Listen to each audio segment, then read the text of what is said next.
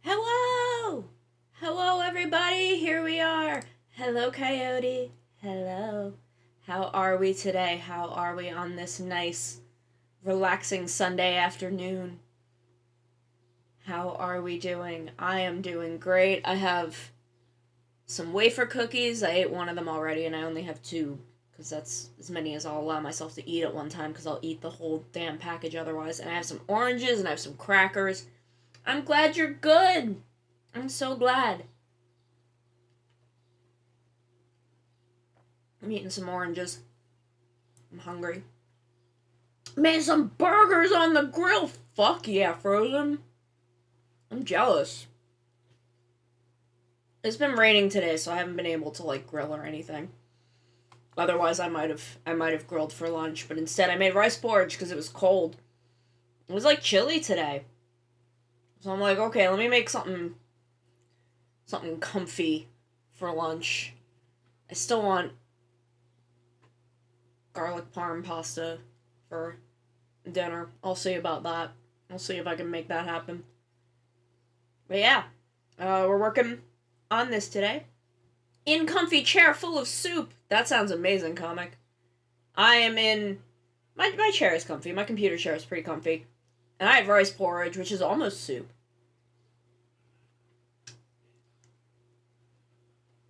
And I've just been chilling and pretty much only thinking about Echidna for the past, 18 hours.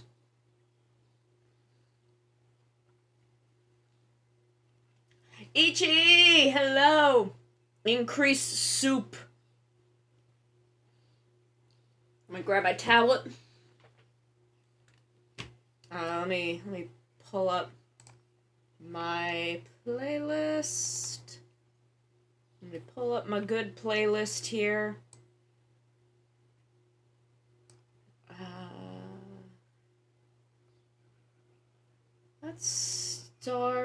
Let's start with the Rube opening, because I like it.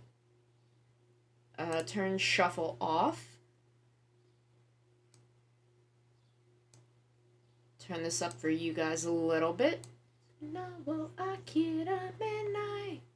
I love this song. I would cover this if I could find sheet music of it.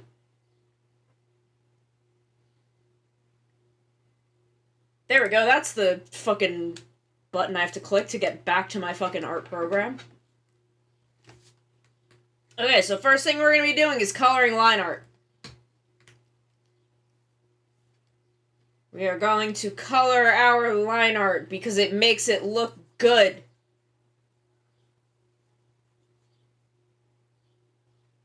Ah, there we go. Okay.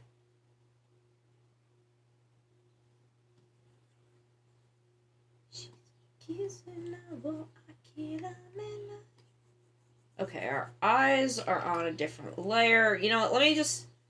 It's gonna look weird for a little bit, but let me just, so I can see with what I'm working with, we're just gonna turn expressions off for the moment.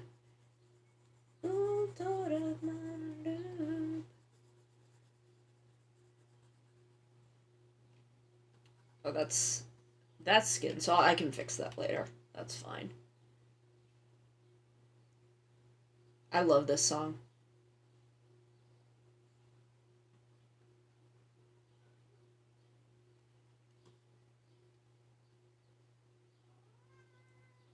I can't believe I'm halfway through Rube already.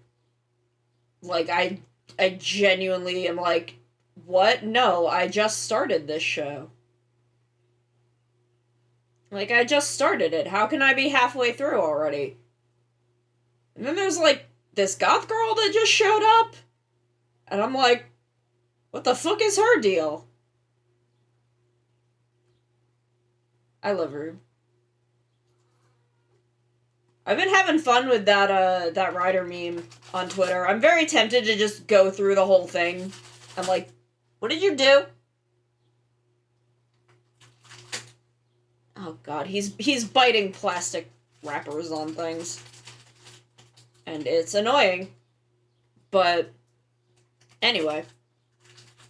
I'm very tempted to just go through and do the whole thing and despite, like, how many likes I get on it. Because I doubt I'll get enough to do the whole thing, so I kind of just want to do it.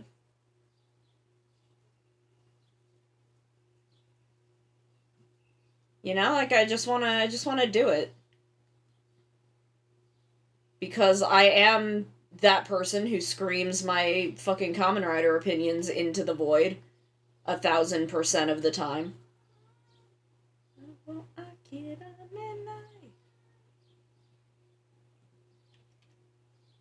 And for some reason, y'all are here for that. So why not just do the whole thing? It doesn't say one like, one response on it.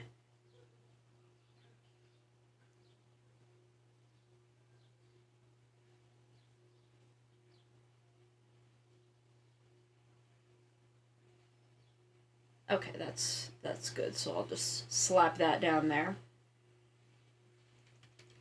Yeah, I mean, like, I don't know, people have always enjoyed my Kamen Rider opinions, my Tokusatsu opinions, for some reason. I've never fully understood it, but I'm not gonna tell people not to enjoy my content when I'm trying to make a living off of my content. That would be deeply counterproductive.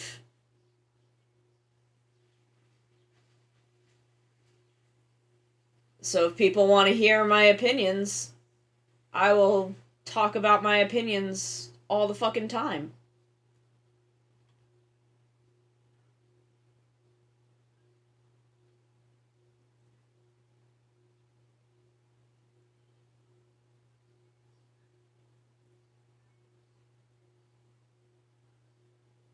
And here's the thing, all of my opinions are correct, so...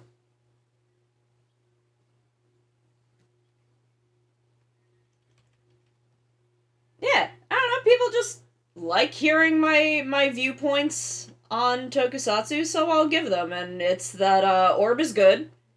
Thoughts on cars over bikes in Rider? The thing is, I like every car that's been in Kamen Rider. I really like all of them that exist. Even Trideron. I think Trideron's a good looking car. I love the Hardboilder. No, the Hardboilder is the bike. The Hardboilder is the bike. What the fuck is the Rebel Gary? Rebel Gary. Sorry. Ah! Okay, I will. I will hydrate, Contour. Hunter of Dunwich, thank you for the follow, by the way. That was 2 days ago. That was last time I was last time I was on. I don't need to do that, but it's fine. Thank you anyway. I'm gonna drink some tea. But yeah. I love the Rebel Gary and the Skull Gary. They're stupid as fuck, but I love them. They are very dumb looking, but I truly, truly love them. It is why I was disappointed that Ryder Tyson Grand Prix was not what it was advertised. That movie fucking lied about what it was about and did not, as promised, give me fucking Kamen Rider wacky races. They fucking lied to me. But the reason I was so excited for that movie until it came out was that instead of the Hardboilder, Double was using the Rebel Gary, and I thought that was hysterical. I thought that was a great choice. That was a great thing to use their CG budget on. 'Cause, like, look, if you have this big honking thing, why would you not use it in a race? Like, it doesn't make sense not to.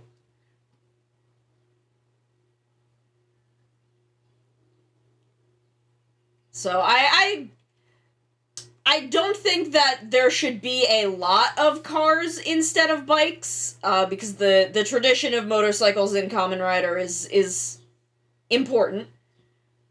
But I think there should be more that have a car alongside a bike, like Double did. I think that is valid. And you know what, with Drive, it made sense for Drive to have a car because he was literally fucking car themed. So like, yeah, okay, of course he's gonna have a car. That makes sense. But I think like, you know, I don't think it would be bad every now and then to have one that has a car instead of a bike, especially if it suits the theming.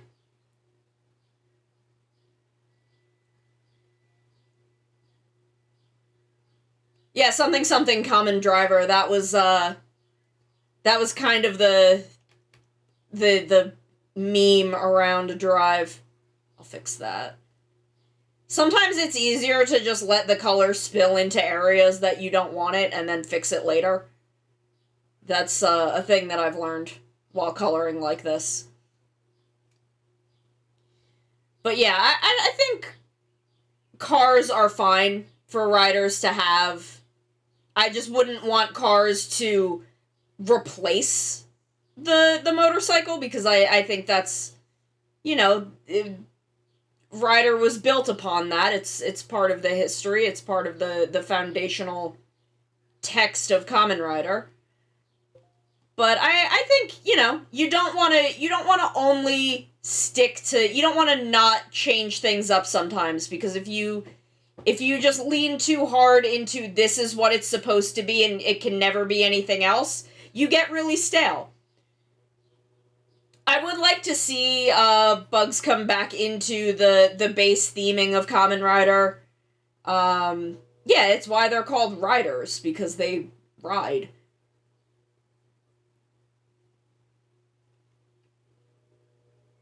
Yes, like, again, I don't think we should just drop motorcycles and go to cars. I think motorcycles are kind of integral to Kamen Rider, but I don't think excluding cars is a thing that needs to happen. I think there's a balance that can be struck.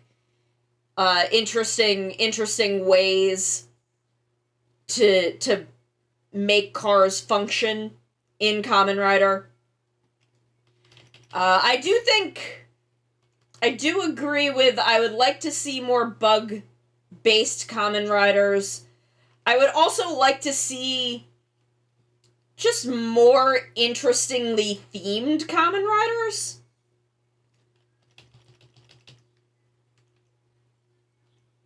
I'd like to see more lizard-themed Kamen Riders. Amazon was onto something. Kachin, not yo. Um, I truly think Amazon was onto something, being lizard themed, and I would love to see more fucking just weird little lizards. Just weird lizard men. Would love to see that.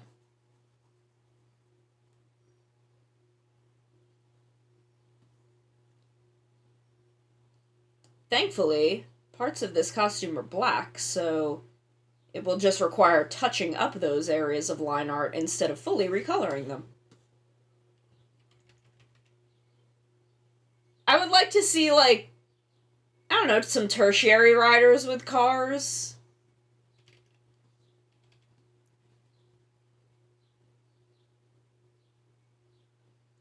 It's not like everyone is Ghost Rider and can turn every vehicle they drive into a super vehicle, except when they can. I would also love to see just more interesting ways to have the bike appear. I think O's was really fucking onto it with the ride vendors. The ride vendors were kind of genius. I'm kind of sick of phones that turn into big, ugly bikes. I would like more interesting bikes. That is one opinion I have. I think we need more just motorcycles that are motorcycles, or interesting ways to store our rider bikes. Because again, I think all of the bikes that come from the cell phones are disgusting. They all look gross. Yes, I love fucking Dragon Bike and Chimera Bike. Those were great. My biggest complaint about Wizard, shout out to Kamen Rider Laser? Yes. Laser was the most interesting bike. Like Laser and Excel, but Laser specifically because,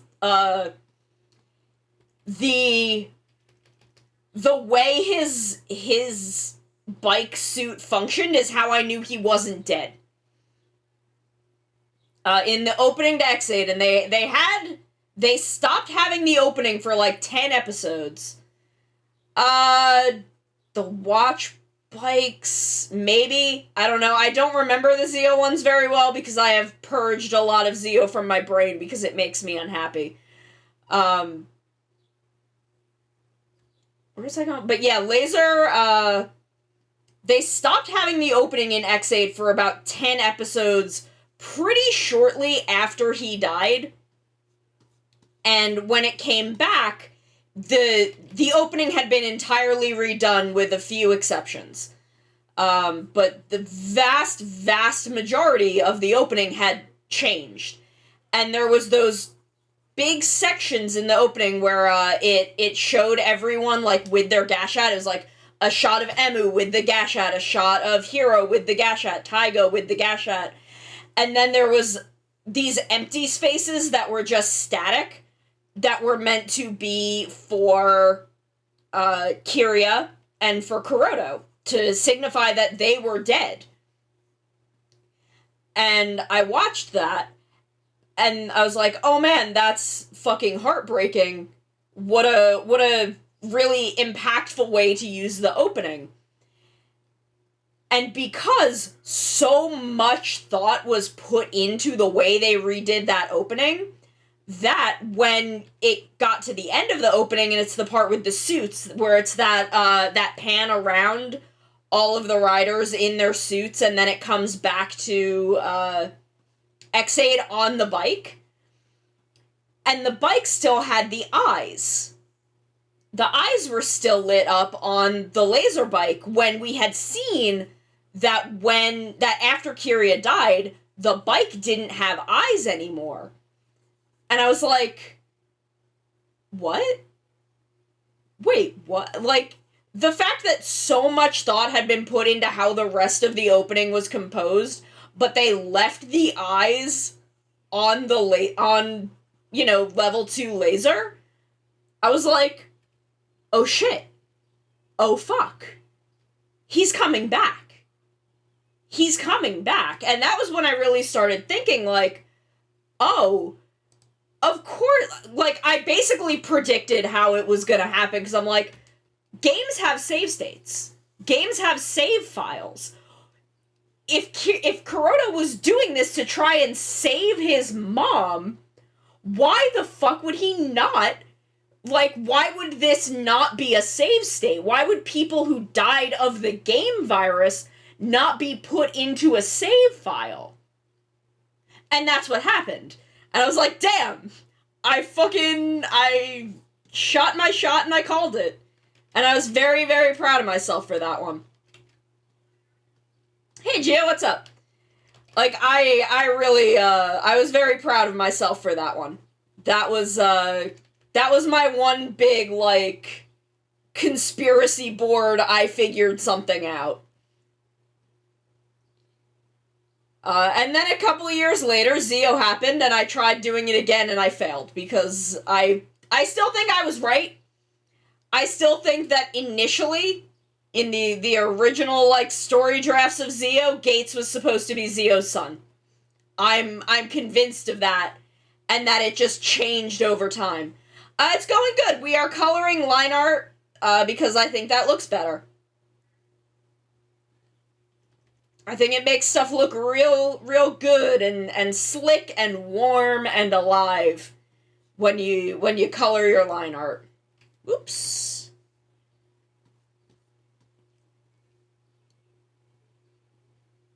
God, Re-Soldier was good. Holy fuck, what a good show. easily the best of the Dinosaur Sentai, by far. Like, without question. You so jazz.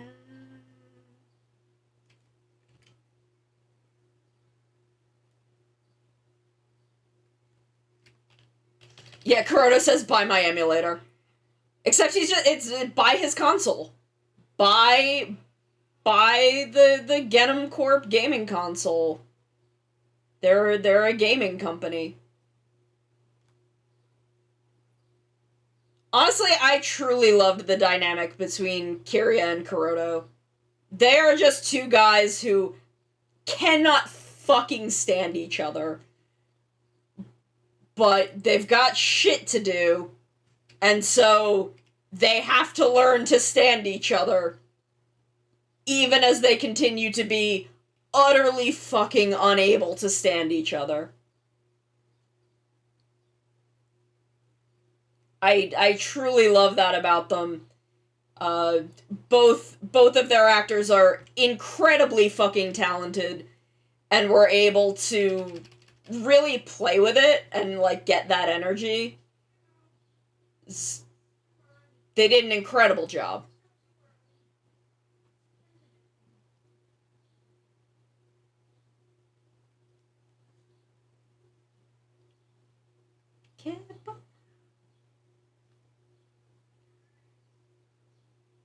Honestly, X8 is way better of a show than I expected going into it.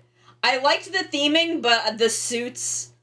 I'm not gonna lie, the X8 suits made me nervous, but they really grew on me. I'm now actually very, very fond of them as these kind of weird things that exist in Kamen Rider. I think they have their place, and they've earned their stay. And I love the level 1 chicken nugget forms. They're stupid as fuck, but I love them. I'm deeply, deeply fond of them as a thing that exists, and they remind me of SD Gundams, which I love about them. It took me, like, 2 years after I was watching X8 to, like, for it to occur to me that SD Gundams were what the eyes reminded me of. See, I always loved the level 1 suits. I was always deeply charmed by the level 1 suits because they were intentionally incredibly goofy. It was the level 2 suits that made me really nervous because level 2 X8 reminded me a lot of Akiba Ranger. And I'm like, I don't know if that can work in a show that is taking itself seriously. My favorite Gashat, I like Tokimeki Crisis. I like Bang Bang Shooting, mostly because I like Taiga.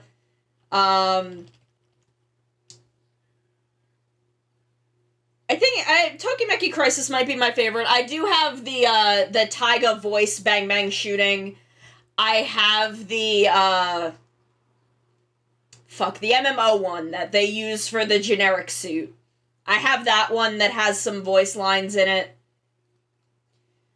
I feel like I have another one too. Oh, I think I have the one for the bike. For the really stupid bike that isn't laser. The actual bicycle, not the motorcycle. Not like motorcycle laser.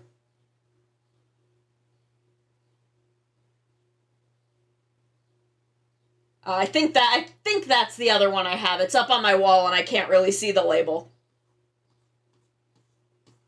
My memory is bad, so I don't always remember things. Okay, down here, that's where I need. I knew there was another one that I had to fix. Yes. Yes, Shakira. Bicycle Shakira. Which I also really, honestly, I liked that form. I was honestly very fond of the stupid he's got a bicycle on his shoulders form. I think once I was a few episodes into X8 and I really kind of understood what X8 was doing and the energy X8 was bringing, I was like, oh, okay, I get it, this is fine. I am no longer concerned, and the suits grew on me. They really did.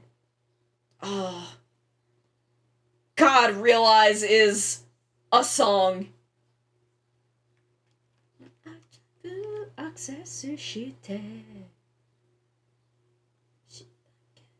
don't think it's right. I love 01 so much.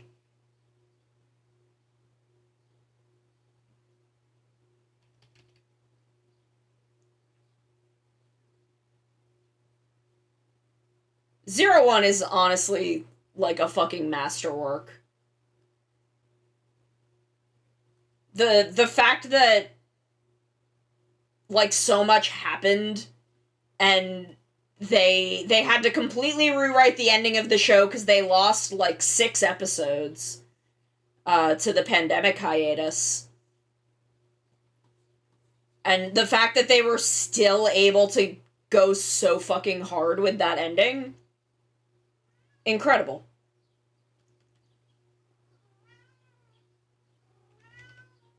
What?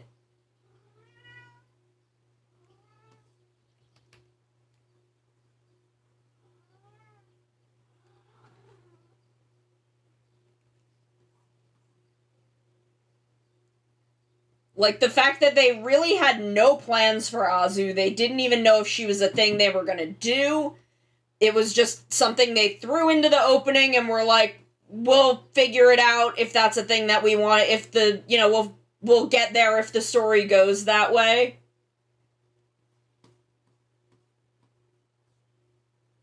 Just incredible. And again, Takahashi Yuya, the same lead writer as Ex-Aid. I think he is maybe the strongest of the current stable of Toei writers. I think he could become as as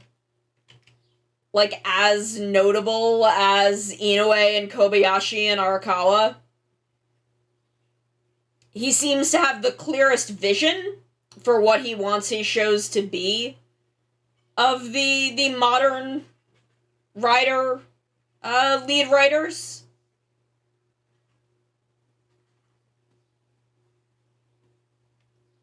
Which I think absolutely fucking helps.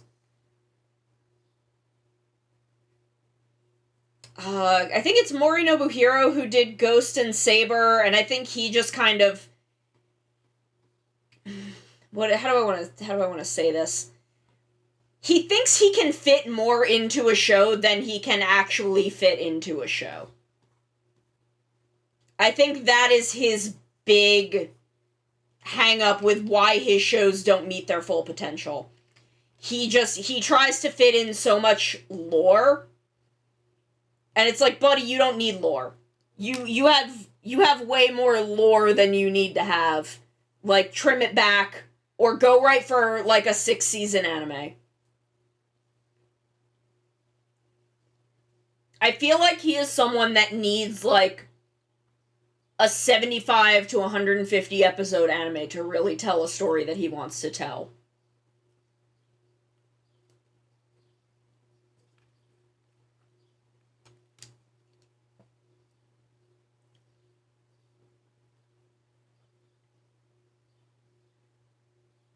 I don't know, Yuya's stories are just very clean.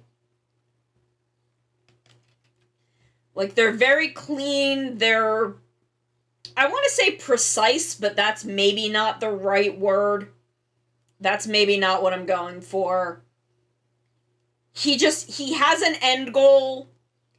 Every character that he puts in a show is there for a reason and has a story that they are telling. And I think he did not quite get to tell... I think the story that he wanted to tell for Hero and Ex-Aid did not work out the way he wanted it to. And I think a lot of that is reflected in the way that he wrote Fua in 01.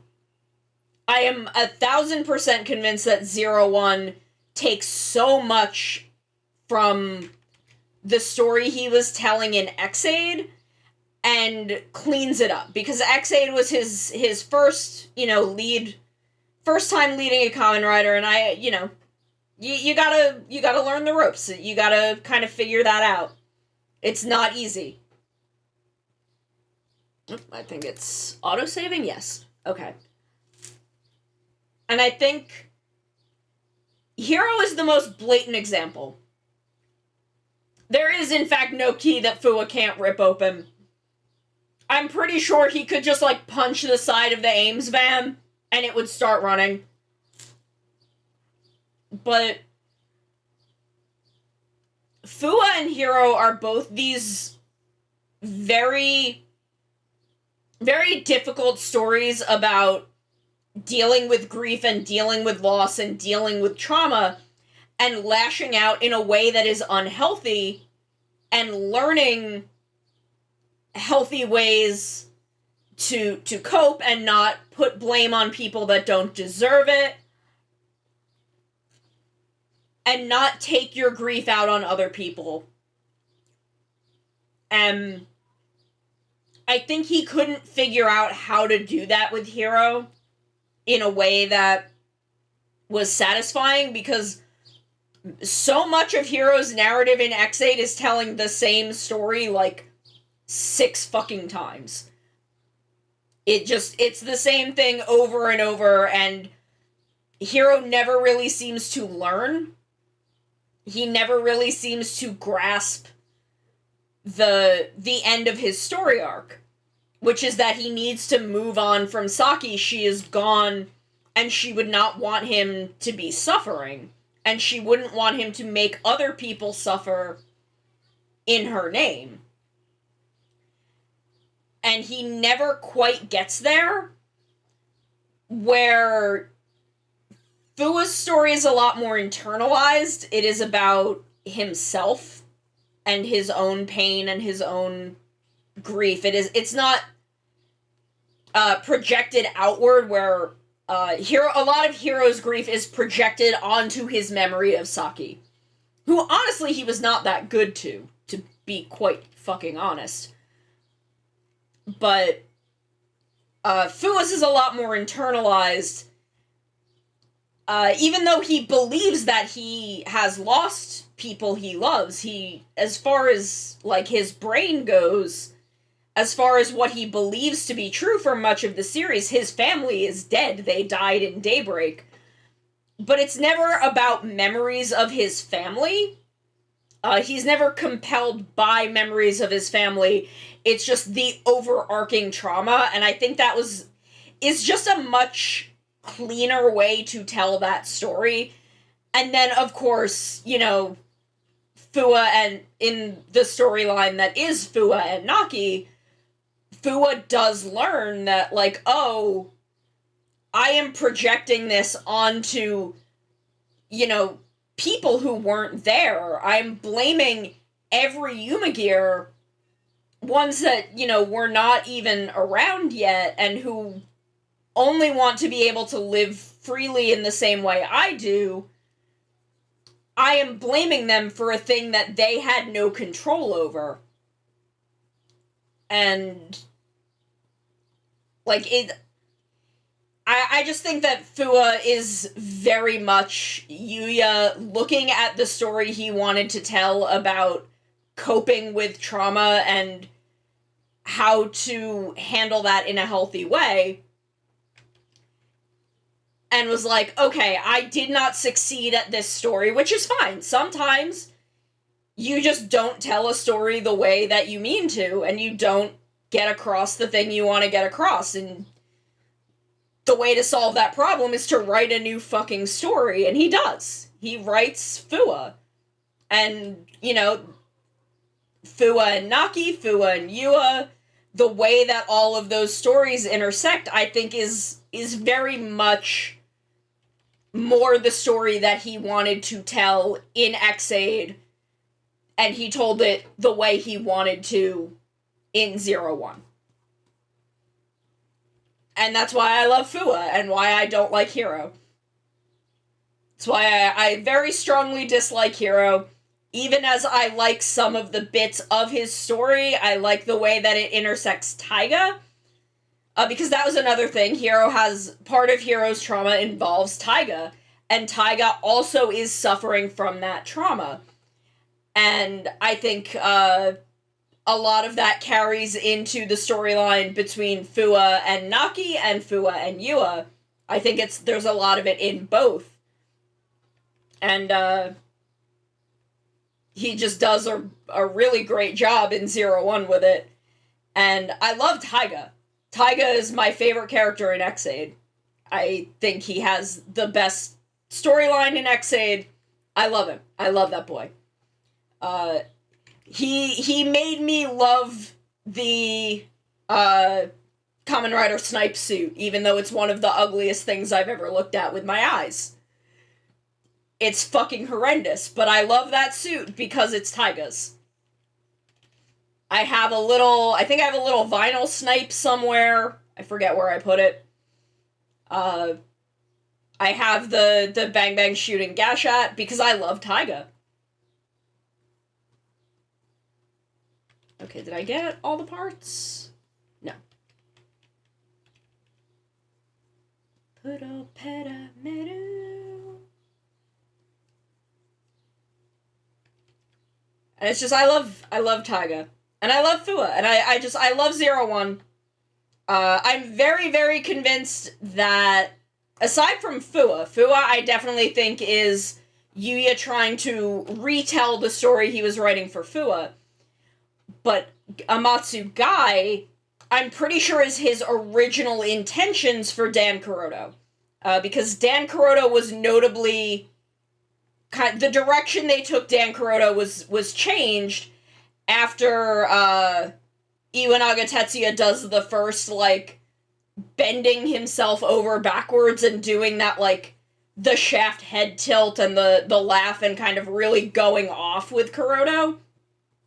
They were like, oh, this guy is hyper fucking talented. We need to utilize him. And the way that we currently plan to utilize him would not display his talents properly.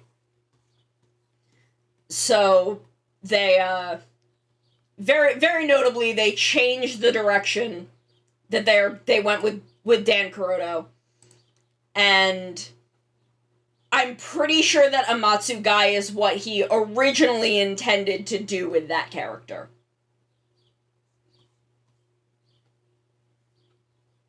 Kira kira beta kira beja.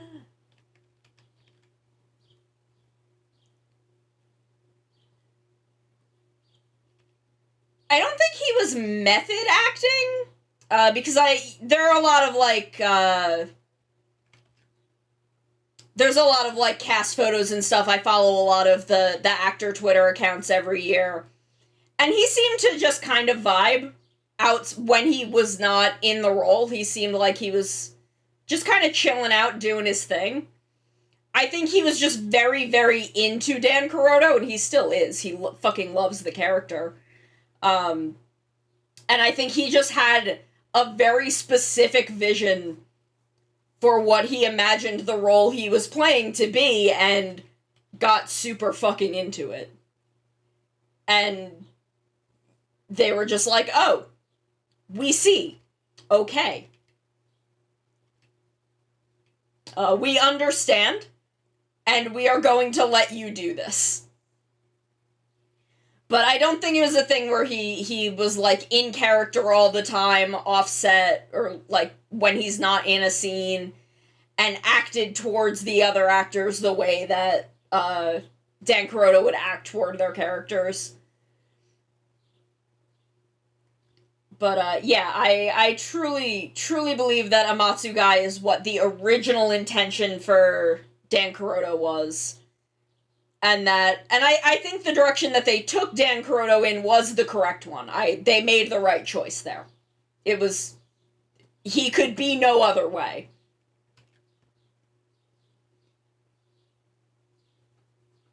The saber in your hand, it's a pen to write it down. Like, they made the correct choice. But, you know, when you have to take a character in a different direction, you've still got that initial plan in you. And I think Yuya was just like, okay, in this show, I'll see if I can do the villain I originally intended. Because there's a lot of parallels in the way that they are, and the way that they approach the things that they do, that makes me kind of believe, oh, that's not supposed to be that. That's okay, I can fix it. Almighty. That makes me believe that this is what the original intention for Dan Kuroda was, and he's still wanting to tell that story. Which is fair. Sometimes you've just got a story you want to tell. I think that, Thouser, the robot dog Thouser, was supposed to be, like, is for Dan Kuroda, would have been, Mighty. From the Mighty Action games. And, I don't know, it's very cute. I love X8. I love X8 and I love 01. I love Takahashi Yuya's writing. I think he is incredibly talented. I would love to see more of his Kamen Riders. I would love to see him tackle a Super Sentai, since he loves ensemble casts so much. Like, he basically is writing Sentais within Kamen Rider, and I would love to see what he would do with an actual Sentai. Though I don't think I would like his 6th Ranger. I feel like he would have the sort of 6th Ranger that shows up and is an asshole, and suddenly the main team is holding the idiot ball every time he shows up. That seems... I feel like Yuya would write that kind of 6th, and I hate that kind of 6th. I find them incredibly frustrating, and not fun to watch. Whoops! How did that happen? Sukande.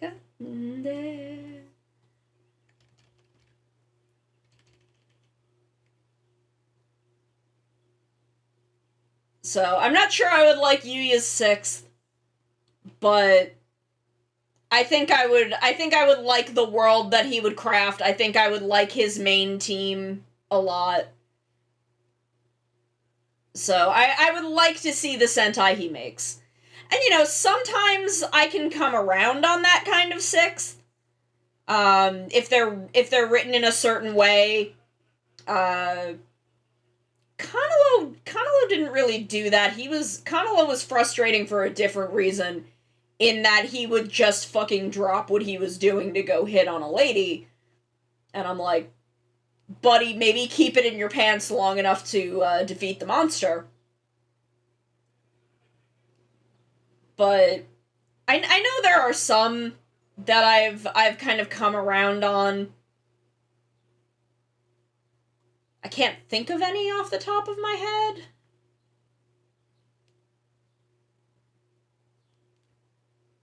But I know there have been some.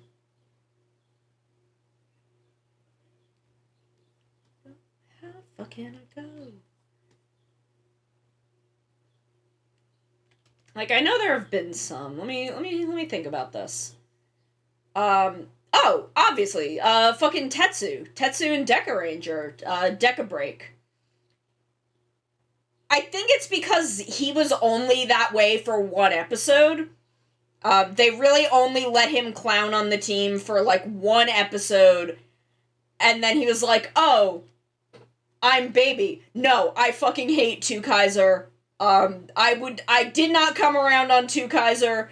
Not only did I hate Two Kaiser, he made me hate, not hate, but I did not also have fun watching Flint or,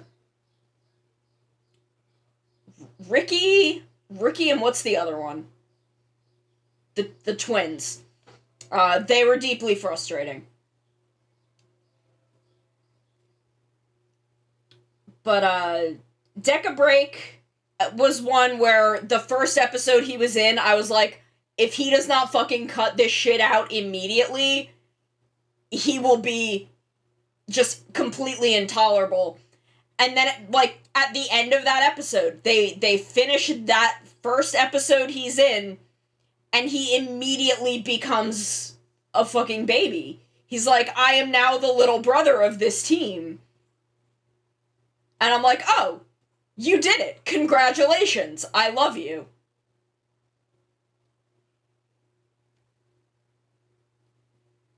So there's him. Maji Shine was another one where when he initially showed up, he's like, I am hyper competent at this. You are now all holding the idiot ball. But I think it worked with him because he showed up and was like, I am going to train you. And not only did the team get better for him to appear, he also changed. Like, he had a growth arc with the Maji Rangers. And his episode with Hoka, I think, is one of the best because he really learns that, oh, they each have their own individual way of doing things, and that is what makes them strong. No, Two Kaiser is the sixth. Stacy is an extra ranger, but I love him. He is my favorite character in Zenkaiger. I think he is the best character in Zenkaiger. He is the thing in Zenkaiger that I look back the most fondly on, even if I think his storyline could have been handled a little better, especially when it comes to Hakaiser.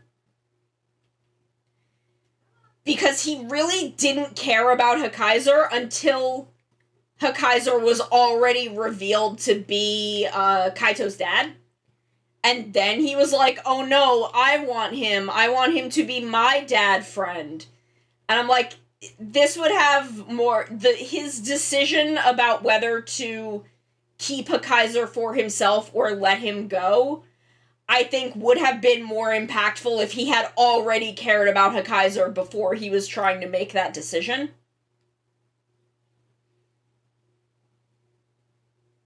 But in general, Stacy was by far the best written character in that show.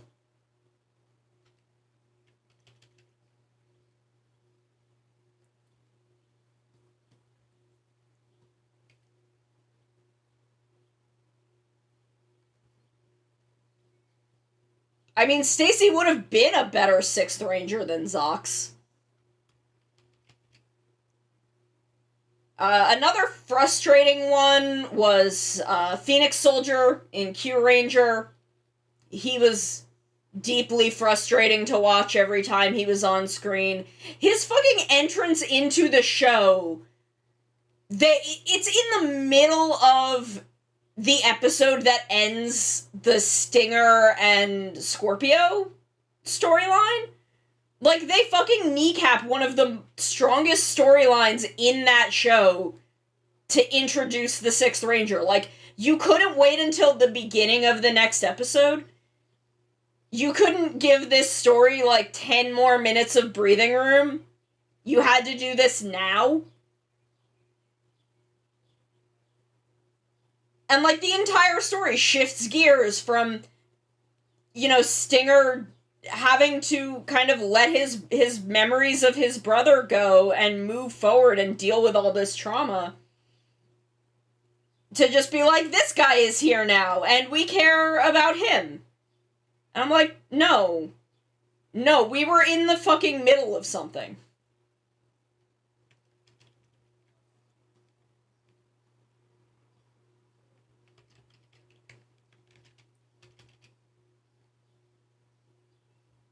Like, we were fucking doing something here. Calm yourself.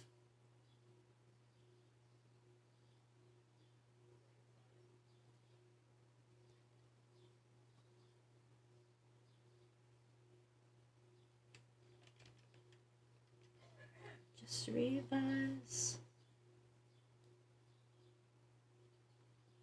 Just revise. I like this song. Even as I have not watched Revice in like a month because I'm frustrated by it. I did finish the Val specials though. Did I get everything? I did finish the Val specials, and they were very good, and I do wish that they were their own independent show that wasn't Revice.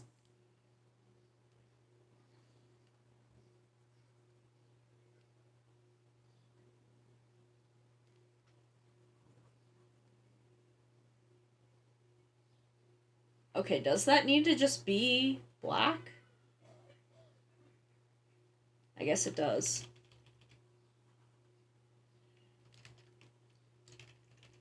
Because the Val specials are incredibly melodramatic. They're just so much they are constant melodrama.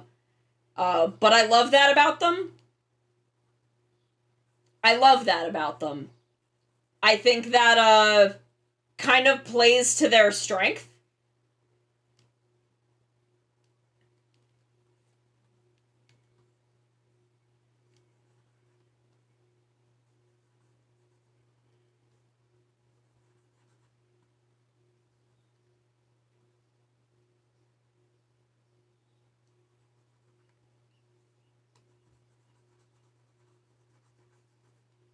And I genuinely think that they should have been part of,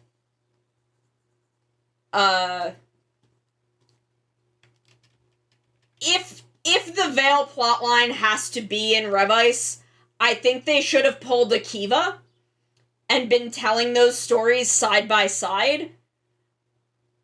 And that the reveal of Masumi, of Karizaki Masumi, and how he ends up with his face burned, or everything burned, to be fucking honest, should have occurred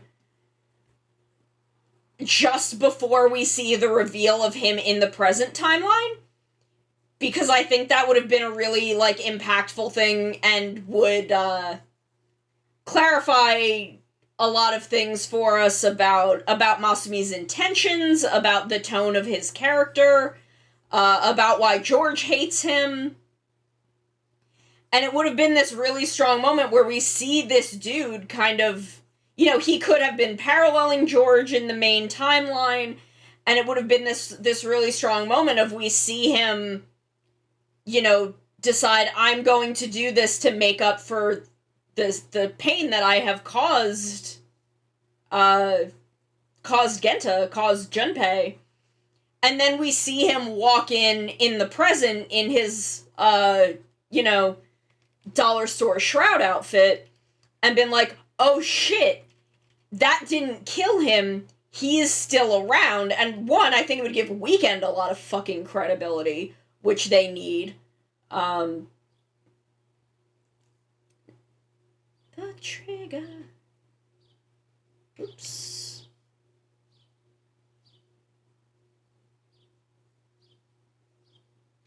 But I think it would have been a better way to handle the Veil plotline if they were insistent upon having that in the show. Which it seems like they are. I fucking hate Weekend. I think they were the worst thing to happen to Revice. Revice pretty much fucking fell apart when they were introduced. And the only thing that I will give Revice is, I don't know if Sakura and Hana are canon. I don't know if they are canonically a couple, but they sure fucking act like it. They sure fucking act like it, and Toei is letting them, and putting on official accounts, fucking Pride stuff with them, so, like, letting them do really cute posts and, like, put, like, Pride stickers on it and stuff on Instagram, so I'm like, okay,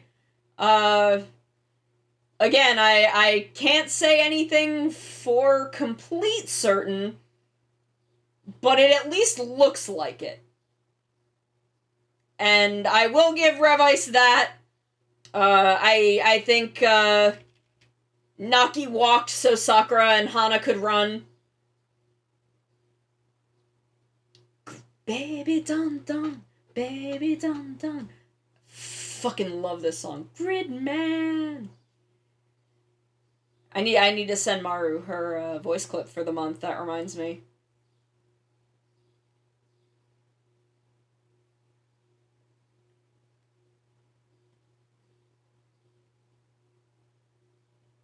But, you know, I'm choosing to believe they are, even though I'm not 100% certain.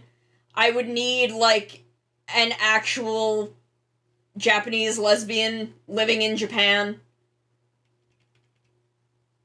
to fucking look at that and confirm it for me, because, man, they sure fucking behave like they are, but, you know, Daisuke is the appropriate, as far as I know. I am not fluent in Japanese by any means, but from the nuances of what I know, whether it's romantic or not, Daisuke would have been the appropriate term, or, like, word for Hana to be using to express that she cares about Sakura, be it romantic or platonic. But the thing is, that word can be either romantic or platonic, and I would really just fucking love to know which one it's supposed to be.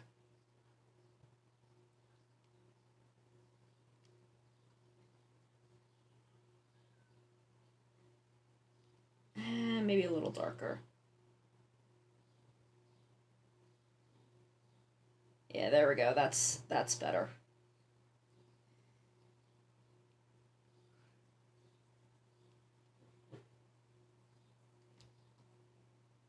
But yeah, you know, Naki walked so Sakura and Hana could run, and I truly hope that I truly hope that, you know, they have broken that glass ceiling in Reiwa Kamen Rider, and we can just have queer stuff. Just be allowed to have characters who are not straight or not cisgendered more than once.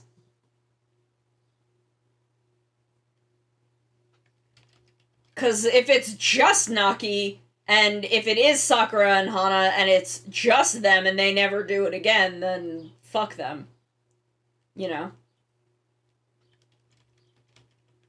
Man.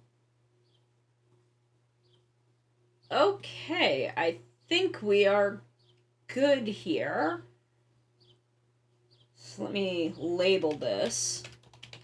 Line art. Drink a little tea.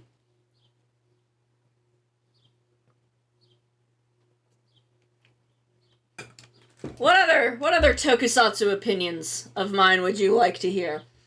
I mean, I do love how many non-binary actors we now have in Kamen Rider. Yeah, Fua, okay, the thing I love most about Naki's arc is that Naki's arc is not about their gender. Naki is just allowed to be canonically non-binary, and then have their arc just be about, I want to learn how to exist in this world and have a dream, and not, I have to decide on a gender. Like, I love Naki. Naki is fucking perfect. Like,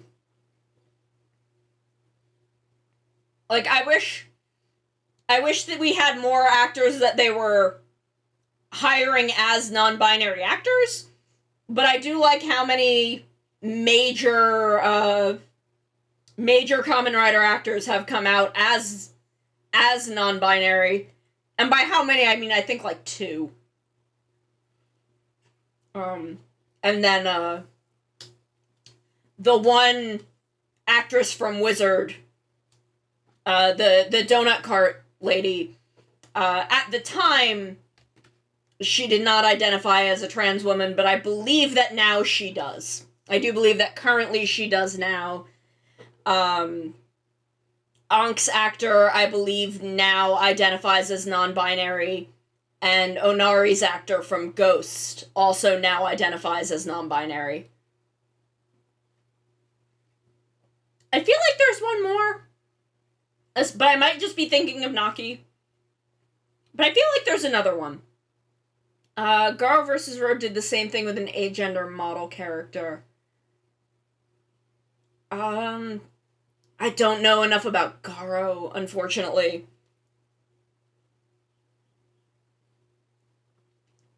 I know that there have been, like, a couple other characters, I think, in things. I know Garo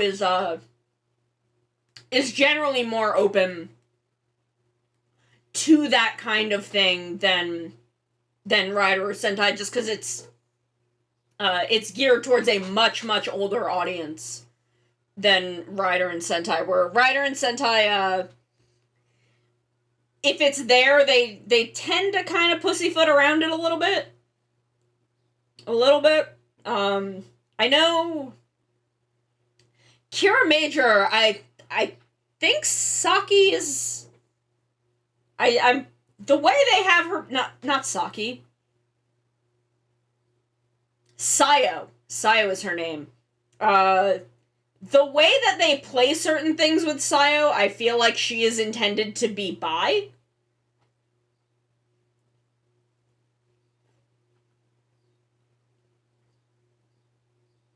But, you know, the bits that aren't tend to be things that are played a little bit for laughs. And in fucking 2022, I don't qualify jokes as representation anymore.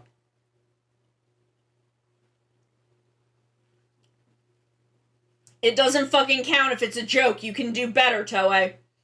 If you're putting it in, fucking put it in.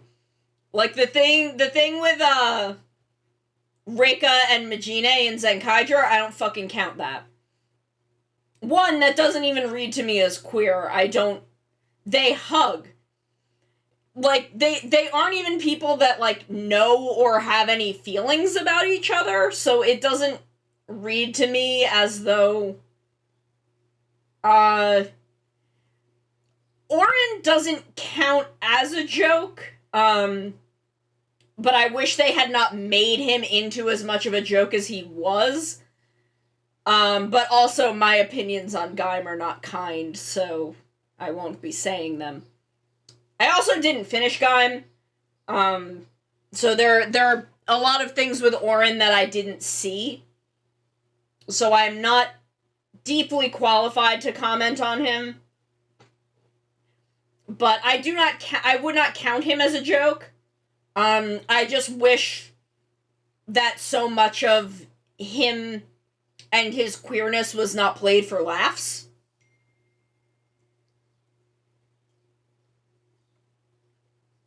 I think he deserves better. Because when they let him be a serious character, he's one of the best characters in that show. And, like, he doesn't have to be serious all the time. He can be a little goofy in his downtime. Like, the stuff with him and the kid that wasn't Hase, Jonoichi, that was his name. Like, their kind of goofy dynamic, I think was fine. I thought was cute. But a lot of Oren's queerness was played for laughs, and I think he deserved better. I think he fucking deserved better than that.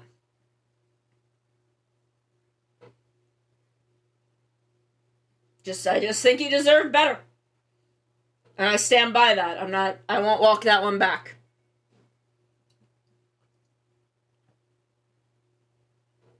But I don't think his queerness itself... I wouldn't count it as the, like, haha, this is a joke thing the way I would with Sayo and the Goth Girl, or Reika and Majine, where it's just kind of this one-off thing that is not really part of their character. I We just deserve better. We just deserve better than, haha, here is funny queer thing. Laugh because this girl, like, was romantic-ish toward another girl or something. I don't know. I'm wording this poorly. But we deserve better than representation that could be laughed off and thought of as non-canon. And that, I think that's where the line is, because Oren's queerness cannot be divorced from his character. I shouldn't be eating an orange while I'm having this very serious discussion. Oren's queerness cannot be divorced from his character. It is part of who he is. It is not something that you can pretend isn't there. Where with Reika and Majine and Sayo, and with a lot of other characters, Shotaro and Philip, the things that you wouldn't be able to laugh off, they kind of try and work around them to the point that they, like, will no homo themselves. Like with the double manga, they added Tokime. She is only there to no homo Shotaro and Philip. She's there to no homo for Shotaro. That's the entire point of her as a character. Godai and Ichijo are so fucking boyfriends, they are so fucking romantically entangled, that the only way for them to crystallize their relationship over the entirety of Kuga down into 2 episodes for Decade was to make it a romantic relationship, but they couldn't make it 2 dudes canonically being in love, so they had to turn Ichijo into a woman. I feel very strongly about these things. But early Heisei Kamen Rider was very, very gay. So was early Heisei Phase 2, to be perfectly fucking honest. But there is something in, like, the first 5 Kamen Riders in Heisei where all those, like, Kuga, like, Godai and Ichijo, Kenzaki and Hajime, like, that's romance. I can't think of it as not that, because if you were to make one of those characters a woman, it would be a romance in the show.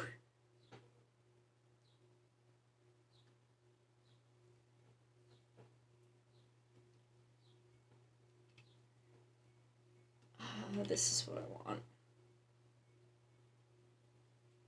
Okay, so it is. So I do need to, like, make it black.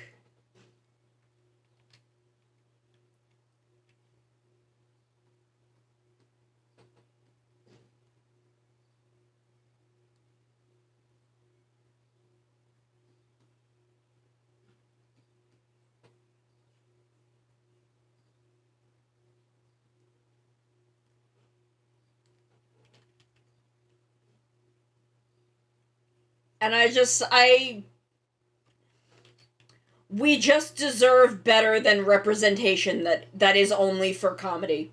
And I will not accept it anymore. That's where I stand. That's my stance.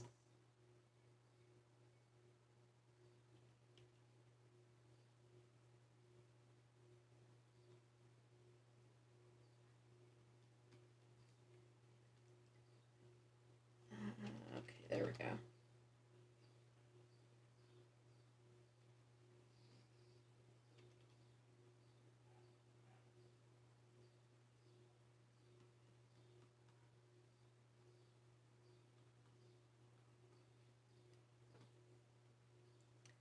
That's my stance, and I stand by it.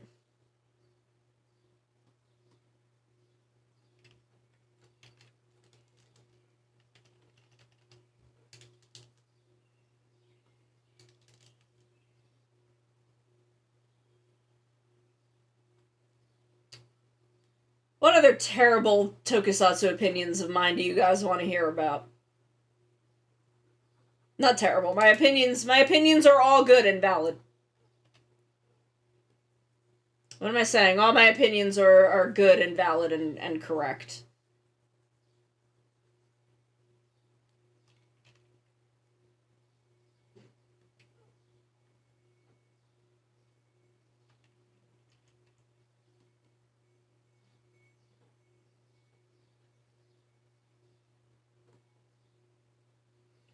Guns or swords for rider weapons? You know what? I wish that more riders had ones that did both. I think Wizard knew what was up. Because you want to be versatile. At the very least, have a form that switches between. If you can't do a full switch between, you can't do a full switching weapon a la Super Sentai, at least have a gun form and a sword form.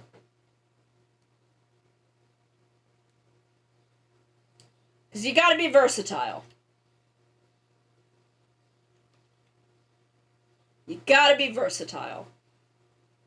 But I like the idea of being able to do both. I really do. I think there's something in that.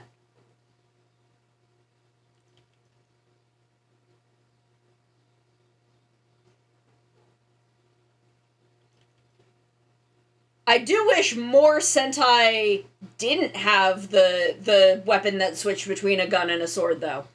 I wish Sentai was a little more versatile, in that I wish they switched up weapons more and we got more individual weapons instead of one weapon that the whole team uses.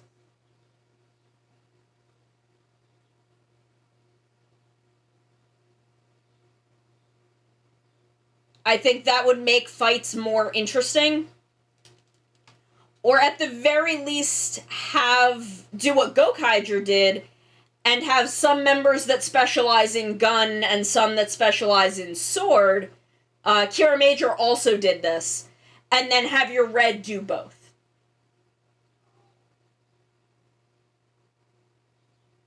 I think that is also a good way to approach it. Perfect Zector, yeah. And just like, because I feel like,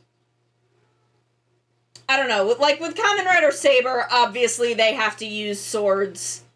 I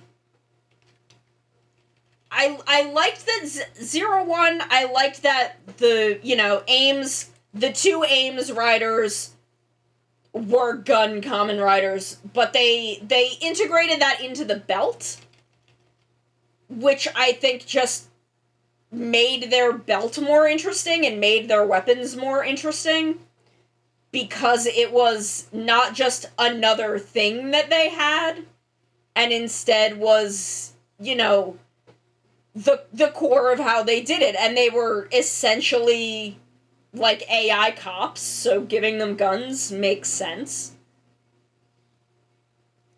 Like, there was a logic in it, but I don't know if there is one that I prefer over the other, because I think the dynamics of having multiple weapons and having multiple forms that specialize in different weapons means you can do more interesting fights.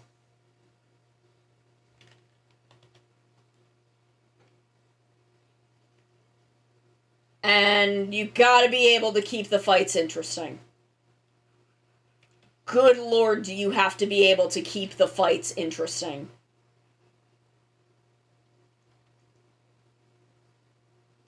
Because that, if you can't keep your fights interesting in your boys action show, the show is going to fail.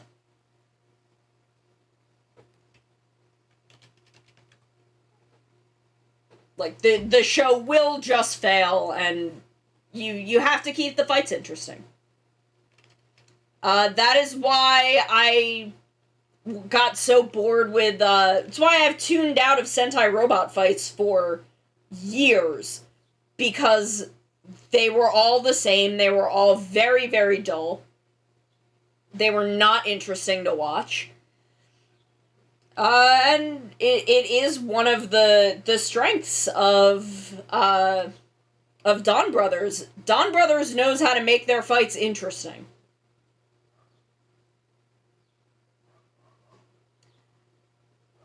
I rate choreography... that's a good question. It is not the most important thing by a long margin. I would rate it below the writing, below the cinematography, below the acting.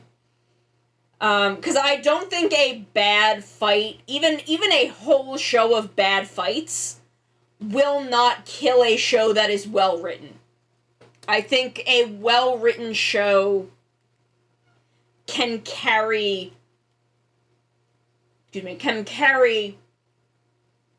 uninteresting fights, but I don't think a badly written show can be saved by good fights. Like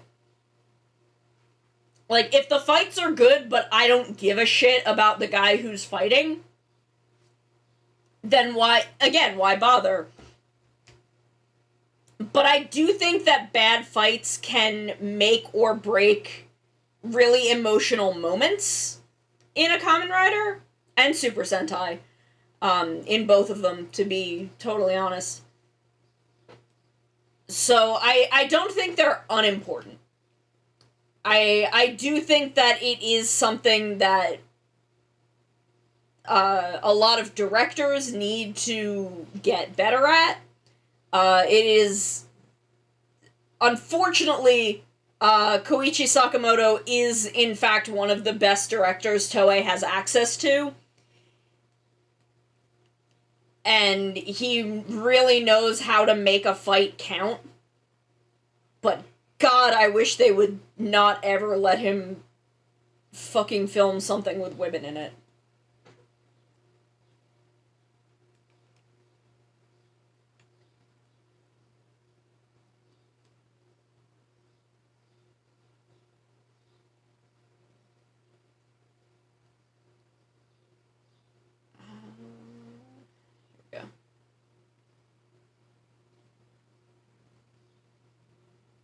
So the thing is,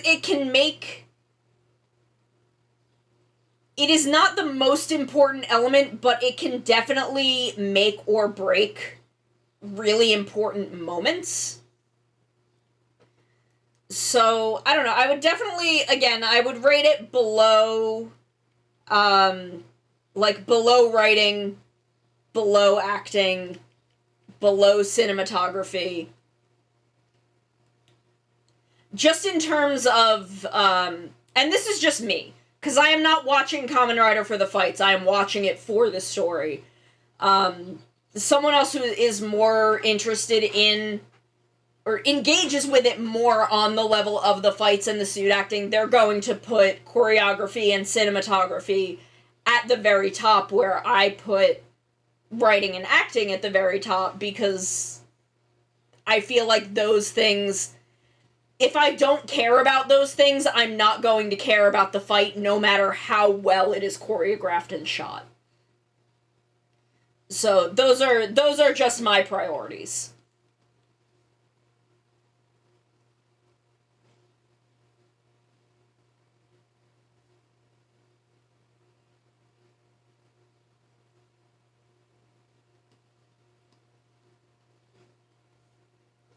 And again, I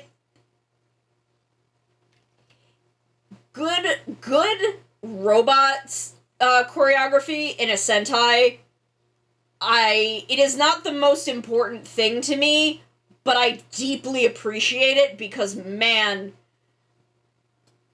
if you can make a robot fight in a Sentai interesting, I will just enjoy that Sentai more at this point. Because I love Super Sentai. I do. I truly, truly love it. It's why I am a Sentai-themed VTuber. But, man, robot fights got real fucking stale for a while.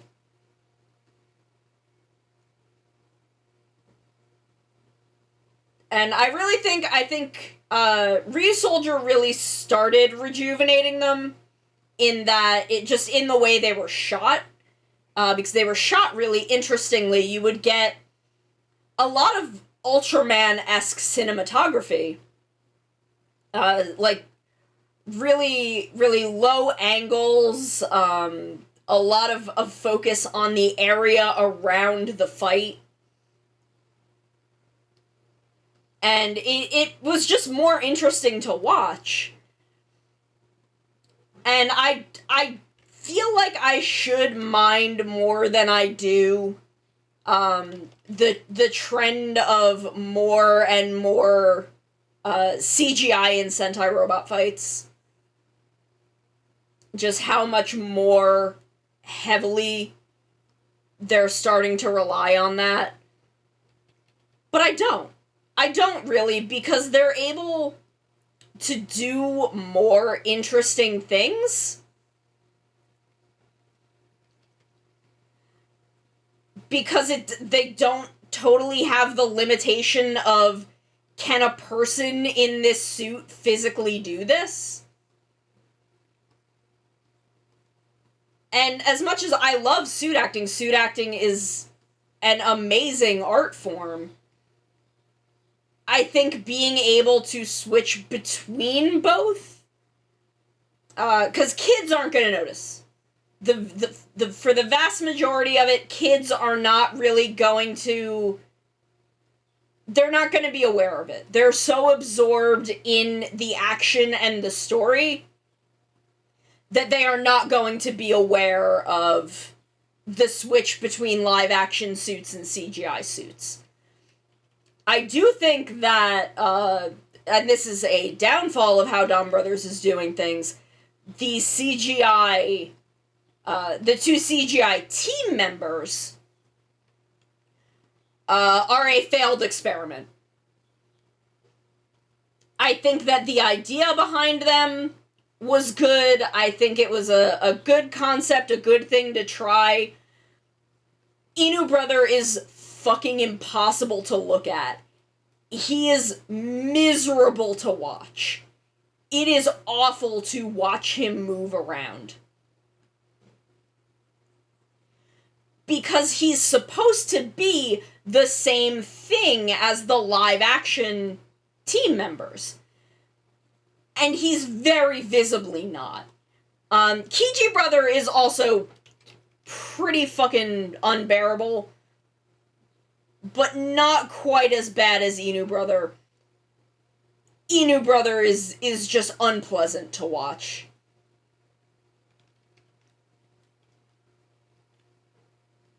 Like, Inu Brother's CGI is so twitchy, and he moves so strangely. And the thing is, like, with Kiji Brother, if he is not in a wide shot, if he is not in a shot where you have to see his legs, they shoot a live-action suit. Which is kind of why Kiji Brother is hard to watch, because it is very, very noticeable when they switch between those two things. But there's enough of a percentage of the time that he is just a live-action suit that you can kind of look past it. But with Inu Brother, he is only on screen as this little, like, Sonic the Hedgehog dog man. And he's animated horribly. His animation, it's not incompetent. The person animating him, the person who rigged and animates him, knows what they are doing, but does not have enough time to make his animation look decent. Because he is supposed to move the way a live-action person does, and they cannot give him any weight. and he like ragdolls. It's horrible. But with the Robotaro forms, again, Kiji brother and Inu brother have fully CGI forms where the others have suits that I think are sometimes CGI in like stock footage. But those don't feel as out of place because they are not supposed to be the exact same thing as the live action suits around them. They feel more like they are a piece of a Sentai robot. Because they are. They form into Dan Oni Taijin. And that just makes more sense.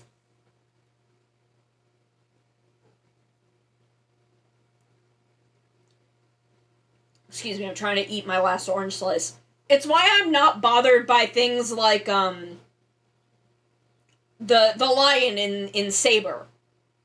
Where Rintaro had this lion that he occasionally rode around on and he would do attacks with.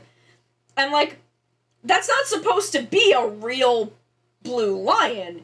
It's a fucking CGI plastic toy that the kids can play with. And Saber has this kind of level of unreality to it. But even going back to things like Ryuki, where, like, you look at Drag Runner, and that's not supposed to be an organic, living, live-action thing. That's not what they're trying to replicate in that moment. So you can have a suspension of disbelief. Ghost does have a CGI iguana pirate ship. Captain Ghost is my favorite CGI rider machine. I fucking love him. He's so stupid. I love him so much. But, like, none of those things are supposed to represent a thing that could physically exist in the real world. It's not supposed to be equivalent to the live-action things on screen. So you can suspend your disbelief in watching them. And, like, yeah, we all have a laugh about, oh, the CGI is bad. Because it is. Because they have, like, 4 hours to fucking animate these things or whatever. I'm exaggerating. But, like, you can suspend your disbelief because you know it's not supposed to look like it's meant to be real. And the problem with Inu Brother is he's supposed to look like he is the same as a live act, as the reality of his suit as a CGI thing is supposed to be equivalent, is supposed to be the same as the reality of Oni's sister. He's just proportioned differently. And that makes him so hard to believe, and it kind of ruins it. You can't suspend your disbelief in the same way because he goes into the uncanny valley in a way that like Drag Redder does not, or Captain Ghost, or Chimera in Wizard. They don't hit the uncanny valley because they're not supposed to be a thing that really exists.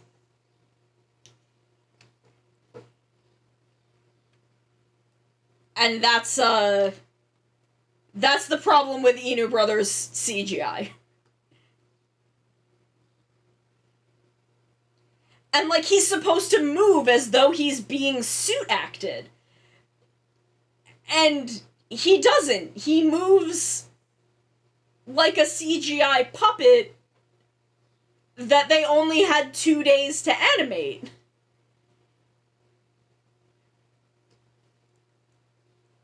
Because I know that they are not giving his animator enough time to animate his fucking suit the way it should be. Oops. That's not the right brush.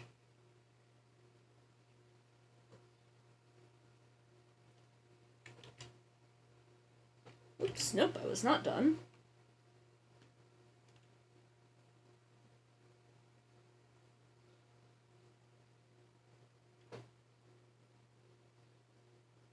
where, like, in the first episode of Saber, at the end of that episode, when Rintaro rides in on the CGI lion, that's one of my favorite fucking things in the world. I think about that all the time. Because the CGI, like, it's entertaining and fun in how bad that CGI is.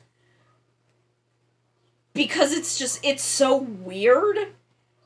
And it really leans into, oh, this is a man who walked out of a fantasy world. Because he's on this like blue, awkwardly CGI'd lion.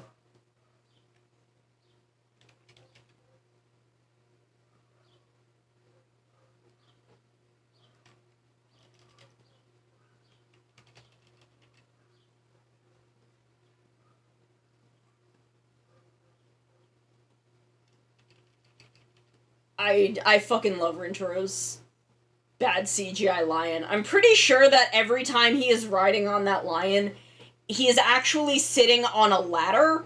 Because I remember seeing a set photo of this. He's sitting on a ladder, and people are, like, carrying the ladder on their shoulders, and they just CGI out the people and the ladder and put the lion in. And, like, that's great. That's fun and interesting and goofy. And Inu Brother is just really awkward and weird to watch.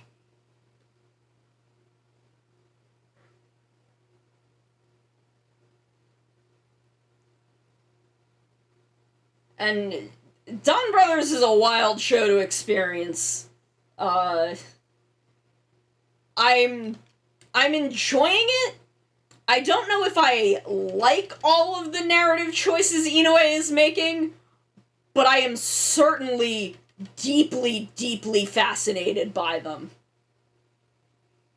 I am very interested in every narrative choice Toshiki Inoue is making in creating this show. Especially since I feel like he is being given a degree of freedom that Toei does not allow other writers.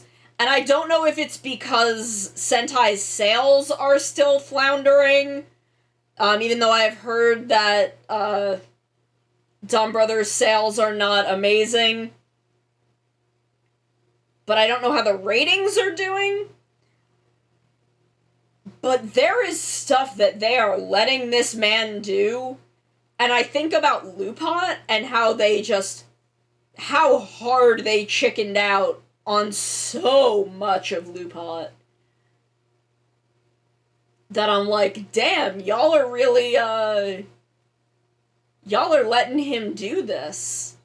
Y'all are really letting Inoue get in there and, make something raw and weird and allowing him to just let things happen. And, like, just giving him the creative freedom he wants. And I'm sure it's because Toshiki Inoue has a legacy with Sentai and with Tokusatsu and Toei.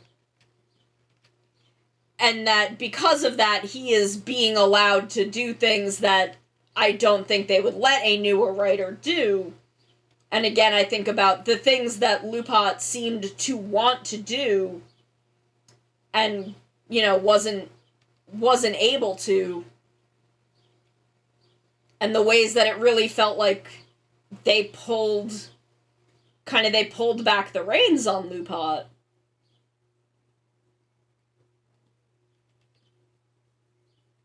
I'm like, damn, y'all are really, have y'all learned that maybe if you just write a good show, the kids will be into it?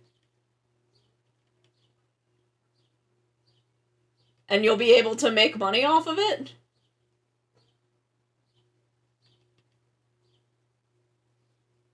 Because, you know, I know that they make the toys before they start writing the show. Like, they come up with all of the gimmick toys and the visual theming. and then they present that to the writer, and the writer writes a show around it. And I think that Don Brothers, I think that Toshiki Inoue doesn't fucking care what the toys are. I just don't think he cares. I think he's just doing what he's doing. He's gonna write the story he's gonna write, and the toys will end up in there, but they are not his priority in making this story happen.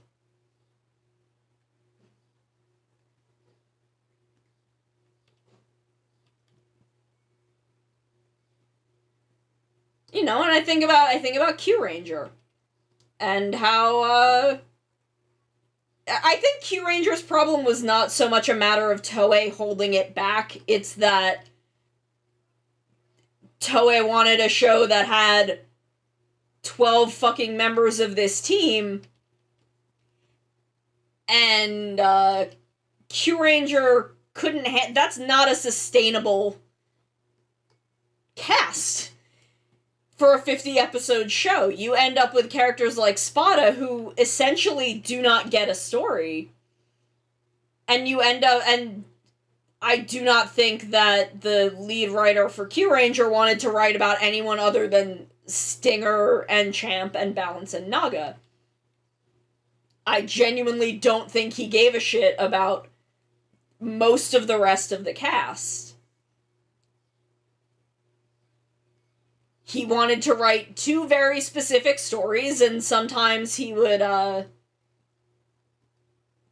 write a side story, and, you know, I know there are more than one writer, but the way that Lucky and Tsurugi are written feels very much like he was just kind of rehashing parts of Naga and parts of Stinger.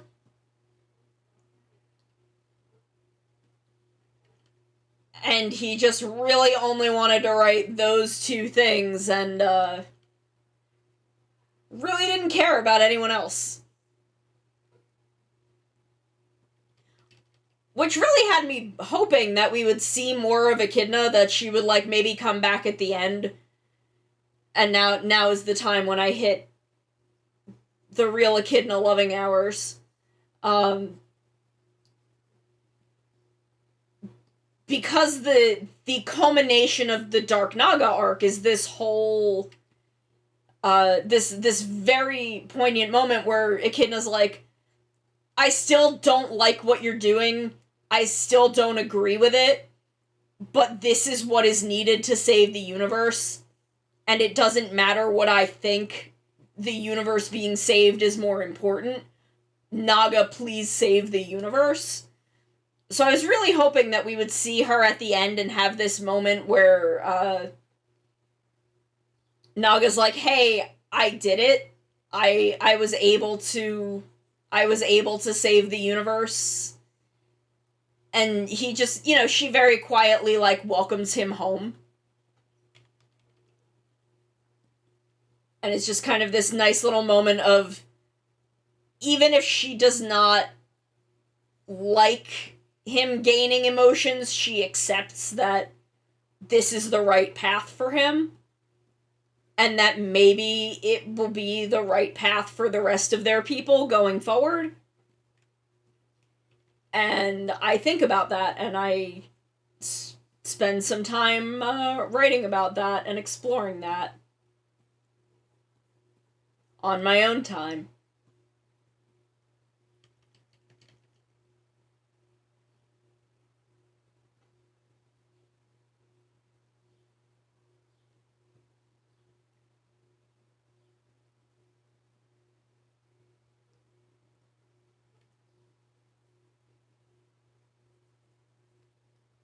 But, like, I stand by that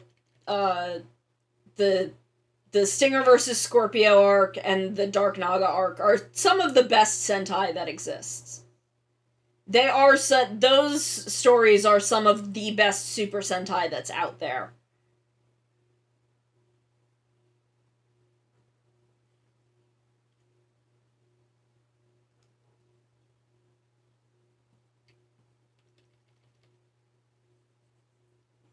Ready to go.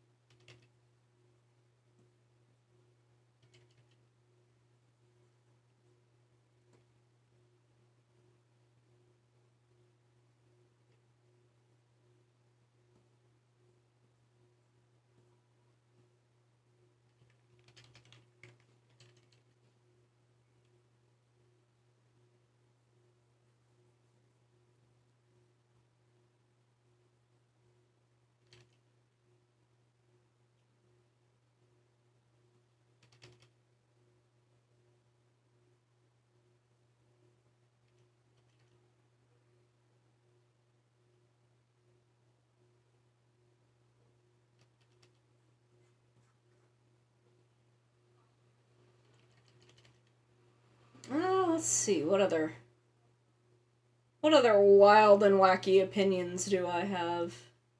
Because I have them.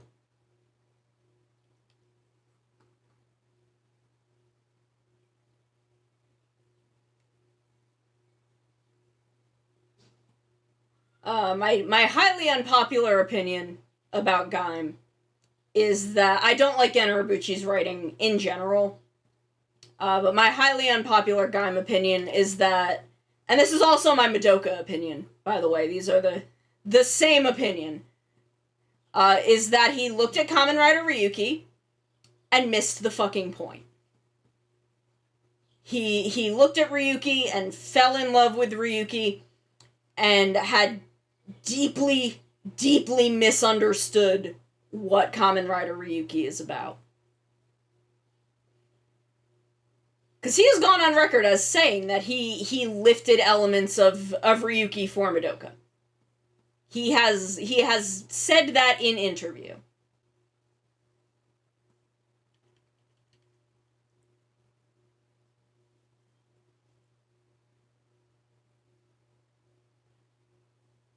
And I truly... And I think there are probably good things in Gaim. I don't know what they are because I did not finish it. I did not get the complete picture. And I am glad that there are positive, empowering things that people took away from Gaim. I am truly glad for that. But the story that Gen Urobuchi wanted to tell was Ryuki, but he does not know what Kamen Rider Ryuki is about.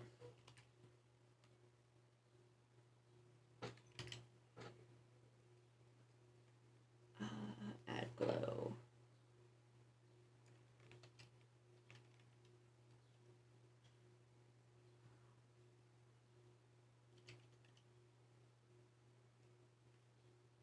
No.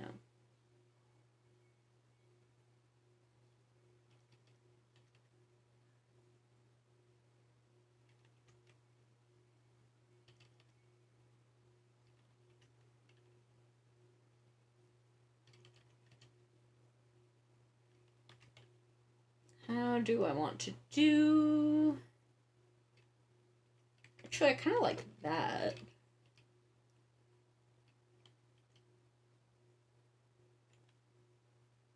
No, I don't. The fuck? It is children. I'm hearing children outside. Okay. Sorry if whatever that was startled anyone else. It scared the shit out of me.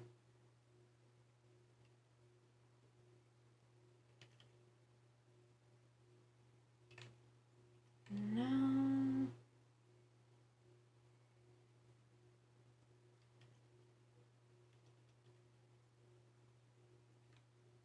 There's something like very specific that I'm going for, and I forget how.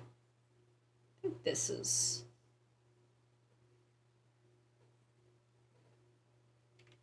Okay, this is kind of what I'm after.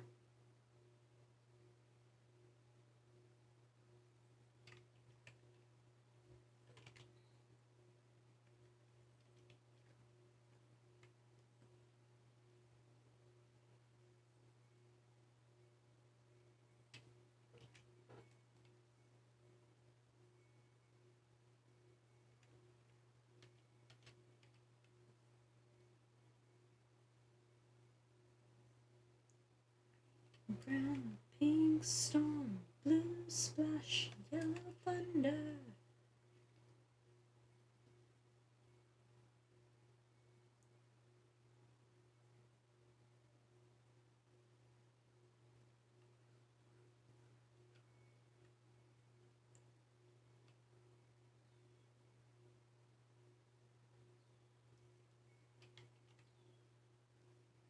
Hmm.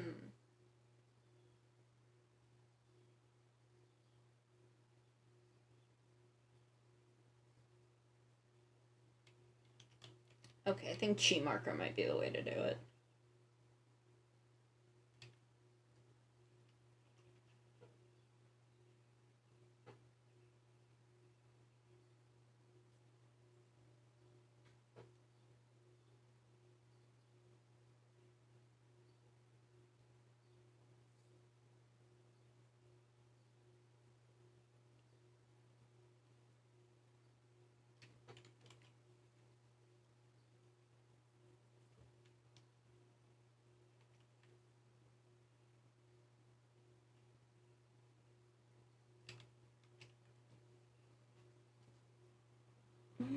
I think before I do those really specific highlights, I think I actually want to do some more like general ones.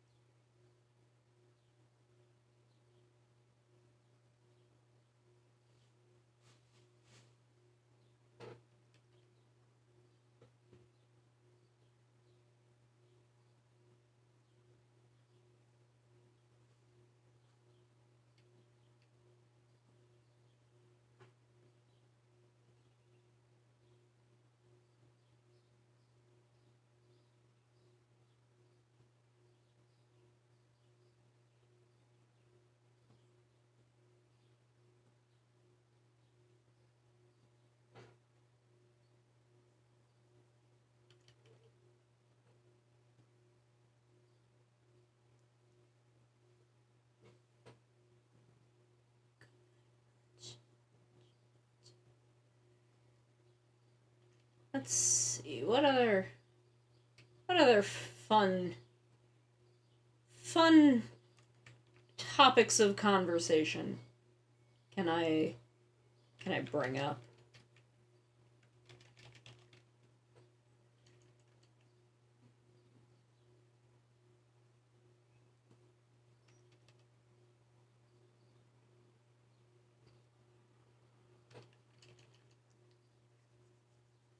Early 2000s Super Sentai is the best Super Sentai. That is a hill I will die on. The Aba Ranger to Gokaiger era of Sentai, 2000s era Sentai is the best decade of Sentai.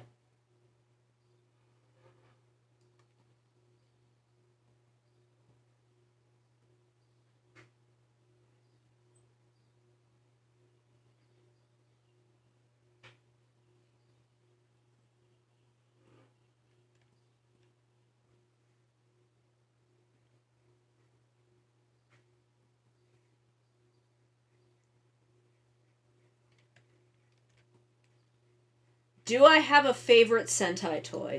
I have a least favorite Sentai toy, and that is the Apple Changer from ToQger. As much as I love Akira, that toy does nothing and is not fun. Favorite? I'm very fond of the Excellular from Bokenger. I think that is very fun, has a lot of different things you can do with it. So I like that one a lot. I like changers more than robot toys. I enjoy changers a lot more.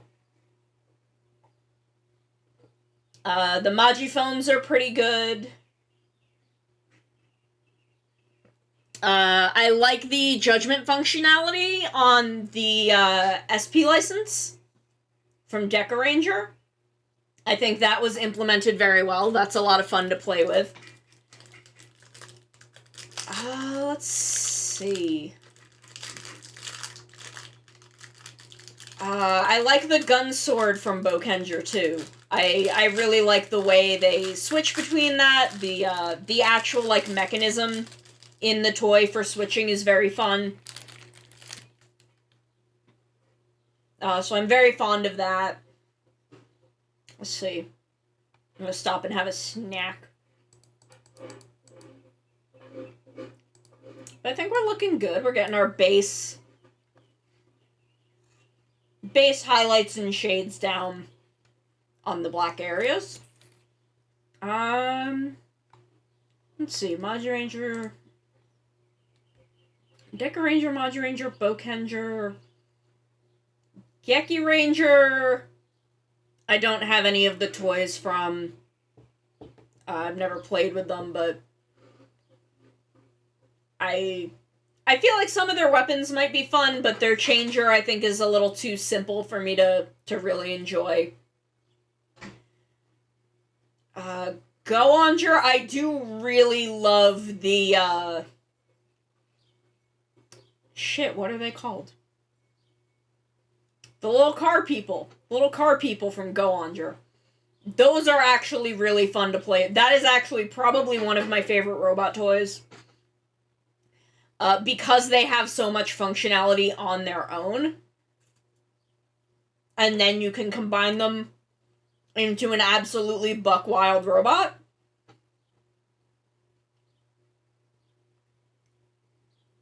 But I do really like the Go-Onger vehicles.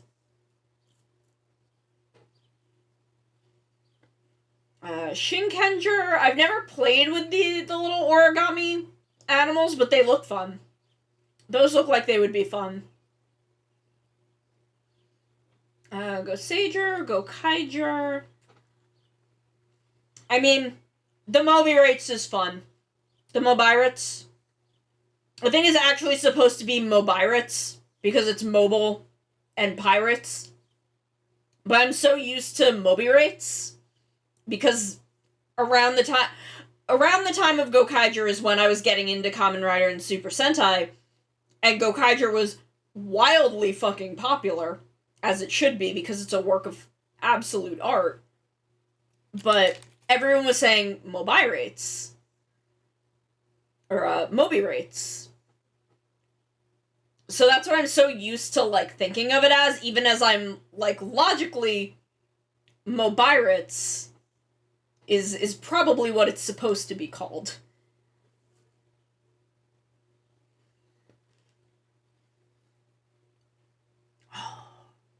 My jam. My tune. I'm putting together, like, a mini cover of this. I don't know when it'll be out. My brain is way too focused on my actual covers that I've got coming up, because I've got at least 2 planned. And I'm hoping to get both of them. Like, my second cover is definitely coming out for my anniversary. The third one, probably by the end of the year. I'm hoping to get, like, 1 or 2, like, mini covers, because I want to do, like, some, like, Rider Sentai Ultra song covers, like, theme covers, and do the short versions, do the minute 30 versions. So I'm hoping to have 1 or 2 of those also by the end of the year. Let's see, what other Sentai toys do I have? Because I don't I don't actually have a whole lot of them. The Dark Seiza Blaster is actually really good. I was actually really, really impressed when I cracked open my Dark Seiza Blaster, which is somewhere in the VOD archives. That stream exists. It's very comfortable to wear. It is hefty, but it's not heavy. And for such a bulky changer toy, because it also functions as their main weapon, but for such a bulky changer toy, it is actually very, very wieldable. It's very easy to wear and manipulate and use. So I'm very fond of this Seiza Blaster. I'm very impressed by it. Because I assume the Seiza Blaster is just as good in that way as the Dark Seiza Blaster.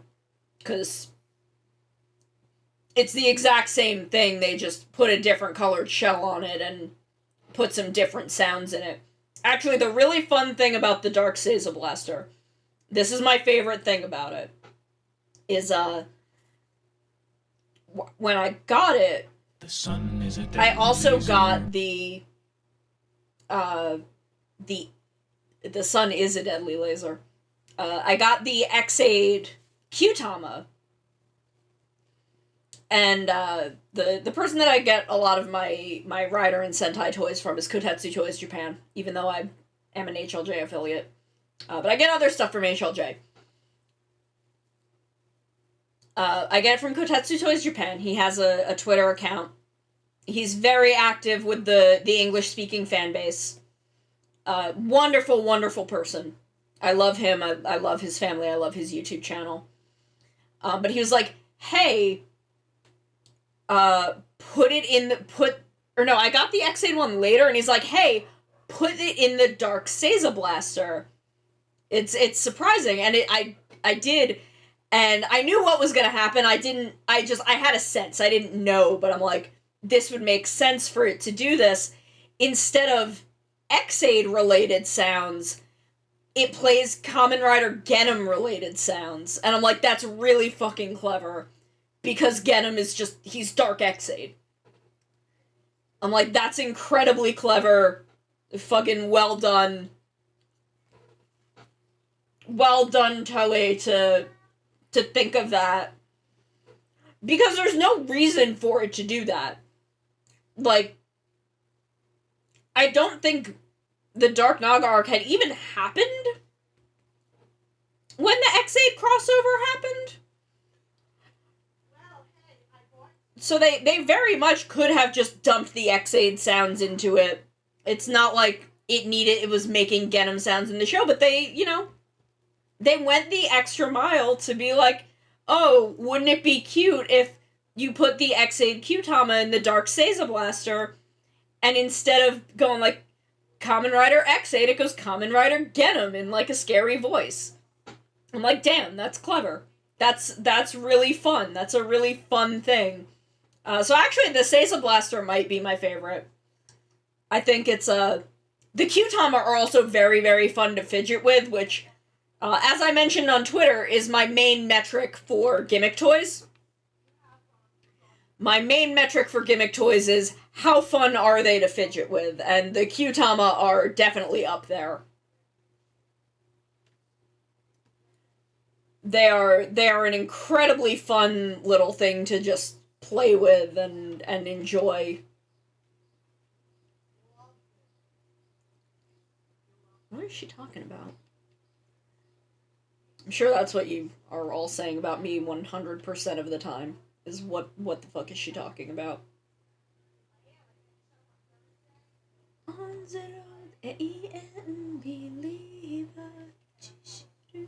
road, I love this song. I would love to do like a mini cover of this. Honestly, I would love to do a full cover of this. I absolutely fucking adore this song. Are y'all hearing the noises from outside? Because I will shut my windows. if there is disruptive noise from outside. I apologize if that's the case.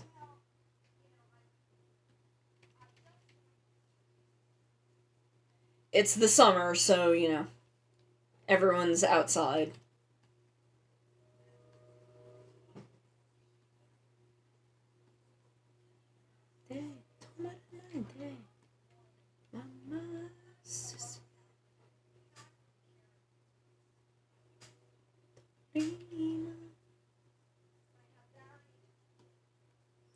God, I love Bokenger. I love Bokenger so fucking much.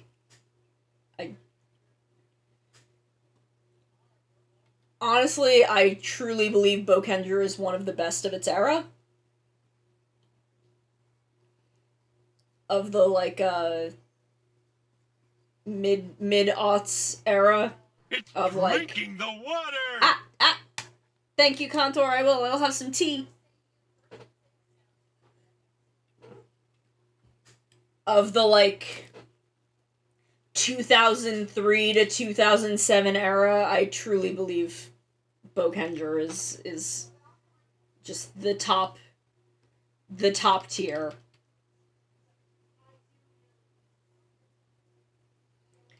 I truly, I cannot recommend Bokenger enough, Ichi. If you want me to sell you on Bokenger, I will. I will do my best.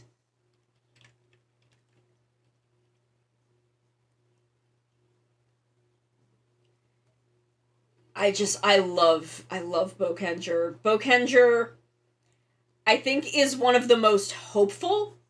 Bokenger has one of the, I think, kind of most important things to say of that time period.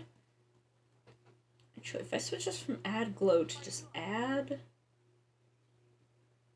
overlay. Overlay might be too dark.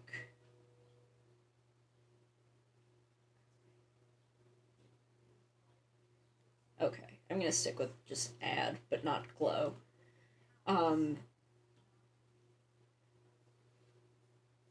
But the core of what Bokenger is about, what it comes down to, and is part of the reason that I love it so much, is that what Bokenger is truly about is, even at your worst, at your darkest, at your lowest, you are still the most valuable thing on this earth.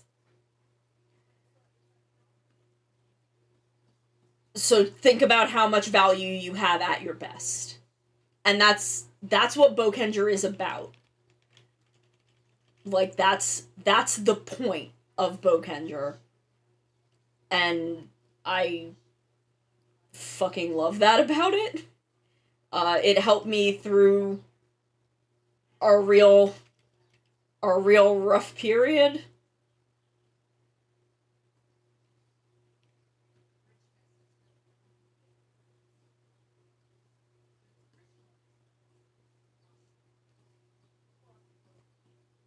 And I think it's a fucking damn fine show. Sho Aikawa was the lead writer. He was also the lead writer on the second half of Blade, the first half of Decade. He wrote a little bit of a handful of other things around that time. He was a secondary writer. He's done, I think he did I know he did a couple episodes of ToQger. I feel like he might have been on a couple episodes of O's. He did the Go Onger 10 Years After movie. He had written a couple episodes of Go Onger. He was the screenwriter for the 2003 Full Metal Alchemist anime. He is just one of my favorite anime and tokusatsu writers. And I think Bokenger really exemplifies his ethos and writing style. Bokenger also has the best pink. Bokenger has the best pink in all of Super Sentai. Nishihori Sakura is just the top tier. She is the standard by which I judge every pink.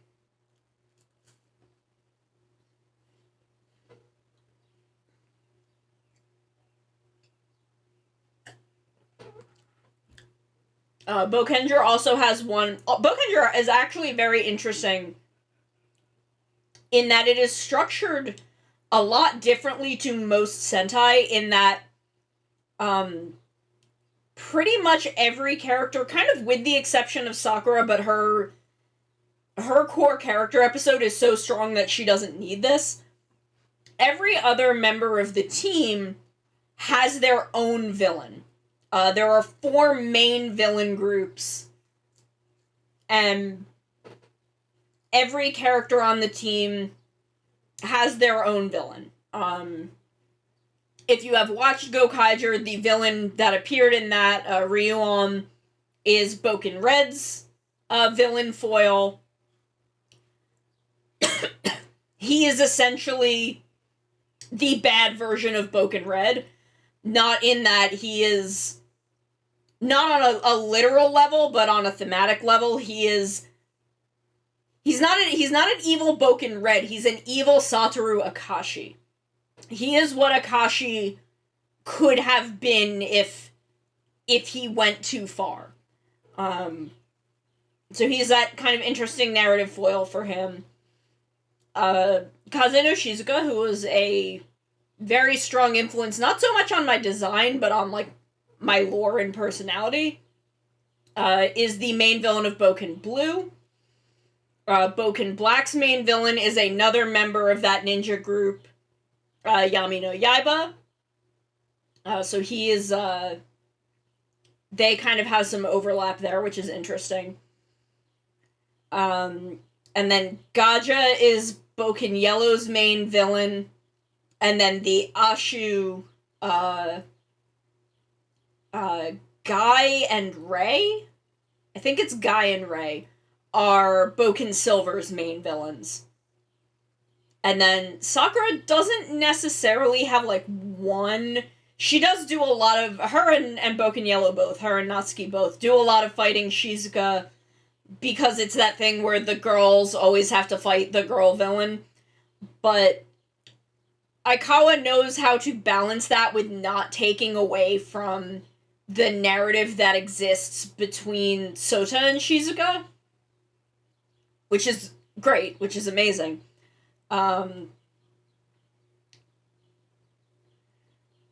it's really interesting in that the team isn't just fighting this one threat that is trying to destroy the world, because even all of these organizations are not trying to destroy the world. I think only, like, one or two of them. Like, Dark Shadow, which is, Kazeno Shizuka, Yami no Yaiba, and, I forget Gekko's full name. They're not trying to destroy the world. They really have no interest in that. Yaiba, he's not trying to destroy the world, but his overall goal is a little different from Shizuka and Gekko. But Shizuka and Gekko are only stealing treasures because they need the fucking money. They're just thieves. They're just ninja thieves. So, like, there's a lot of interesting stuff there, and there's a lot of very interesting play and push and pull with the villains. The villains will sometimes work together, but are also opposed to each other. Like, there's a lot of really interesting shit that goes on in Bokenger. It's also an anniversary series, but not in the way that Gokaiger is. It's, a lot of it's... Oh, thank you, Ryder. I will sit up. What? Sorry, my cat just turned around and looked at me. A lot of designs pull from... Or, like, Ryuon, I'm pretty sure is actually pulled from, the Zyuranger. Like, his design is adapted from the main Zyuranger mech. And he's like a weird dinosaur man. But, like, if you liked Aka Red in Gokaiger, like I fucking do. His first appearance is in Bokenger vs. Super Sentai, which is Bokenger's versus movie. Because at the time, the tradition for anniversary series, and this went from Gao Ranger to Bokenger to Gokaiger, and then I don't think it carried on from there, was instead of having a movie with the next... Was it the next? No, the one before. Having a crossover movie with the season before, they would have a crossover movie that was with the whole of Super Sentai. That's why you had 199 Heroes, which had a lot of focus on Goseiger, but was not specifically Gokaiger versus Goseiger. And Bokenger has Bokenger versus Super Sentai, which has some focus on Maji Ranger, but is not a true Bokenger versus Maji Ranger. It's also a very strange movie, but that is the first appearance of Aka Red. And you can see that there are some things that they set up in that movie that I think do actually carry on into Gokaiger about Aka Red. I love Aka Red. I love him very much. But I highly recommend Bokenger. Bokenger versus Geki Ranger, I think, is the best Super Sentai versus movie. Top tier. Fucking incredible versus movie. Ryu Soldier versus Kira Major is also very good. I was very impressed. Because the thing with the Ryu Soldiers is by the end of that show, they no longer have their dinosaur partners. They no longer have their robots. And because of that, they cannot transform. And I was very impressed with Ryu Soldier or Kira Major versus Ryu Soldier in how they handled having that versus aspect of the two teams initially being at odds without having to have them transform. I thought that was handled really, really well. But I think Bokenger vs. Geki Ranger is still my favorite one.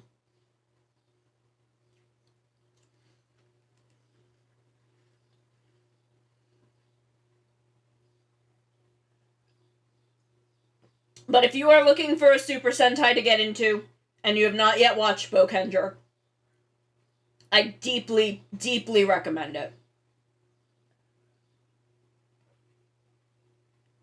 It also just has some of the best comedy of that era. Bokenger is also just really fucking funny.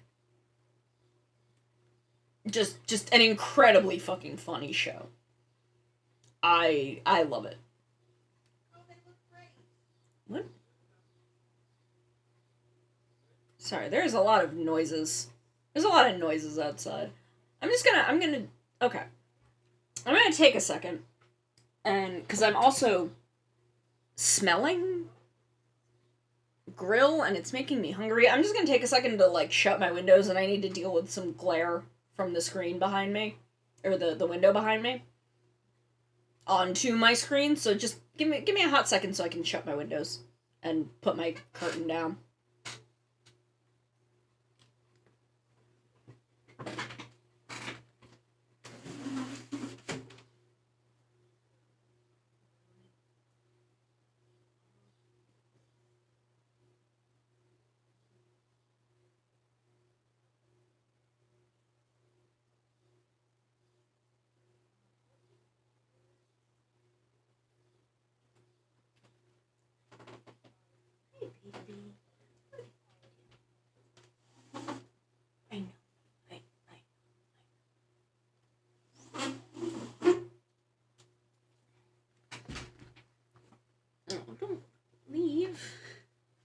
I shut the window, and it upset my cat, and now he's leaving.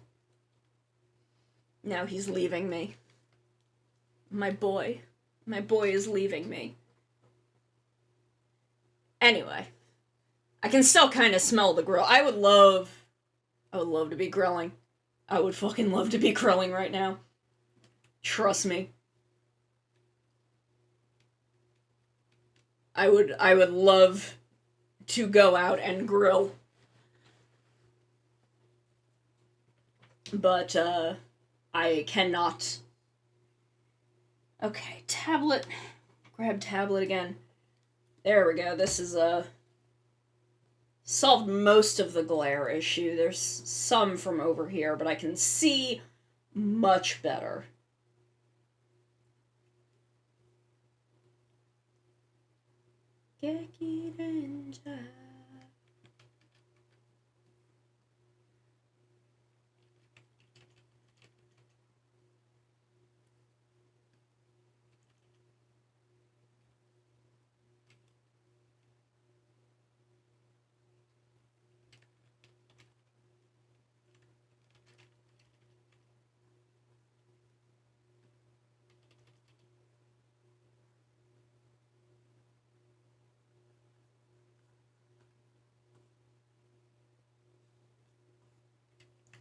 Okay.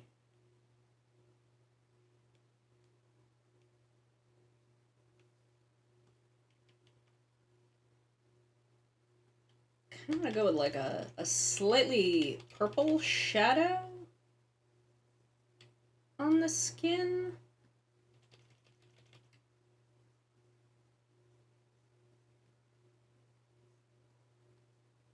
Give that kind of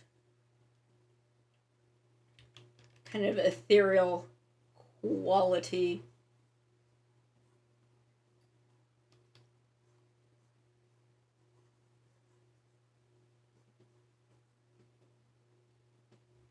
Yeah, well, just, you always gotta ask, what if it was purple? Linear? Oh. Why does... Oh, that's subtract. That's not linear burn. I'm like, why the fuck is linear burn making it green? That's not how that's supposed to work. Overlay? Oh, no, not add glow. Overlay. Darken, multiply. Let's blend it out a bit and see how it looks. If it doesn't look good, I can always change it, but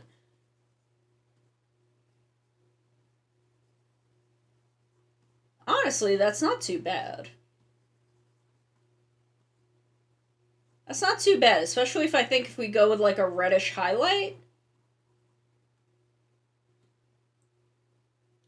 I think that is, I think that's doable.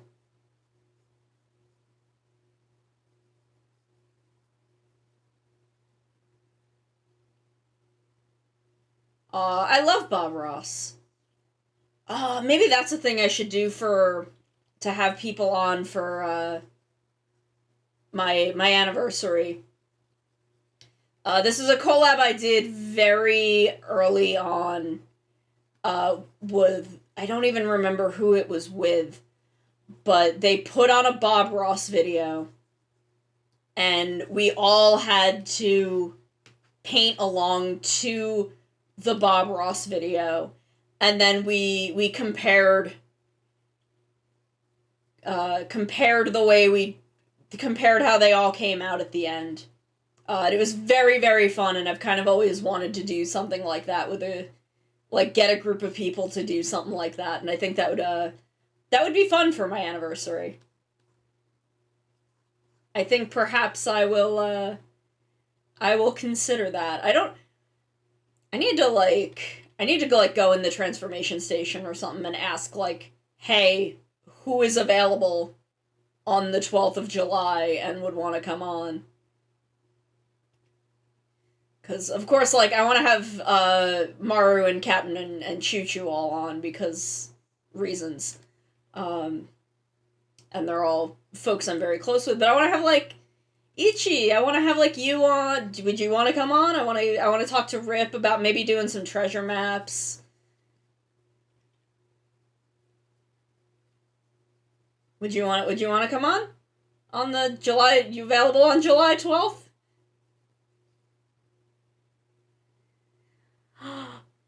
Bahamut's here. Bahamut, would you want to come on? Or are you available July 12th? I want to invite, I don't know, maybe Bonnie and Tally and M. also.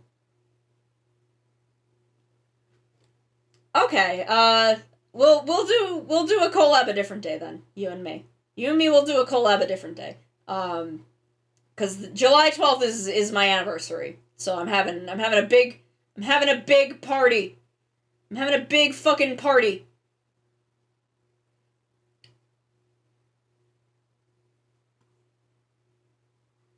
Yes, July 12th is my second anniversary of being a VTuber.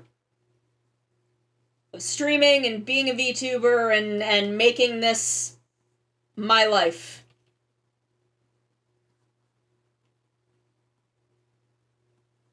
And it's gonna be fun. It's gonna be a real fun time. Bahamut, thanks for showing up. Thanks for coming. Thanks for being here. I haven't talked to you in a while. I'm very bad at keeping up with people, and I apologize for that. Thank you so much. Thank you, Ichi. But we'll definitely, you and me, we'll have another collab sometime. We'll do something another day. But I'm very fucking bad at keeping up with people, and I feel bad about that. Because I want to talk to people more.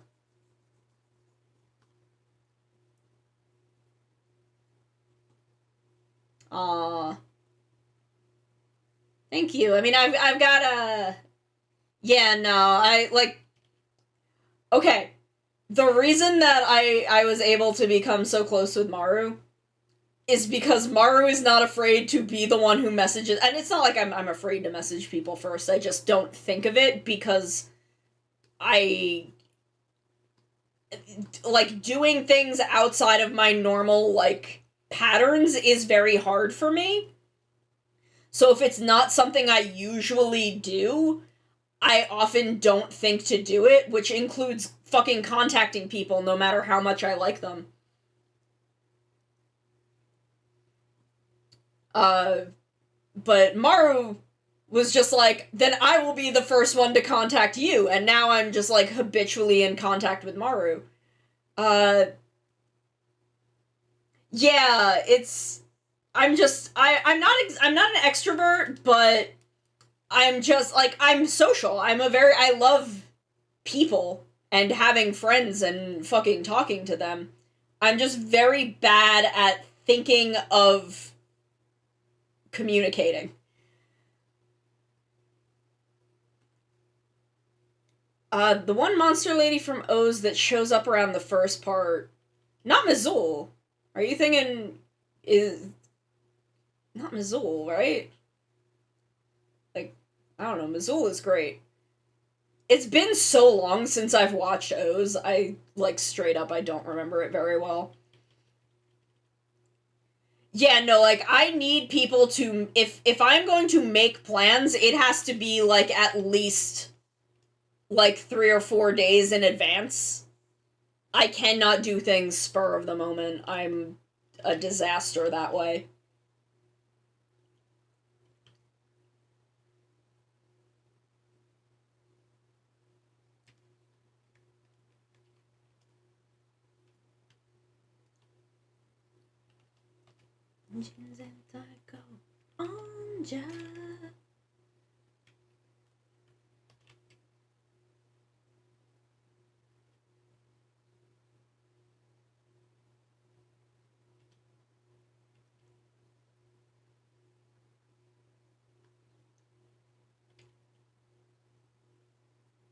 Like, I feel bad because I have not talked to my not online friends, like my actual, uh, people that I talk to outside of being a figure on the internet.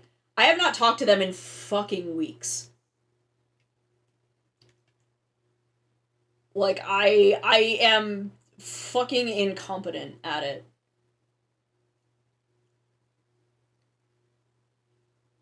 And like I'm going on vacation with these people in like 4 days. And I have not talked to them in like 3 weeks. My one friend had a very, very funny story to tell me, and I had not been in the fucking group chat in weeks, so she was like, I'm just gonna message you and tell you this story. And I'm like, this is the greatest thing I've ever heard. I'm sad that I was not in the voice chat to hear you, like, say this out loud.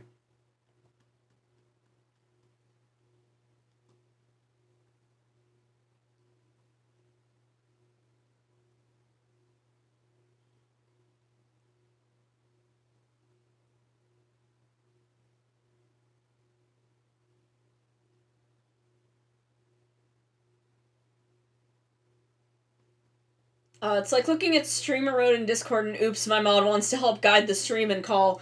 Yeah, it's... Like, oh my god, I have, like, 6 messages on Discord right now, and I have no idea what's going on. I've not even, like, looked at the Discord icon on my system bar in hours. Hopefully it's nothing important. It's probably not my mod because I think he's at work.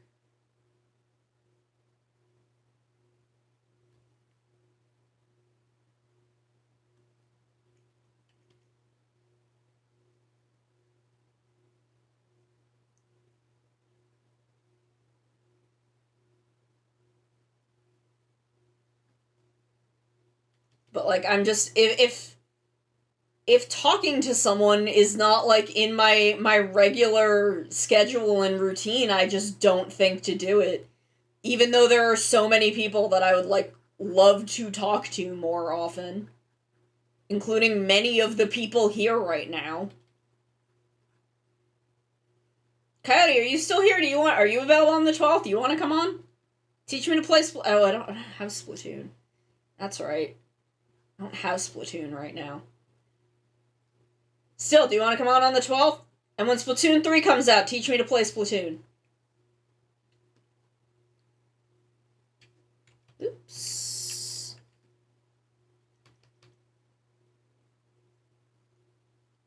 I feel like Splatoon is at least playable for me because it's a third-person shooter. I can't play first-person shooters. I've tried. I get so disoriented and confused, and then I get upset. And sometimes my motion sickness kicks in.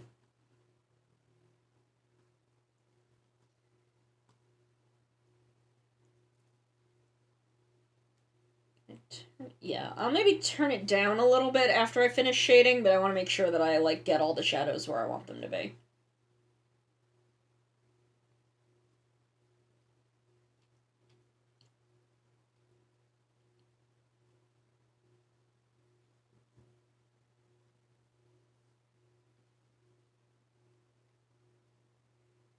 But yeah, thank you for coming by. We're talking about tokusatsu.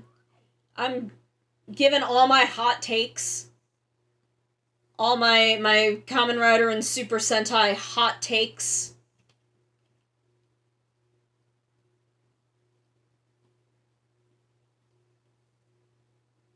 Cause I've got so many hot takes on,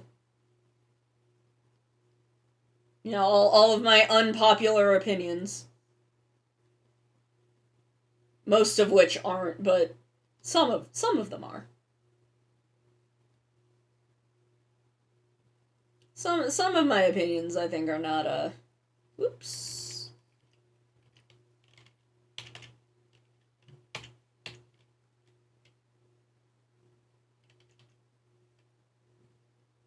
I stand by Gen Urobuchi looked at Ryuki and missed the point.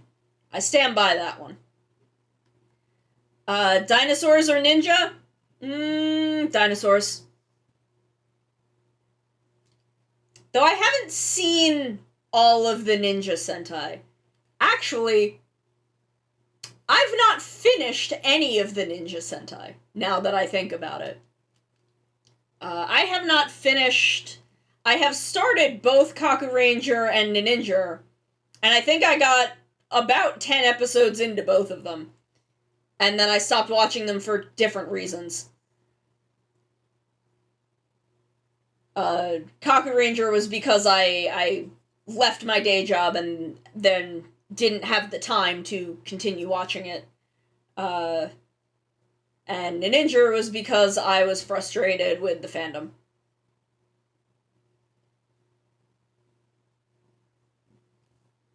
But I have watched every Dinosaur Sentai. And I don't know. I think if I had to choose, I would pick dinosaurs. I think I would pick Dinosaur Sentai.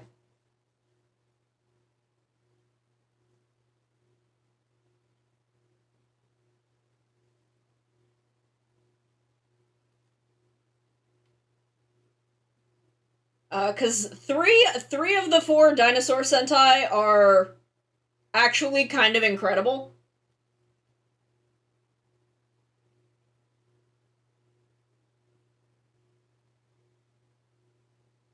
Like, Ryusoulger is by far the best of the Dinosaur Sentai. Easily, it is not even a contest.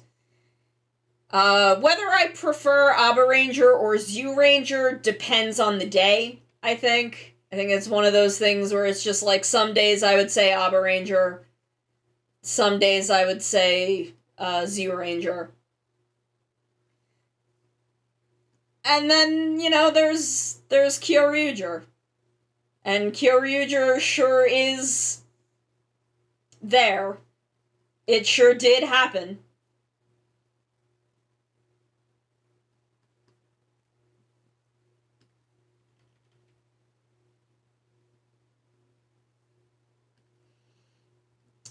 It's not bad. There are a lot of things I like about Kyoryuger. It's just, unfortunately, none of those things are Daigo. And the show really, really wants me to like and care about Daigo, and I refuse.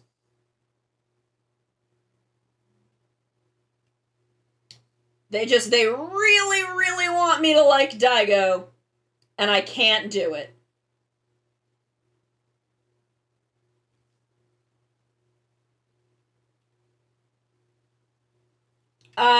Vehicles. Vehicles is another one.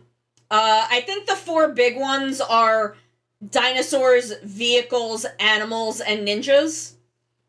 I think those are the big, Space is a setting, quite frequently. There is very frequently a space setting, but I do not know, like, I wouldn't call Deca Ranger space themed. I would call it police themed, and, like, aliens and space are just kind of a veneer placed on top of that. It's like maybe a sub theme. But there are not, like, Q Ranger I would very much call space themed. But I'm not sure how many other, like, the thing is, I do not know the early, like, the truly early Heisei Sentai quite as well. Like, I do not know the 90s Sentai very well. So I feel like maybe there is a bit more space there. But I think the four big ones are dinosaurs, animals, vehicles, and ninjas. And even then, ninjas, I'm like, maybe not as much. But there have been 3 of them at this point.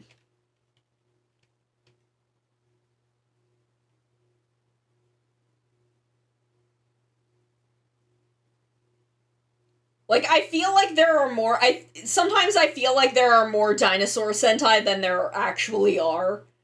Because there will be Sentai that have just ancillary dinosaur-related things in them. Even though, Go-Onger is a vehicle Sentai. But it has, it also has animals and dinosaurs overlaid on that. Like, it is very much a vehicle Sentai. There is no arguing that. But all of the vehicles are animals and dinosaurs. Doesn't Shinken Red get a... Does he? I know he gets a prehistoric sword, but I think it was actually like a mammoth or something. Like, I think it was like a mammoth. Um, Though one of the Go-Onger's trains is also a mammoth, so maybe that counts.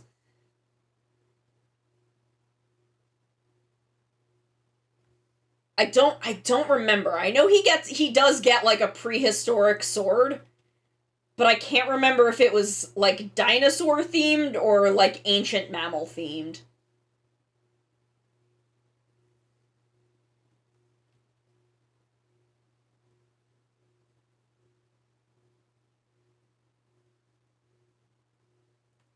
It's one of the two, but I can't remember which.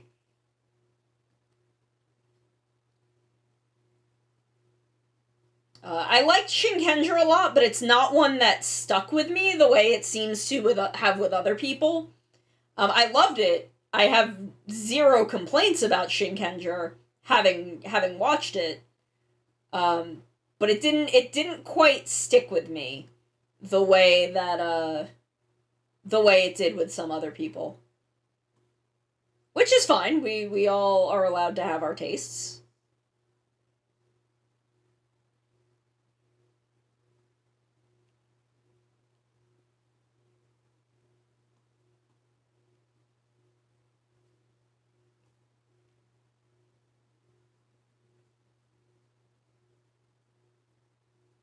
Welcome to Windy City.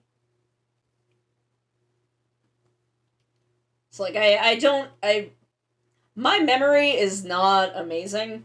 So I am very quick to forget details of even things that I am deeply fond of.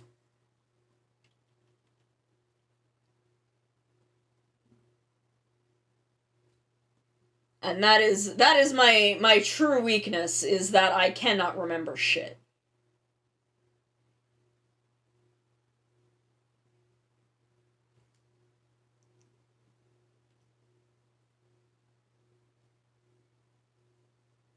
Like, that is my true fatal flaw, is that I just fucking can't remember things. But I remember him getting like an ancient sword.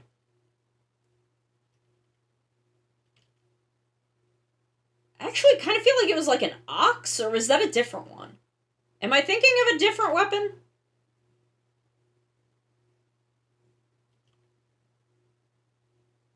Am I thinking of a different weapon that's an ox, and then there's a different, like, dinosaur thing?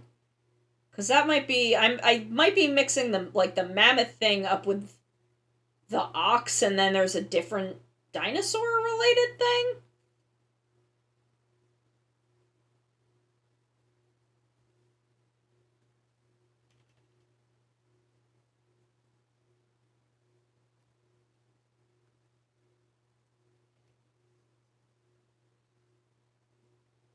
Because Shinkenger also just has a lot of things in it, and, it's hard to keep track.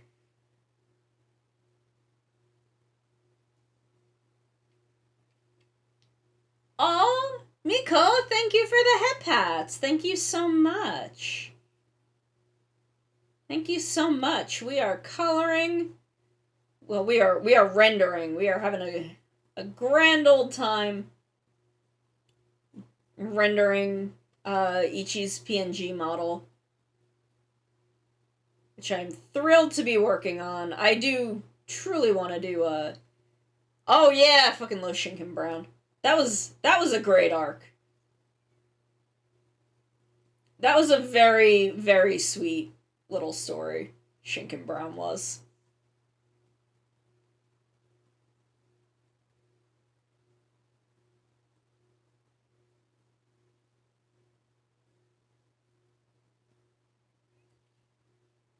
Fan favorite Shinken Brown.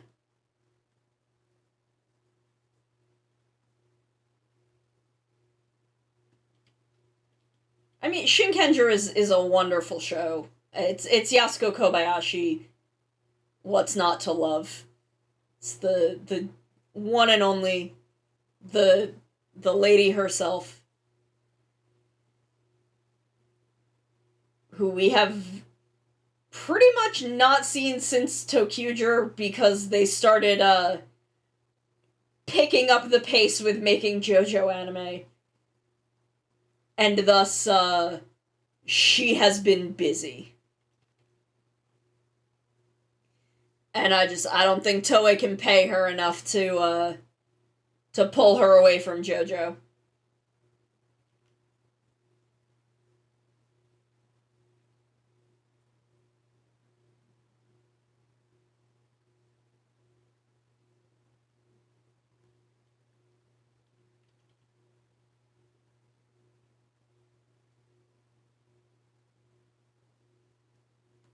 Because she has been writing JoJo since they redid Phantom Blood. Since Phantom Blood, she has been working on JoJo, and she seems to be really enjoying it, and I'm happy for her. And I just do not think they can pay her as much as she is getting to work on JoJo. As much as I would love to see her come back to Tokusatsu, because she has written some of the best that there is.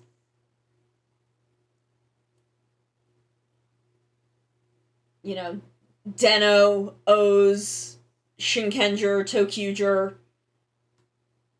She worked on Bokenger, she worked on all of the 2000s Sentai, she worked on a lot of Heisei Kamen Rider. Kamen Rider Ryuki was hers. She's incredible at what she does. But, you know, she's also an anime writer. JoJo got a hold of her. And I genuinely think she's just, you know, one, JoJo's incredibly successful, so she's probably making good money. And, JoJo seems to really let her, do the stuff that she likes.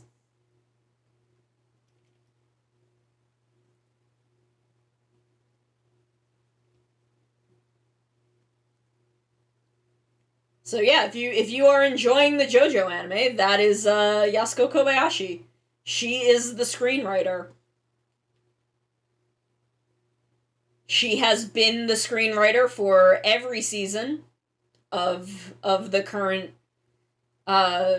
David Pro JoJo anime.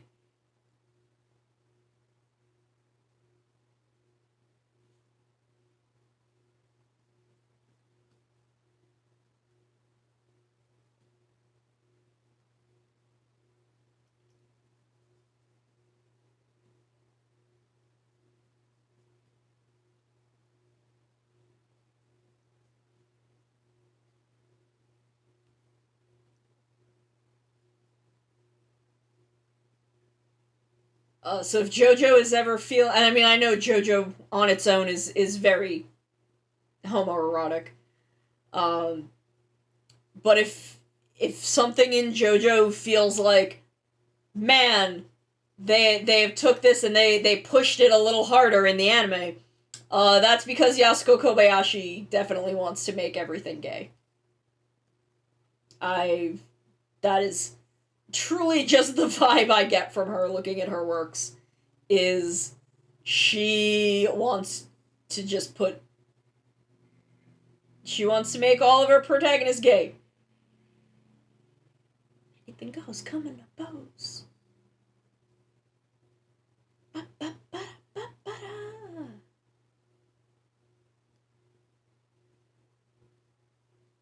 That is just her way.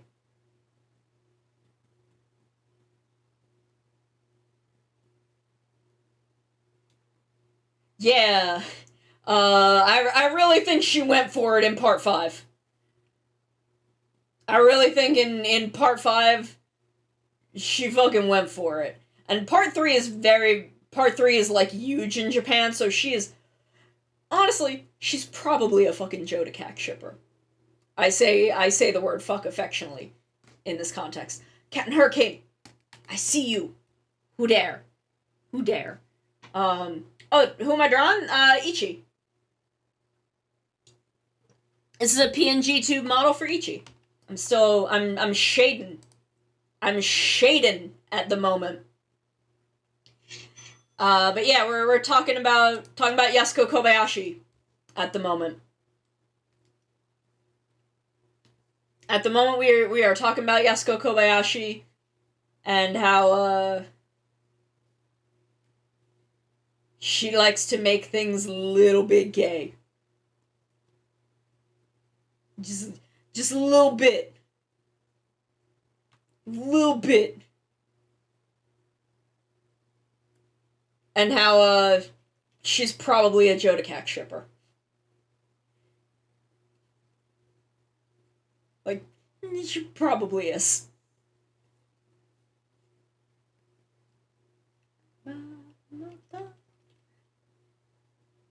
I designed this for Ichi. Ichi gave me a lot of like, oh, I'm looking for something like this, looking for these vibes, looking for this kind of style, and I went in there. I love your new emotes, Cowton. By the way, I love them.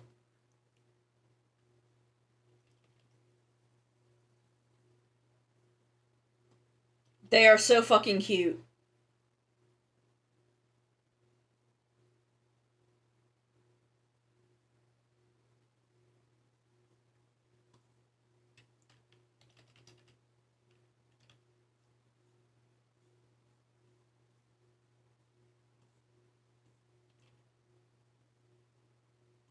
They are so cute. I love them dearly.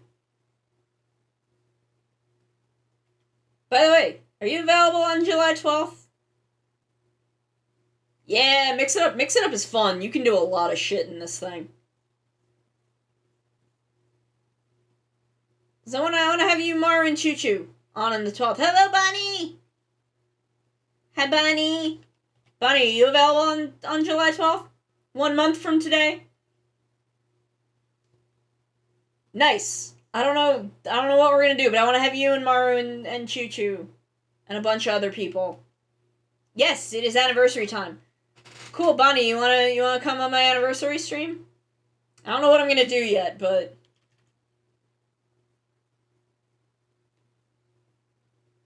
yeah, we can do some Gardic.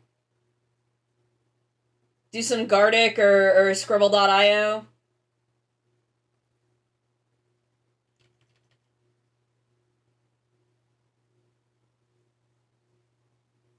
Yeah, Bonnie. Okay, I'll contact you, Bonnie. I'll DM you. Cause I don't know what I'm gonna do yet. I don't know what I'm gonna have everyone on for yet at the moment.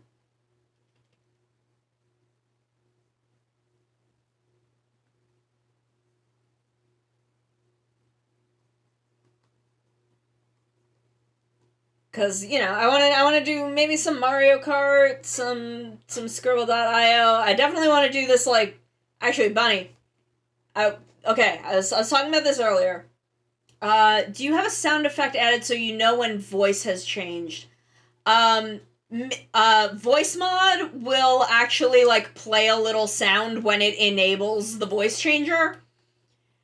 So if you have the voice changer, what I do is I set the voice changer to be completely disabled, and then when someone does a voice redeem, I have it turn the voice changer on, switch to that voice, then switch back to clean, and then switch off so that I can hear it. But Bonnie, I think that I want to do, and I don't, if you would like to do this, because I know that I like your art a lot. I want to do a Bob Ross, like have a Bob Ross segment in my stream anniversary for the collab bits, where we all follow a Bob Ross painting tutorial and then compare what we have at the end. So if you would like to do that, I need to start like making a list of shit. But if you would like to do that, because I like your art and I want to see art from Bonnie. I want to see some art from Bonnie because you're super talented, And I love your art very much.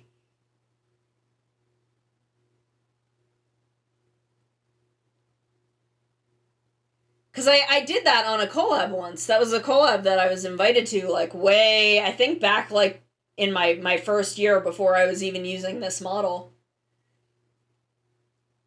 And it was so much fun, and I've wanted to do something like that for a while. Bonnie, your art is so fucking...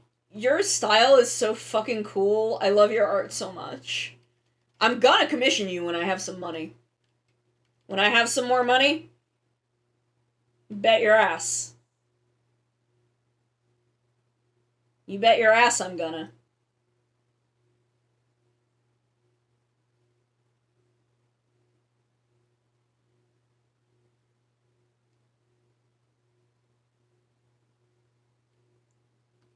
Cause I want Bonnie art. Coyote! Coyote, are you available on July 12th? Are you available to come on my stream?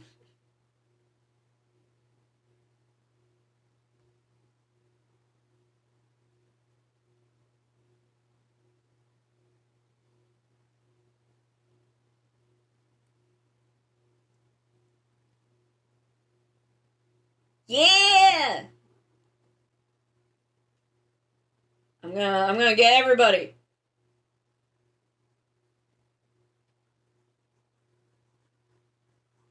I'm gonna get everybody on.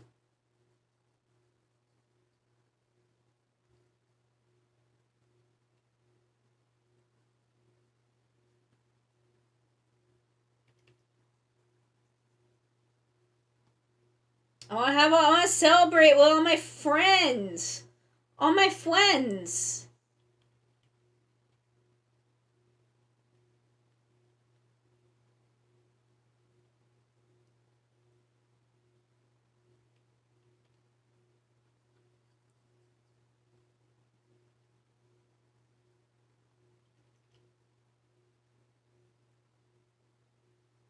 All my friends. I want to have them all on my stream for my anniversary. I'm gonna be streaming for, like, I don't know, I'm gonna stream a long time. I don't know if it's gonna be like a time extension donathon. I really don't know what my plan is, but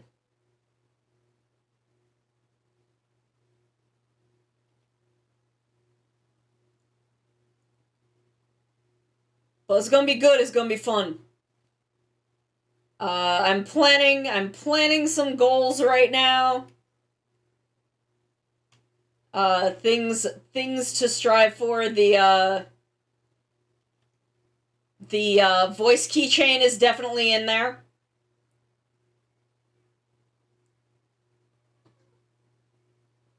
Which I'm hoping we hit, because I would love to get that made.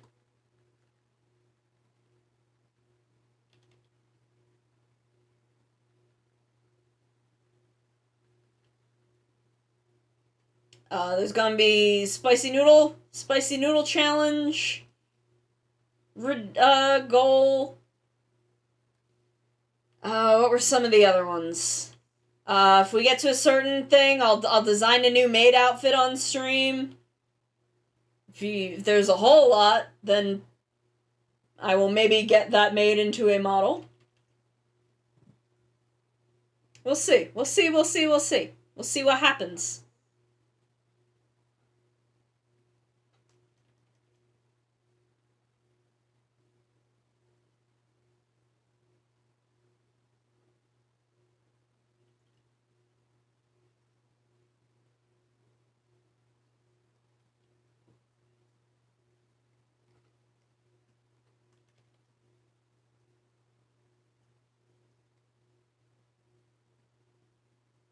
We're just gonna have a good time. We're gonna celebrate.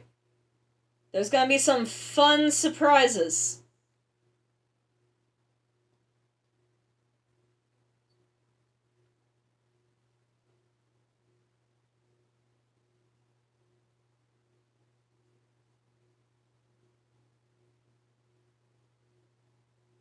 Oh, go Kaiger. Gokaiger theme is so good. Gokaiger is so good. Gokaiger is a fucking masterwork. Naruhisa Arakawa is a genius. Like, the first episode of Gokaiger is a masterclass on how to begin a story. Like, it is... I'm just like, how do you do that? How do you begin a story so fucking perfectly? I think you recommended them to me once. And I was listening to them and I liked it. I liked what I was hearing. I liked what I heard.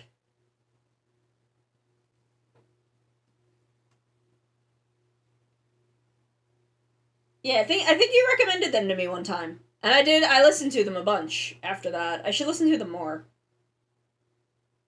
But I was very into what I was hearing.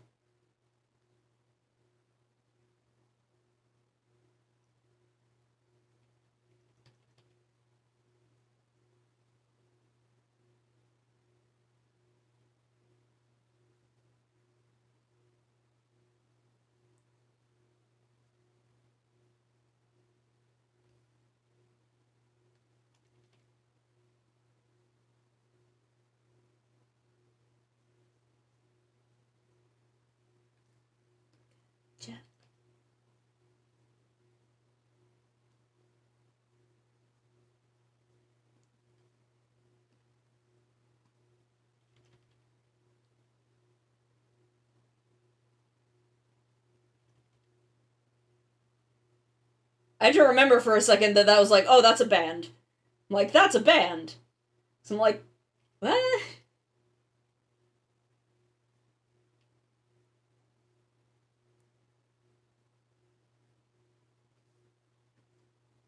Like I said, my memory is not amazing all the time. But then I'm like, wait, I know that. I do know that.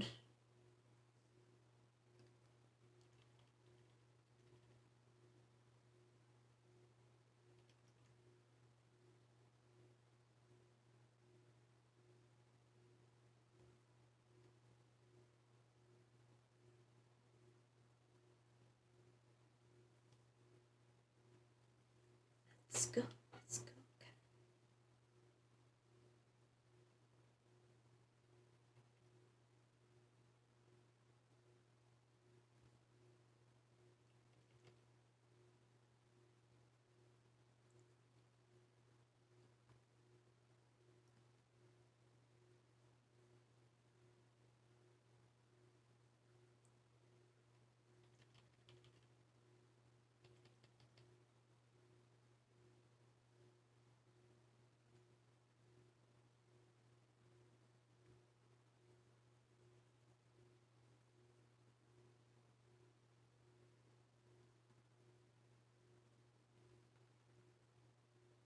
Oh, if you are a Tokutuber and you are in the Transformation Station Discord, if you are not, you should join it.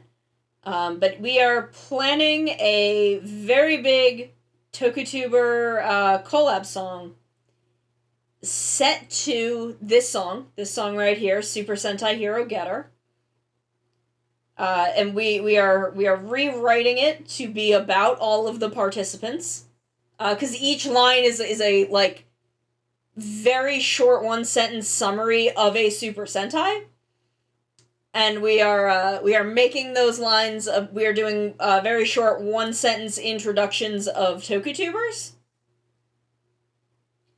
Our plan is to have this done by the beginning of August. We have like 19 participants signed up at the moment. And there are at least 35 introduced in this song. Or, well, 34, and then they, Gokaiger kind of has their own little bit. But, if you are a Tokutuber, you should You should get in the Frozen. You can contact Frozen Traveler for a link to the Discord. I think there might also be one on the tweet that Maru made. I think one of those may include a link to the server. Because that is where we are coordinating all of our efforts. I am going to be probably mixing the song and doing the video. I'm actually really looking forward to it. I'm really looking forward to working on that. It's gonna be a lot of fun. Captain hitting us up with the link. Thank you. But yeah, we only have 19 people on the sign up right now. And we definitely need some more.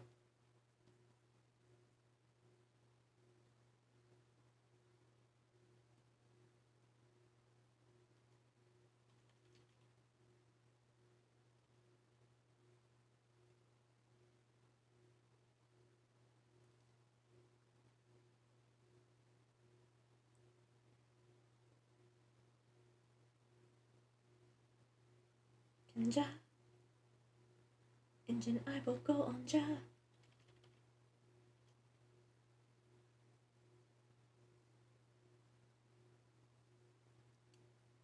So if you are a Tokutuber, you should absolutely participate. I am super excited to be helping with heading the project, and I'm probably gonna handle most of the mixing and the video. Unless there is someone else that wants to handle the mixing, and then I'll handle the video, but...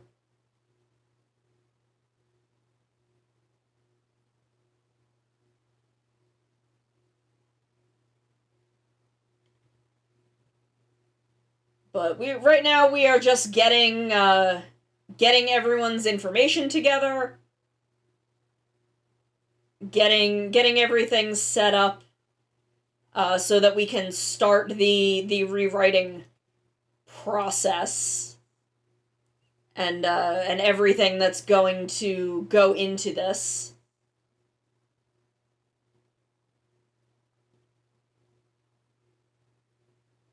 But it's just something that we want to do to help promote the community and kind of show everyone how cool we are. It's going to also kind of coincide with, I think, Etna Crimson's anniversary. Because back in the beginning of the year, she kind of gave the community a little shout out and highlighted us a bit. And we kind of want to... It's a little bit to thank her, but it is primarily something for us to show off as we are this niche within VTubers. And, we've got this kind of very vibrant community of very, very different, creative, interesting individuals. I'm gonna lighten this area up a little bit.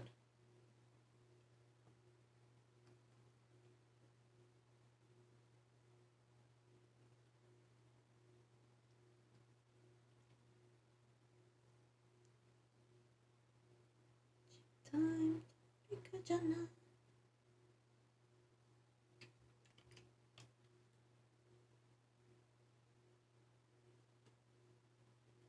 So, and the Tokutuber community is pretty tight as far as communities within VTubing go. I feel like we are a lot more connected to one another than a lot of VTubers, because we have this very particular niche interest of ours in common.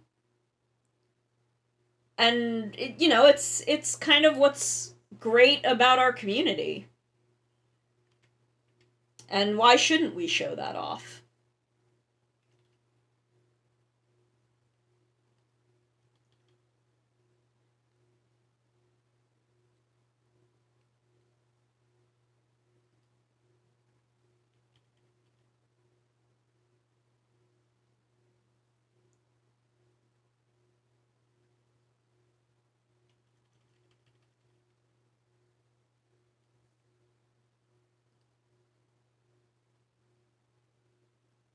Like, it's a thing I've always loved about, yeah, we are a very, and I mean, like, tokusatsu as a whole has grown very, very much since I first joined the community, around, like, 2011, 2010, 2011.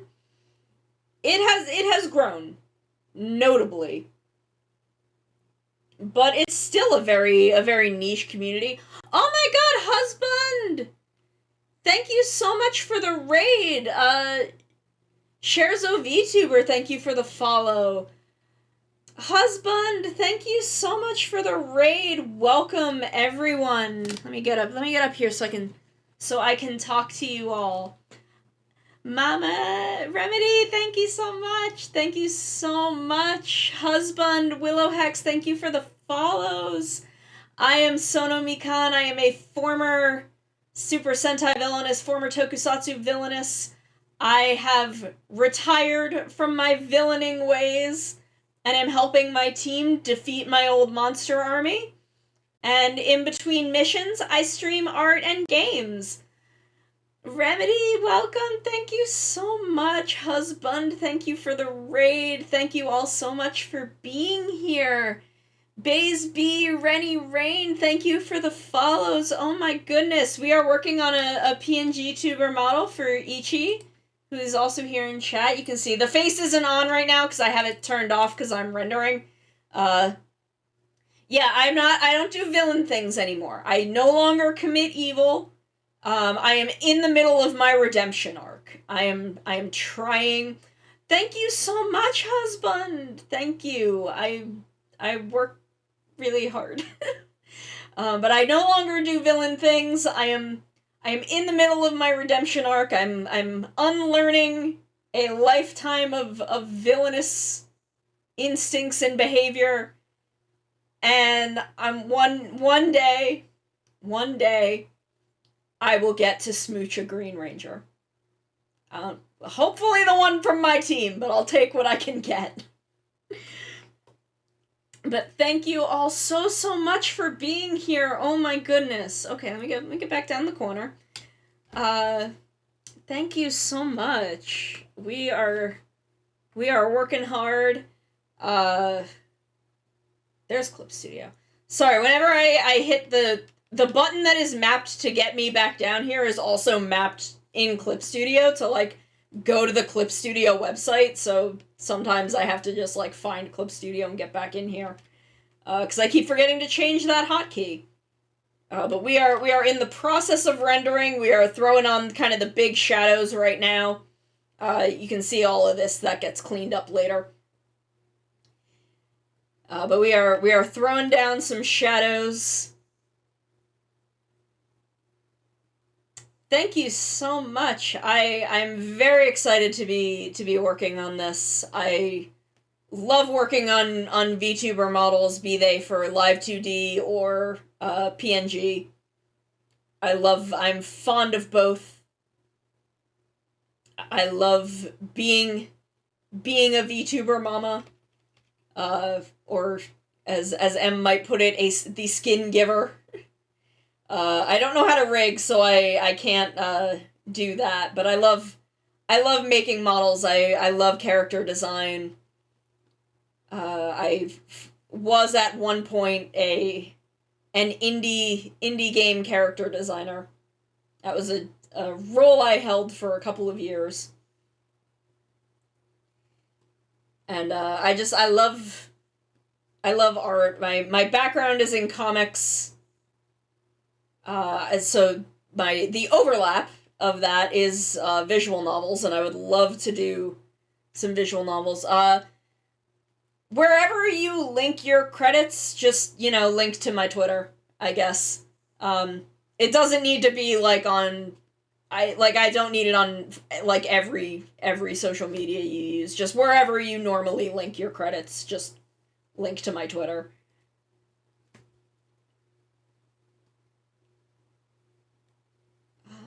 So I've done up here. Okay, I was working on the belt. That's what I was doing.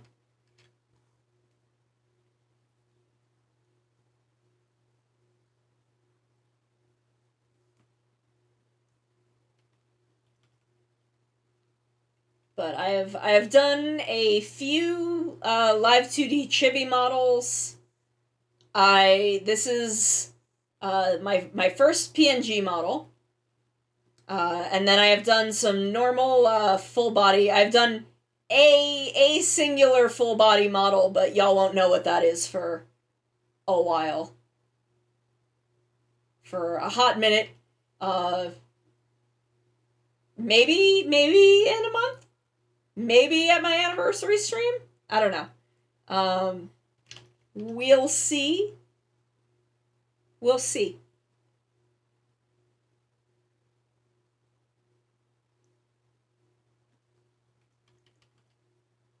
Like, I have seen, the progress. But I'm not rushing Captain on it. But we'll see. There will, at the very least, I will have a model reveal on my anniversary stream, which is 1 month from today. It's my second VTuber anniversary, but there will be at least one model reveal, because I have one complete in hand. There might be two, depending. But we will see. We will see. But my second anniversary is 1 month from today. Emotional damage! I am about to go on vacation to Toronto for a week, but when I come back, I will be in full hype mode for that. I'm so excited. I'm genuinely just incredibly excited to be celebrating 2 years of getting to do this. And essentially I do this full time. This is more or less my full-time gig, is art commissions and VTubing. Thank you. I love the Fang Belt. I'm very pleased with it. I'm so glad that you like it. I'm hoping, my vacation, I don't have to back out of it,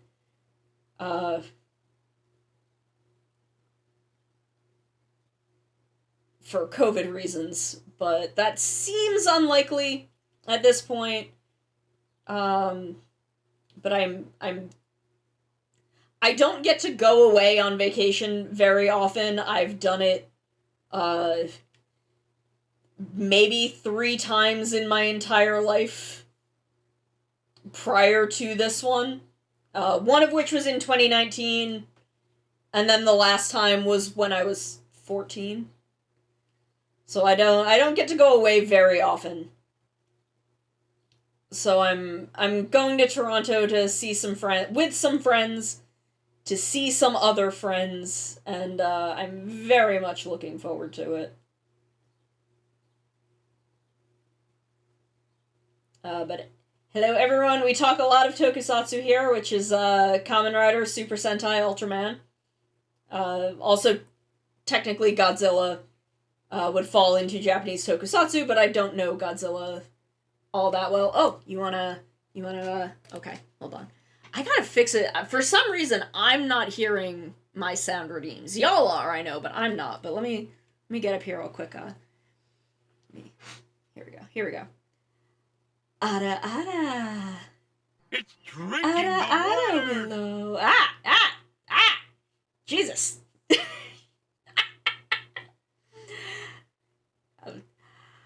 Ara. There we go. Getting beamed by water bottles in the middle of my ara. But for some, I know y'all are hearing my sound redeems, but for some reason I'm not, and I gotta figure out why I'm not.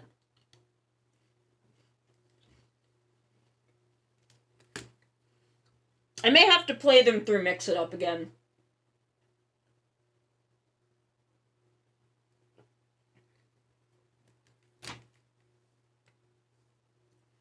I'll have to experiment with that.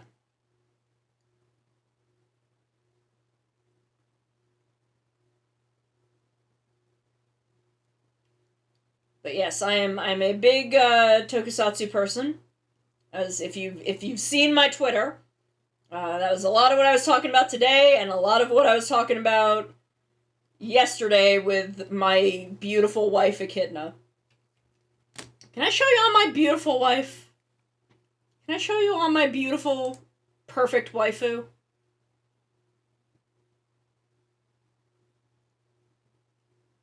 Can we just take a moment? Let's see, where's image? Image source, here we go. Here we go. Can I just... I mean, that's true, you do. Remedy is beautiful and perfect. In every way, and I adore her. Here we go. Drive A. Echidna images. Because I have a whole folder of images of my beautiful wife. This is the first time we see her. This is the first shot of Echidna that we see in Q Ranger. She just enters the fucking show like this. And it's like, girl, how do I not be just wildly fucking gay when you walk in here like this? She's beautiful. She's gorgeous. And then she just hold on, let me find another one. Let me find a just good shot of her. She's just beautiful. She's just an alien snake lady. Possibly there's some cloning going on. It's complicated. But she's beautiful. And she refuses, she's too good for emotions. Emotions are illegal. And she will destroy them before they destroy her. And she does not give a fuck. I would sell my soul for her to look at me with even the vaguest disdain. She is perfect. She is beautiful. Frankly, I'm very impressed. Okay, she is played by the same actor that plays Hebitsukai Sora. Emotional, This man here, his name is Naga.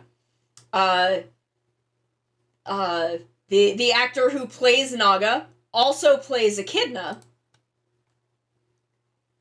Because everyone on their planet looks exactly the same. They just have a couple different outfits and potentially different hair lengths. So Taiki Yamazaki, I believe is his name. He plays both of them, but Echidna is dubbed over with a woman's voice. And it's actually done very well. You can't, I mean, I'm sure you can. It's not very noticeable, to the point that the first time I was watching the episode where she first appears, I was not entirely sure it was the same actor the whole time. Yeah, she was dubbed over. They dubbed her over with a woman's voice. I do not know the actress's name. I should go look that up quickly. Let me see.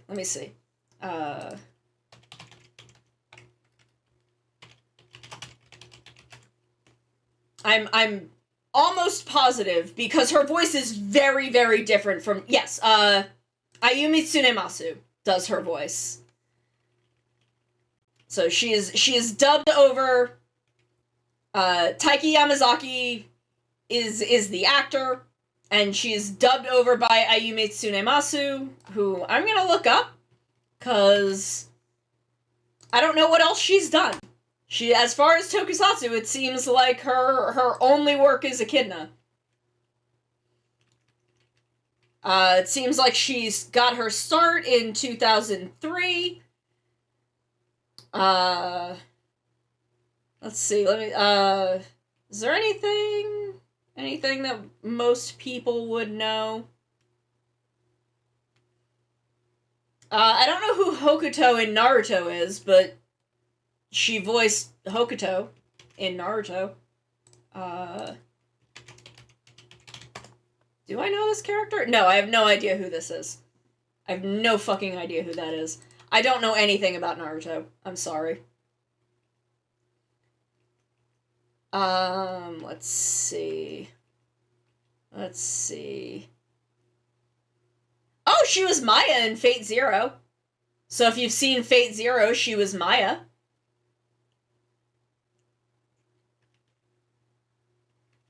I know that's an important person in Fate Zero. I don't really know anything about her, but I know that's a major character.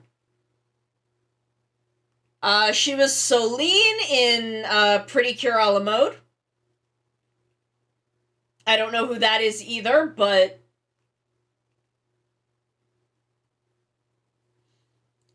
I have seen Maya and I like her, so. Let's see. Video games? Alicia Lopez in Astral Chain. I don't know anything about Astral Chain, so I don't know if that's an important. Oh, she voiced Rem in the live-action Death Note movie from 2015.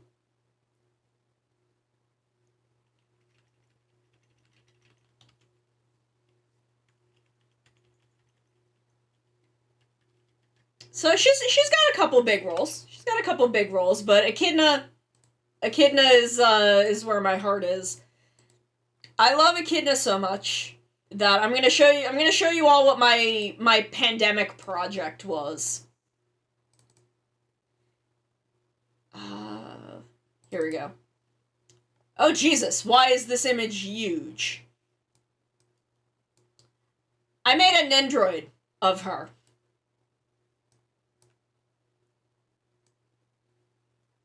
I love her so much that I custom made a Nendroid doll of Echidna from Q Ranger.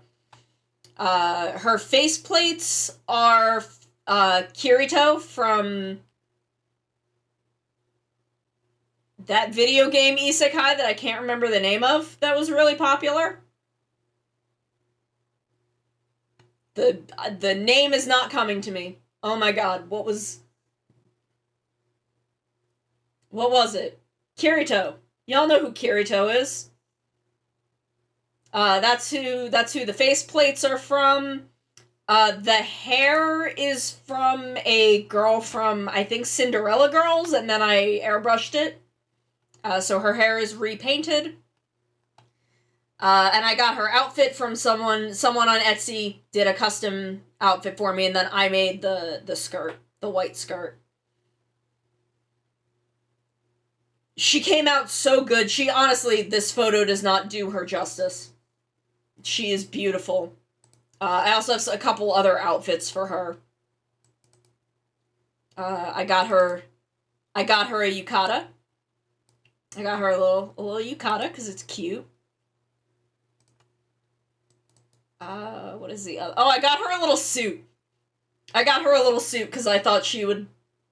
She's very business. So I thought she would like a nice little gray business suit.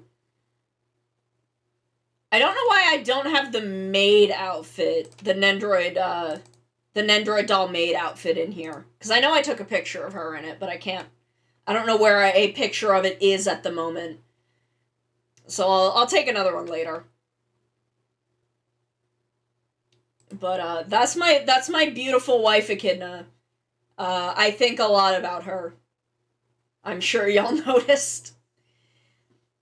She's just very fascinating because Naga's whole character arc is that emotions are illegal on their planet. They are not allowed to have emotions. They gave up emotions because they felt emotions so deeply that they were essentially completely berserk all the time. And they were, in order to live peacefully and not be constantly murdering, each other, they locked away their emotions. And it's illegal to have emotions on their planet. So Naga's whole character arc is he ran off with this other alien, who is this gold robot boy. And they're so fucking boyfriends. Mint Coffee, thank you for the follow. Thank you so much. And Naga's whole character arc is him learning to have emotions, and he's kind of slowly learning how to, like, smile and laugh and feel things and recognize what his feelings are. And then one of the major villains pretty much, like, unlocks all of his emotions at once, and he goes completely berserk, and he runs off, and he starts, like, fighting the team, and Echidna shows up and is like, yo, I heard Naga was having emotions. I'm here to kill him. Oh, thank you so much. Thank you so much. I'm so glad you're here. So she's like, hey, I heard Naga's having emotions. I'm here to stop that. So her, like, they're trying to find Naga, and they're trying to, like, get him out of this emotional berserker rage, before either Echidna kills him or he kills Echidna. And spoiler alert, but he comes very, very close to killing her. But they heal Naga.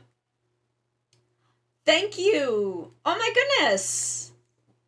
Well, congratulations on beginning your VTuber journey. 1 month from today, I will have been doing this 2 years. But, so, you know, they rescue, Balance is able to rescue Naga. Oh, that's okay, don't worry about it. I am going on a ramble about my beautiful waifu. And, so they get Naga out of this berserker rage.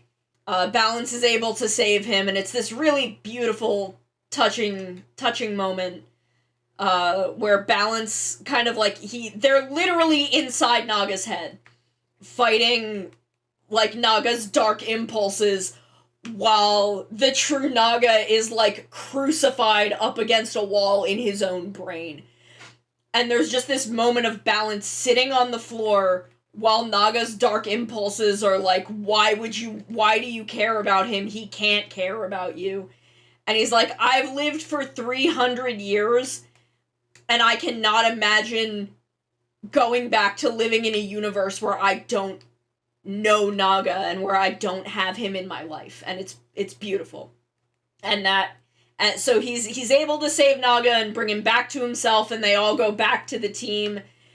And Echidna is there, and she's like, I still don't. I'm just gonna show y'all the fucking screen caps. I'm gonna go through them one by one, because it's this incredible moment where she's like, I don't believe emotions are a necessary thing. I think they're bad and a problem. But this is Balance. This is his Naga's beautiful gold boyfriend. And she recognizes that it's the emotions that bring them together and give them the strength to be fighting against this army that has already taken over the universe. Like, when this show starts, the heroes have already lost and are forming a rebellion against it. So she's like, she understands that because they are able to care about each other and have that emotion, that's what makes them strong. And she goes to Naga and she's like, Naga, please save the universe. And then she turns around and leaves. She says those lines, I don't believe emotions are necessary, but you are all strong because of your emotions. Naga, please save the universe. And then she leaves. She walks out of the show, and we never see her again. And I think about this scene, her saying this, every fucking day of my life. It hit just so incredibly hard. And it was just so fucking good. And I was really hopeful that, like, because she has this moment of please save the universe, that in the last episode she would come back, like in the epilogue we'd see Naga like go back to his planet with balance just to be like, hey, we did it. And she's like, I still don't think emotions are necessary, but I think your emotions are what was able to save the universe. And maybe for the rest of our people, emotions will do good for them. And I really wish that they had expanded upon it and, like, circled back to this moment. Because this arc about Naga, it just, colloquially, it's the Dark Naga arc, is some of the best in Super Sentai. It's incredible. It is some of the best that exists. So I was really hoping that they would kind of circle back to it, because there was another character, Stinger, who is a beautiful little scorpion boy who I love very much. He gets a DVD special that is kind of about him and how he's coping, and him reaching out to other people who are hurting to help them cope, in a way that, you know, his team... Oh, thank you, Mint Coffee. I have not saved this entire time. I'm realizing now.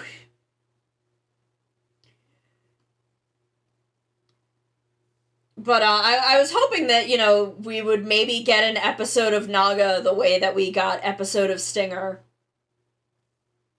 To kind of take a look at that and explore that further, and then we never did. Though Naga did feature in Cho Superhero Tyson, which was a Rider Sentai crossover movie around the time of Q Ranger? Yes, it was around the time of Q Ranger. And he was the Q Ranger featured in that movie. Thank you so much. I'll zoom out. I don't know if I've zoomed out so everyone could see.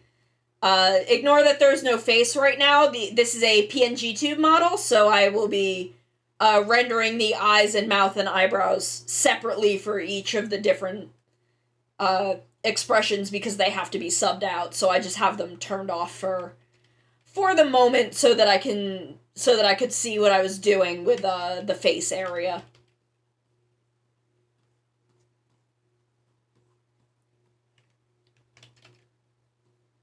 Thank you. I was saying this a bit before, but I really love working on VTuber models, whether they be live 2D models or PNG models.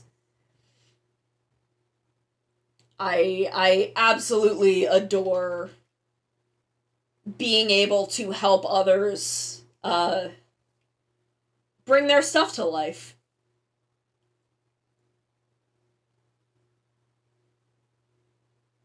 And again, I worked as a character designer for a little indie game studio for a bit.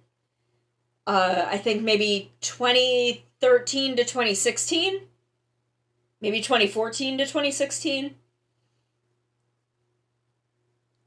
So, you know, I love doing character design and doing this kind of work, and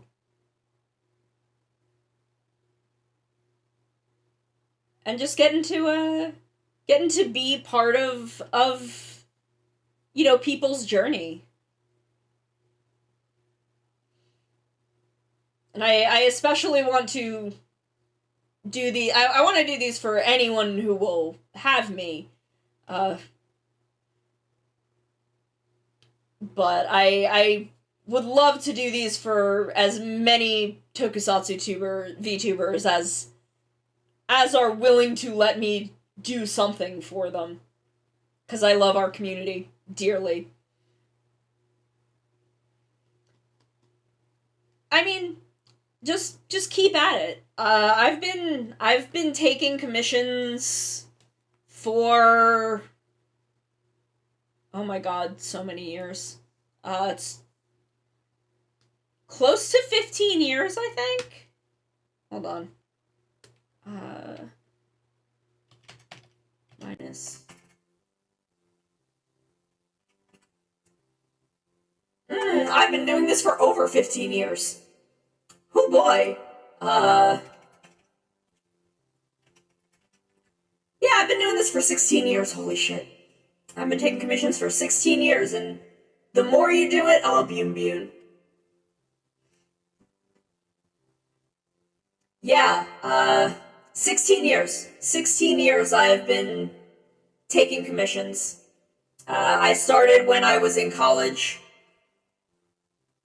as a means of extra practice and a way to get a little extra cash, because I did not have a lot of money in college.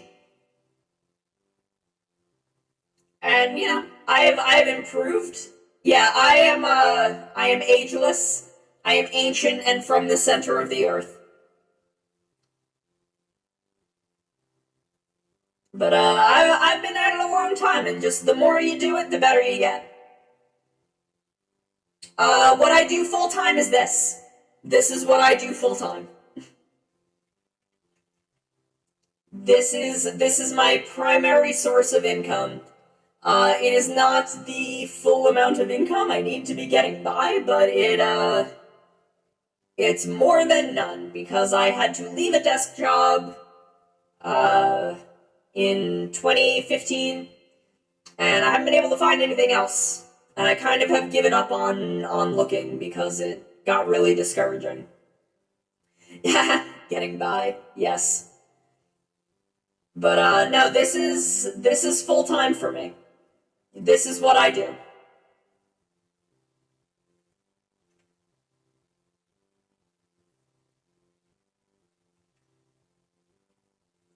It is not insensitive to ask. You are more than welcome to ask whatever you like. I'm pretty open about myself.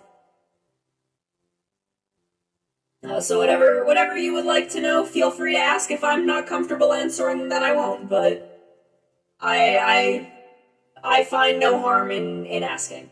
But yeah, this is my full-time gig, is VTubing and art. I'm hoping in the near future to get back to game dev. I truly miss game dev. I have some games and visual novels that I want to make. I also hope you can find a job that is fueled by passion, by something that you really love to do. If you need to find other work in the meantime, there is absolutely no shame in that. Like I said, I worked a desk job for about 5 years? 5 or 6 years. Alongside taking art commissions and, doing indie game dev. And you just do what you gotta to get by, and do the things that you love. And I truly hope that you can get there.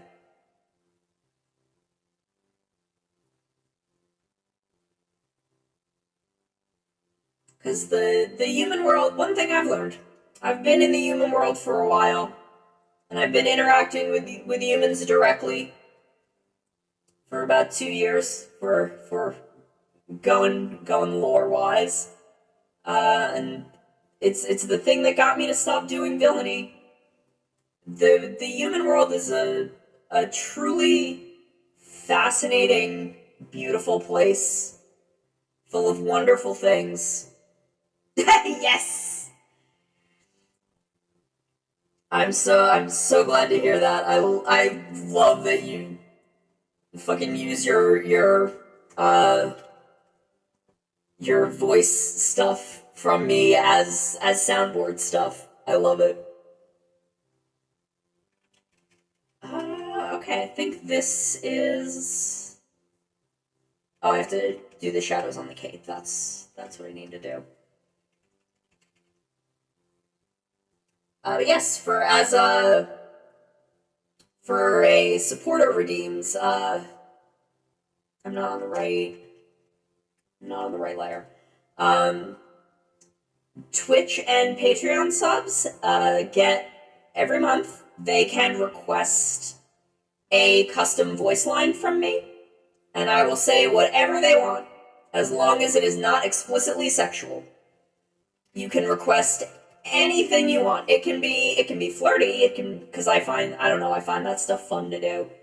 But as long as it is not explicitly sexual or hateful, I will not say hate speech. I will say whatever you want. Captain Hurricane gets me to say soundboard stuff. I have one for Maru that is me doing a bit of the Gridman opening, but I replaced Gridman with Maru. Damn, Captain Hurricane is all up on the links today. Thank you, Captain. Being on top of shit. I should give you mod powers. Yeah, that's what it is. It is, Maru, baby dun dun, baby dun dun. I will give you mod powers. Have I not given you VIP? I don't know what I've given to anyone. Send me a DM on Discord so I remember to do that. Because I will forget.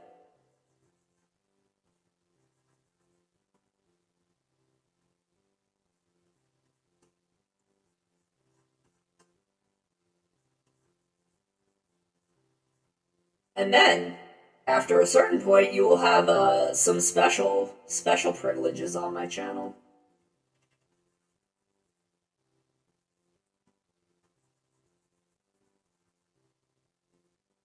Yeah, believe in Amazon! Even though I have a complicated relationship with Kamen Rider Amazons as a show.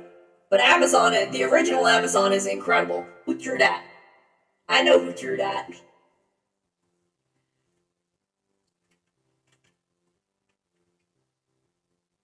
Aha! Who drew that? It's complicated. I have not watched season 2 though. I had a bit of season 2 spoiled for me, and I've just never found the motivation to watch it after that. I will one day, just haven't gotten there yet.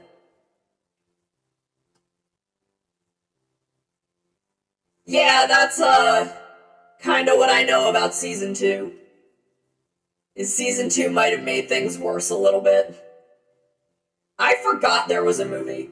I completely forgot that there was a movie.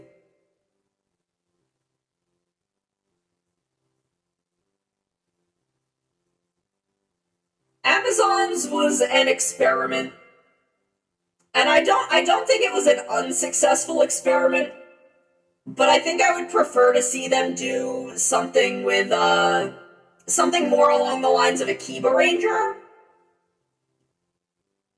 If they were to do an off-season Kamen Rider again, I would prefer it be something along the lines of a Kiba Ranger instead of going hard gritty like Amazon's.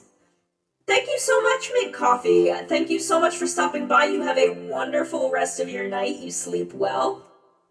I will look forward to the next time we meet. I won't be streaming much next week because I'm going to be on vacation. So I won't be around next week. And maybe a little bit the week after because there are a couple days that I'm going to be gone for a wedding. But I'll be around after that. So we will meet again. And oop, I am not on the right thing. And I will look forward to it.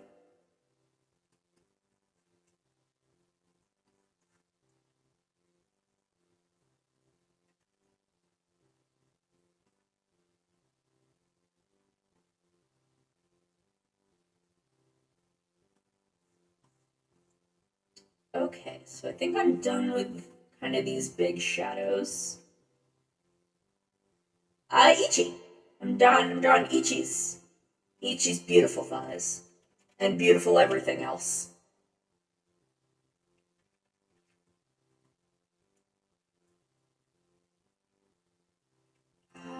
So now we will go kind of reddish. And actually, let me if I bring that down to, oops, that's not the layer that I want to bring down.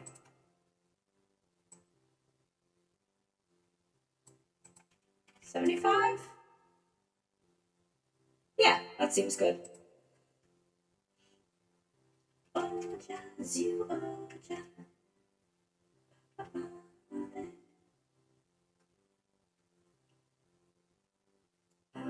Let's set this to overlay. I don't think overlay is quite what I want. Color dodge? Yeah, that's better.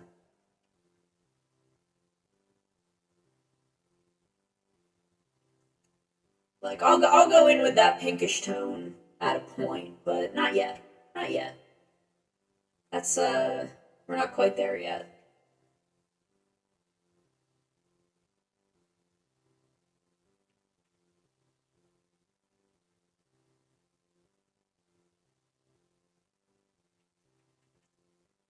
Ego, shaku, lion. I feel like at some point I need to, like, add the singer to my title, my what I am.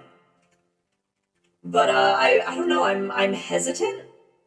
I'm very hesitant to call myself a V singer, even though I have released music, and I want to keep doing that, and I want to make that a part of my content. But I'm not, like, I don't know, I'm not trained in music in any way at all, so I feel awkward calling myself a V singer.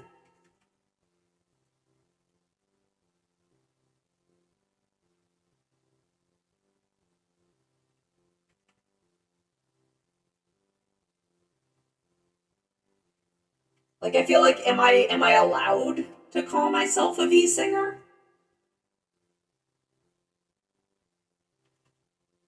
I mean, like, I am virtual and I sing,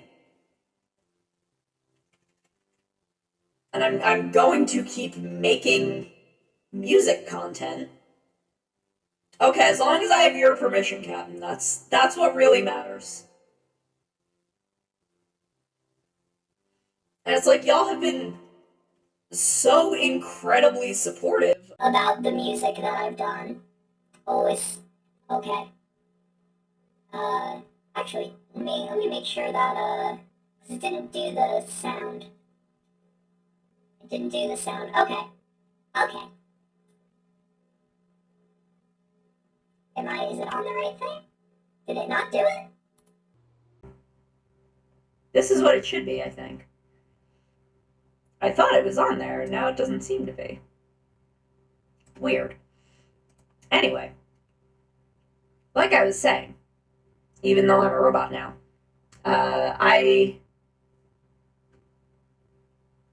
Oh, you a woman?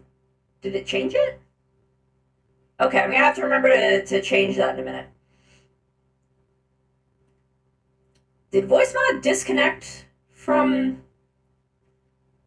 Because it was connected before. No, it's connected. Huh, strange. We have to go through and, like, redo everything. But yeah. Music is a big part of my content now, and y'all were so supportive of Human, which I'm grateful to the end of my days for.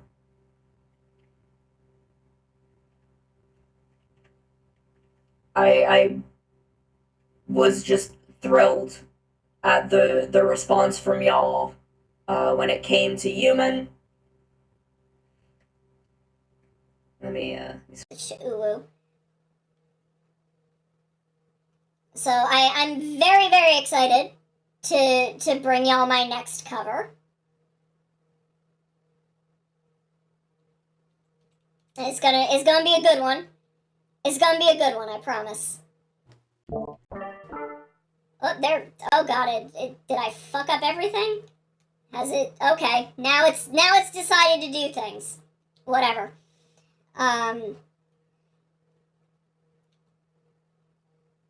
But yeah, I'm. It made me so happy that I want to do more music. I want to have that be a regular part of my content.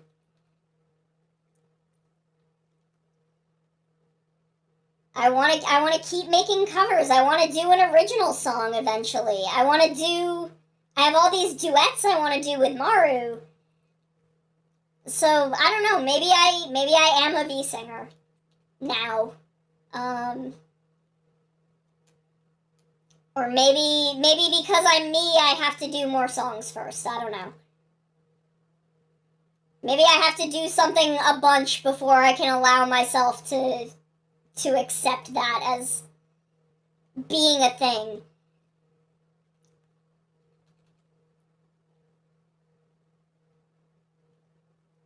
I don't know. Like it was really Maru's karaoke streams are really what inspired me to go for it. As far as, making music part of my content. It was seeing Maru's karaoke streams and being like, oh man, that's so fun, but I am not I cannot sing well without preparation. There is going to be a karaoke stream goal in, for my anniversary stream. There will be a karaoke stream donation goal.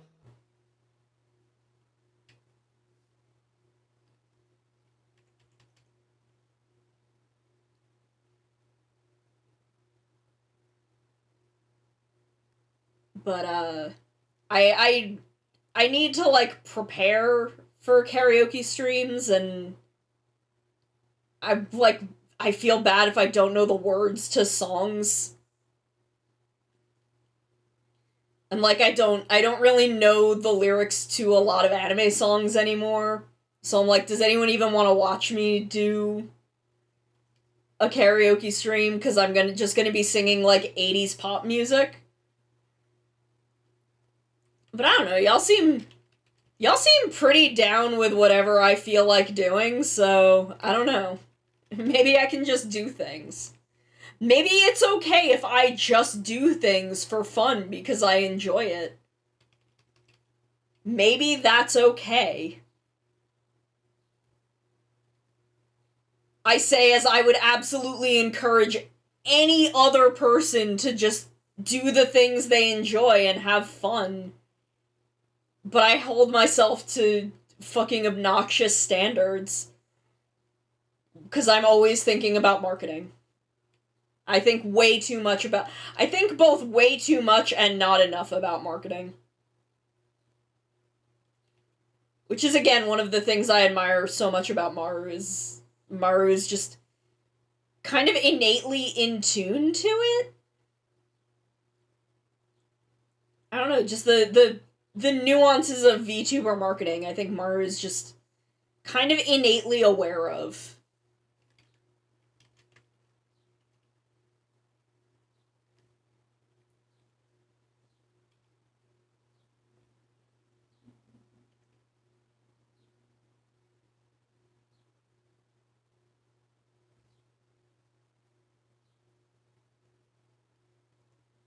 It's like, I don't know, there's just stuff I want to do. Reject conditioning, embrace personal enjoyment. Yeah, see, like, that's the thing is also, I'm fucking old.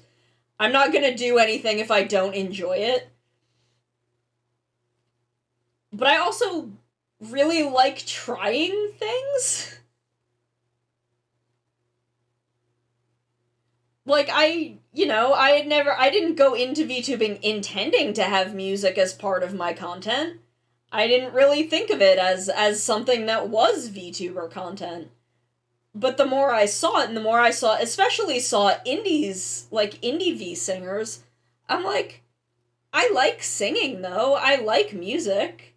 So like, why not try and make that part of my content? If I try it and I enjoy it, then then I can make it part of my content. If I try it and I don't enjoy it, then I don't do it again. It's very simple.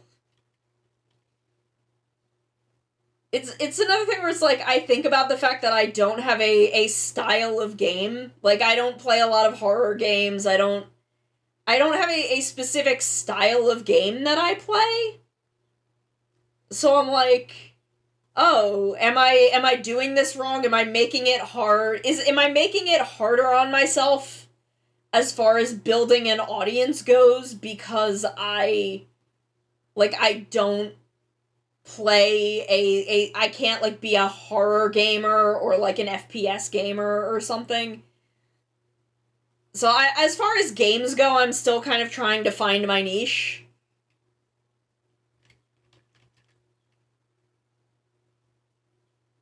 But honestly, like, my art streams are really what do the best. So I may increase the frequency of art streams in the future. But also, like, there's games I want to play, and streaming them, for a lot of things, streaming them is the best way to get me to play them, because I don't have a lot of time otherwise.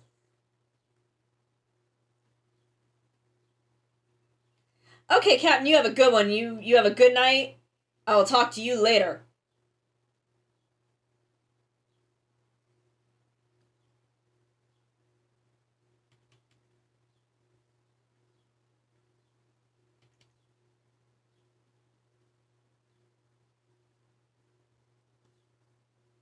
But yeah, it's just a thing where, like, I don't know. I am only going to make content that I enjoy, but I have to also figure out how to not make it harder on myself as far as building an audience. Like, building and maintaining an audience.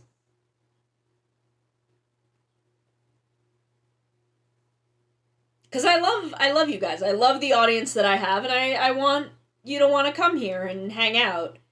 And again, like, looking at it, art streams tend to be what does the best for me. So perhaps I will increase the frequency by which I do art streams at some point.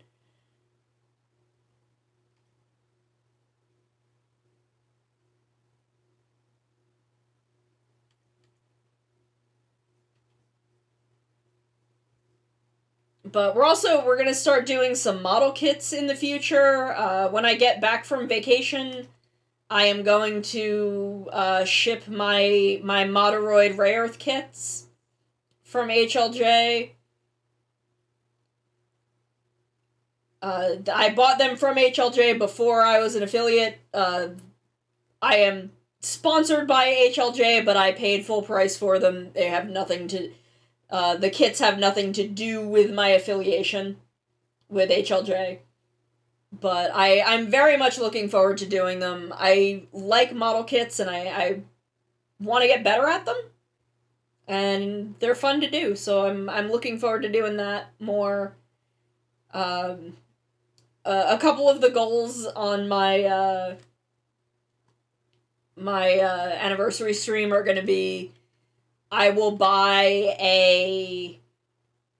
I think one of them was a master grade, and then another one was a perfect grade. Is if we get enough donations, chat can pick out a master grade. I think it was a master grade and a perfect grade. Hold on. A master grade and a perfect grade. Are separate goals, but our goals nonetheless.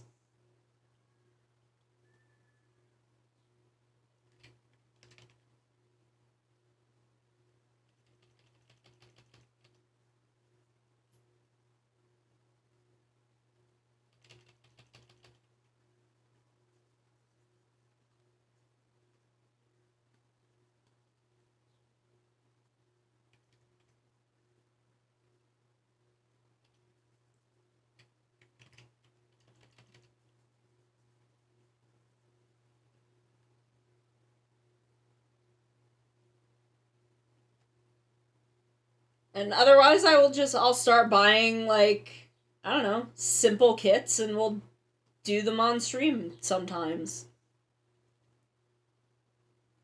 When I don't have anything else I want to do.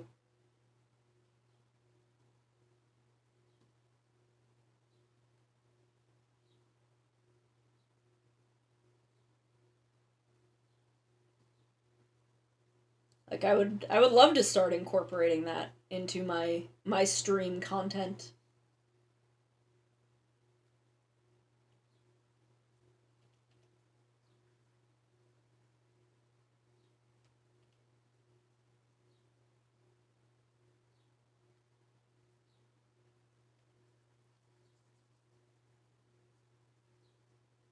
So I really want to blend this in because I don't want the suit to appear red. I just kind of want it to seem like it has a warm light on it. The light source is warm.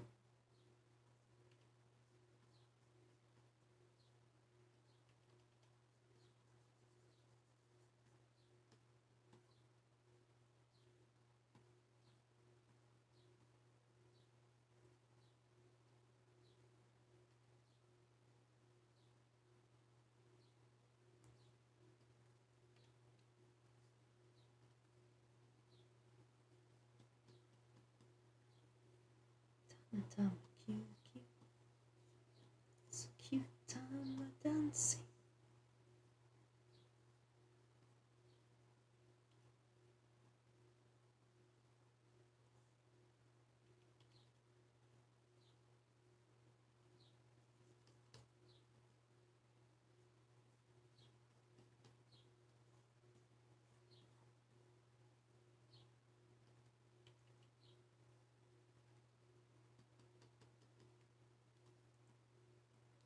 Yeah, I think model kit streams will be a good fun time.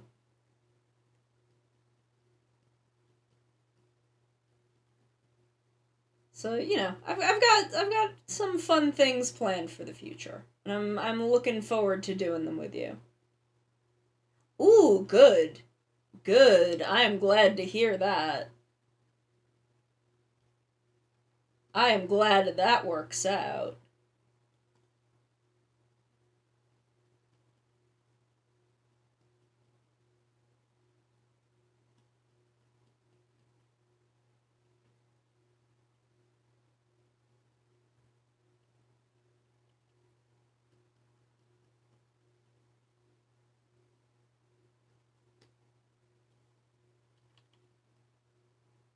So we'll just get it all kind of blended. Because the thing about highlighting on red is on like reddish colors is that it gets this kind of like very harsh glow to it. But we can work with that. That's fine. That's fine. Don't worry about it at all.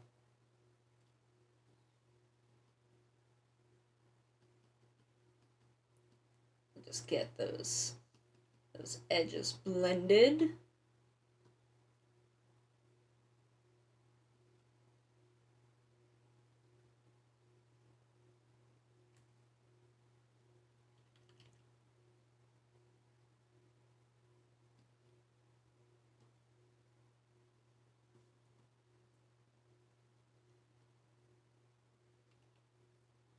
Okay, here I kind of do want. I'm gonna do some of it on. But I kind of want to see where the. Like, yeah, like here.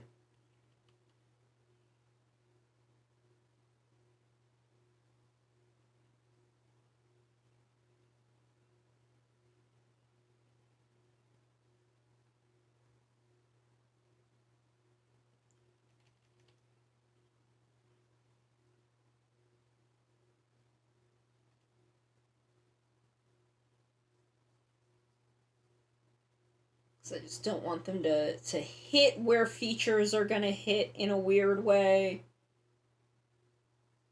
But I think it's fine.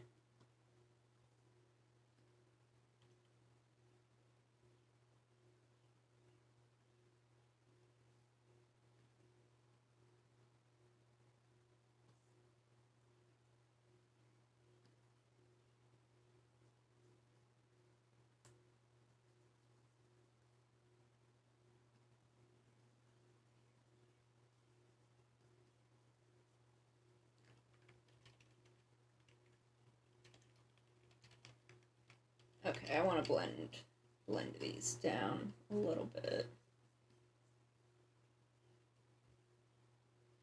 And kind of actually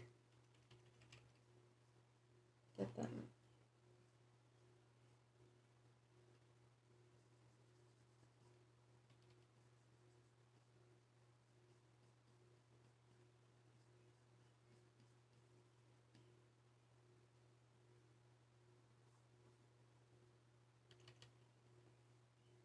And get some.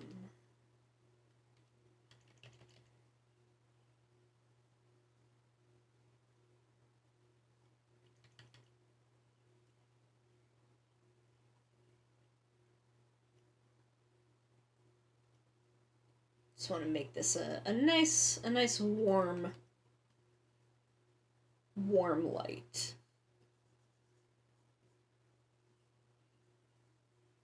This I want to do a cover of the English version of Be the One, like, desperately.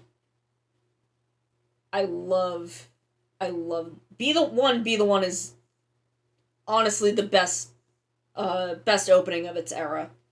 It is the best Phase 2 Rider opening.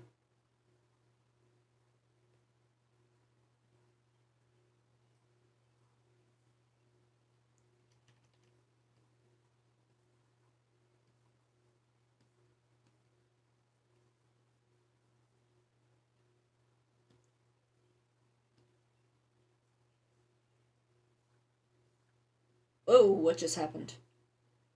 I think I hit a button by accident.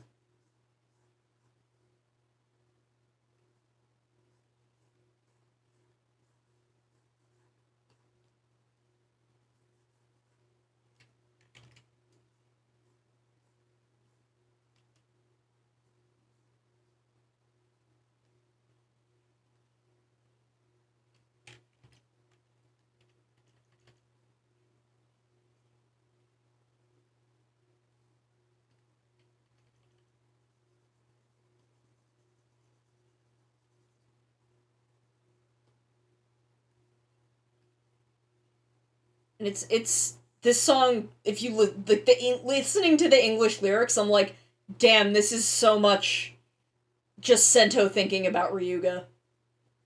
This is so very much just Sento thinking about Ryuga. Like, holy shit. Okay. Save this.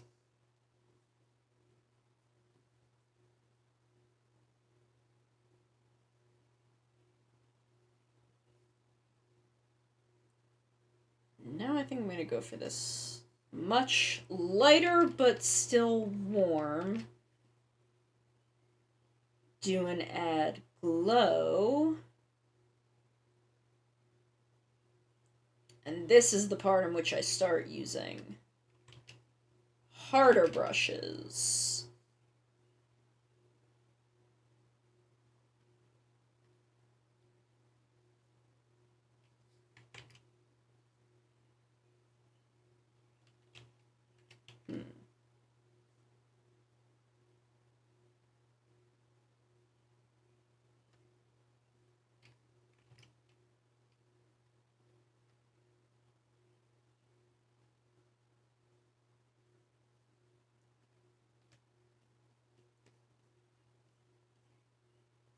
See, that just seems to dim them.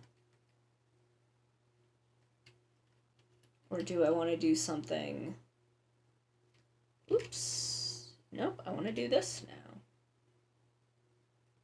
Something more like this. And then let me turn it down a bit so I can see through it.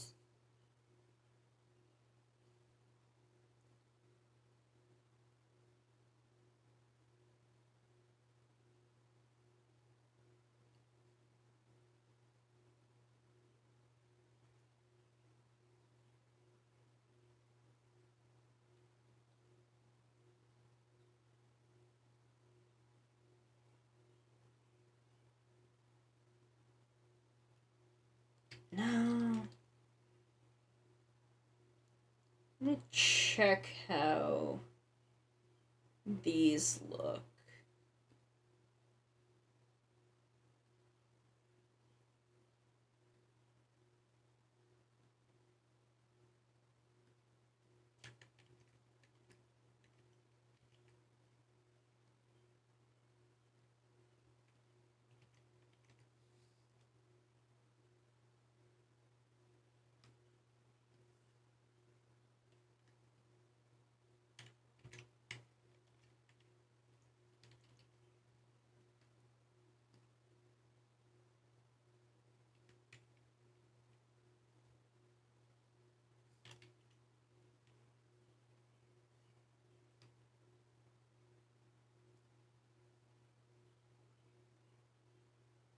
Okay, I see how I'm supposed to be doing this.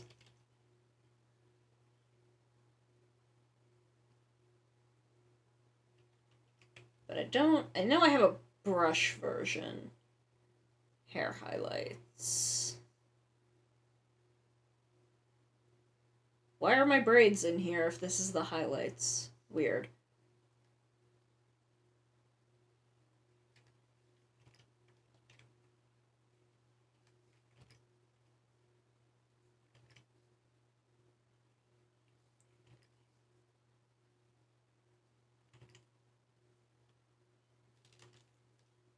And then, like, clean it up a little bit.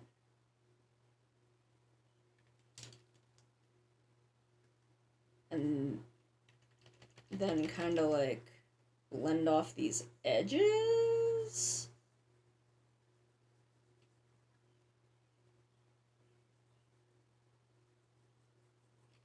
No, I don't like that.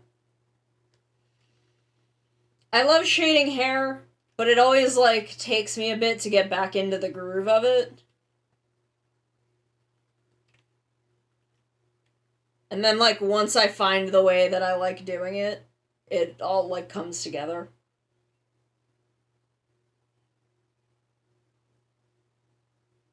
But I have to, like, relearn it every single time I do a new thing.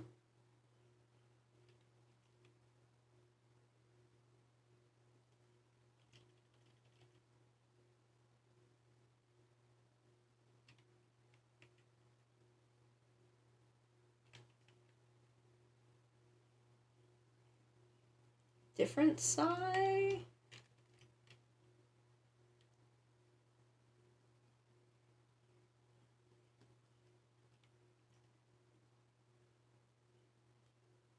Rubica, jumping Rubica. Oh god, we made it back to Rube. How long is this playlist?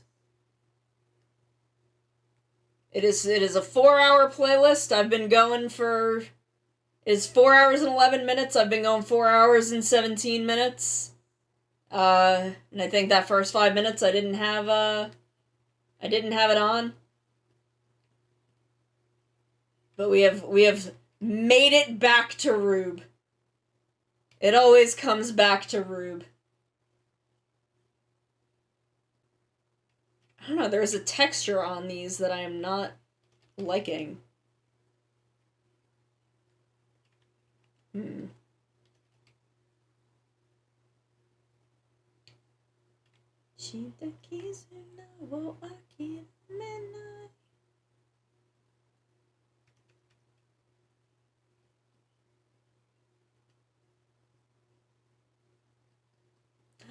Maru! It's Maru! Maru's here. Hi, Maru! Hello!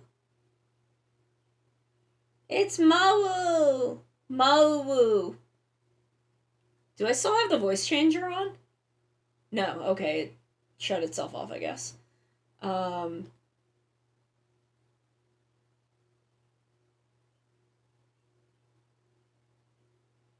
were just talking about how my playlist has found its way back to Ultraman Rube.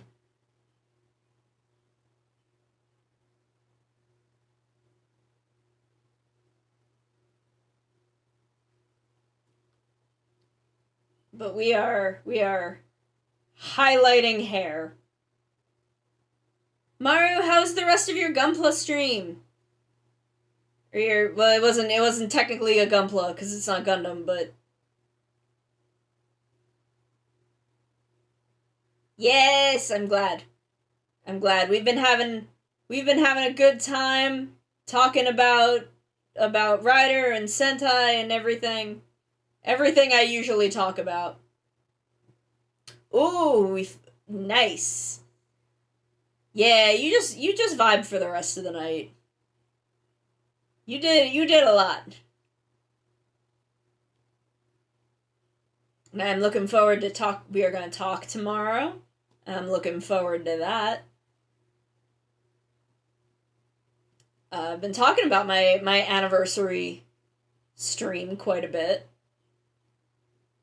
Oh god, yeah. Yeah, no, because I have the button that shows me when you're live, and I was like, man, Maru's still going.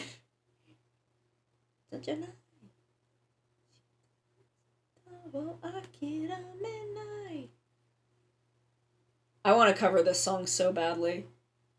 I love this. I love the Rube opening. I love the Rube. I would have to learn it. I do not know the fucking words to it.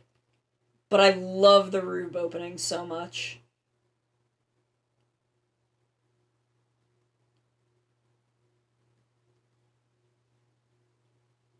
Man, I started watching Rube, and before, when I was watching Orb, I knew about the Dark Orb form. And the Dark Orb form is called Orb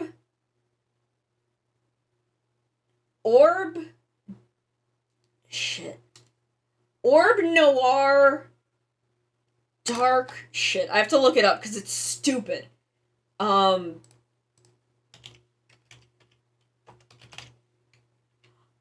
Orb, what is it? It's Ultraman Orb Noir. Shit, what is it? Dark Noir Black Schwartz. Oh my god, Mark, go to sleep. Yeah, Orb Dark Noir Black Schwartz is the full name. And I was like, what the fuck?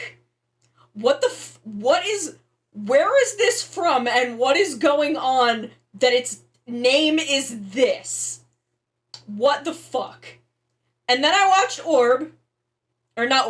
then I started watching Rube, and I looked at Makoto Aizen, and I watched the first time that Makoto Aizen transforms into Ultraman Orb Dark Noir Black Schwartz, and I'm like, okay, now I get it. Now I know why that is this thing's name. It's because he is this man that I want to push in a fucking mud puddle. I so deeply want to bully Makoto Aizen. The thing I want to see happen to him is I want to see him pushed in the mud. There is nothing on this earth that would bring me greater joy. What just happened? Why is this suddenly different?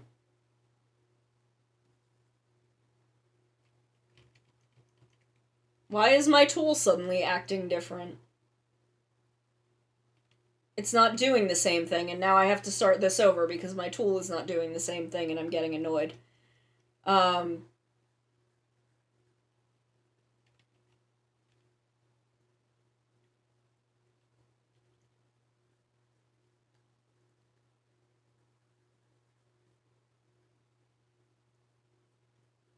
But, like, I saw Makoto Aizen transform into Dark Noir Black Schwartz. And yeah, see, Triple Black, that would be a great name. But no, that's not how Makoto Aizen names things. The only possible thing he could have named whatever Ultraman form he was Dark Noir Black Schwartz. Because that is just the way this man functions. And I want to bully him. I want to bully this fictional man and push him in a mud puddle.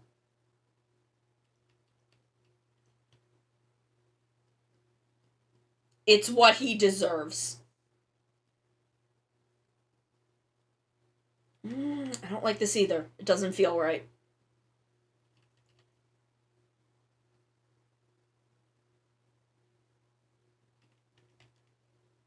Doesn't feel right. I don't like it.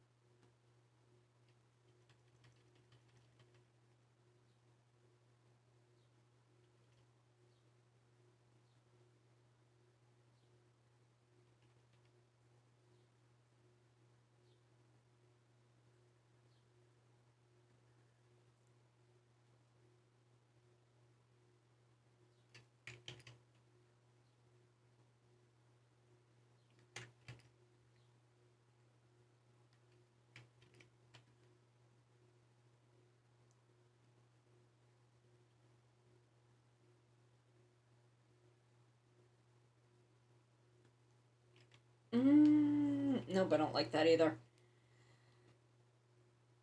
But yeah, Makoto Aizen is a very fun villain to watch.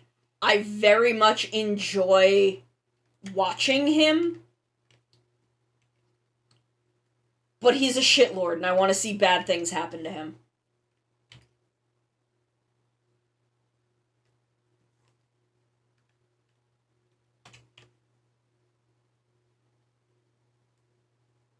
He's a garbage man, and I want to see bad things happen to him.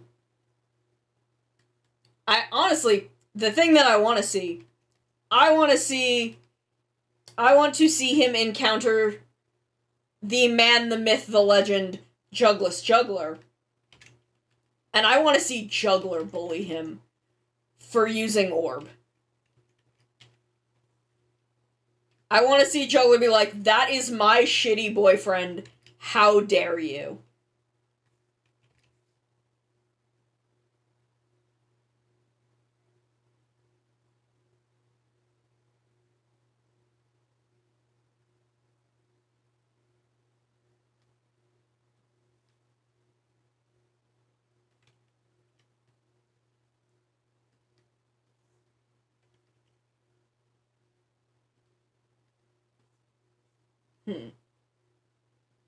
I think I'm gonna go do some other highlights because I am just not quite landing the hair the way I want right now.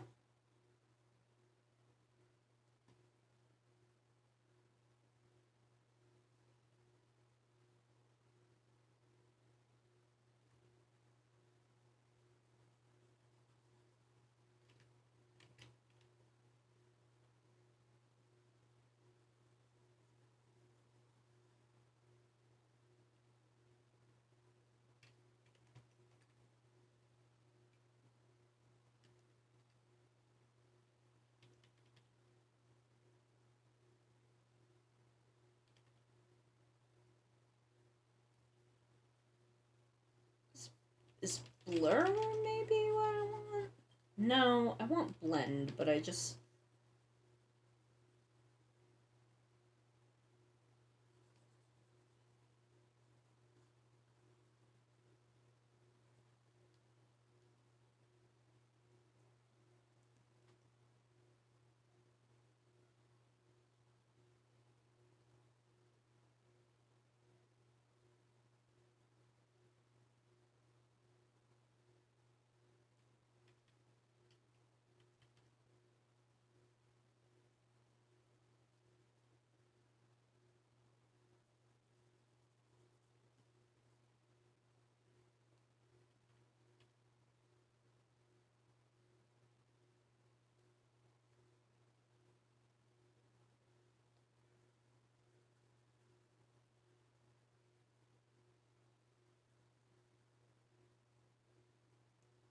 The Heisei Forever medley is incredible. It's so Heisei Forever was just so damn good. There it is. There's Shonen Yo. Aw, Shonen Yo and Break the Chain are right up against each other. Maru, it's you and me. It's you and me, Maru. It's us.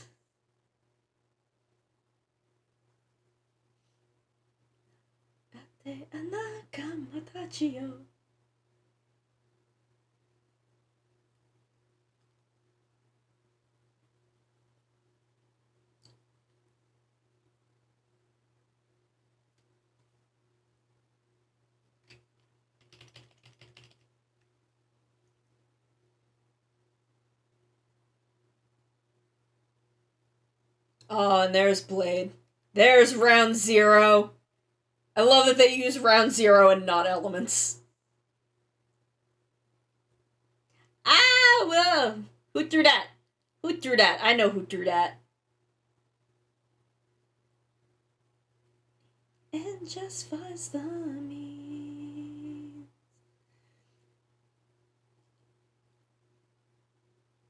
I enjoyed the movie. I thought it was a very nice love letter to fans. It was a nice love letter to fans of Kamen Rider. There were definitely things I would have liked to have seen it do different. I would have liked if they wanted to get Odagiri Joe, and they couldn't. And I'm like, I know that we're celebrating Heisei, but maybe if you can't get Odagiri Joe, don't center Kuga in your movie. Maybe just don't center Kuga in your movie if you can't get Odagiri Joe. Learn from Decade, please. The one thing Zio refused to do.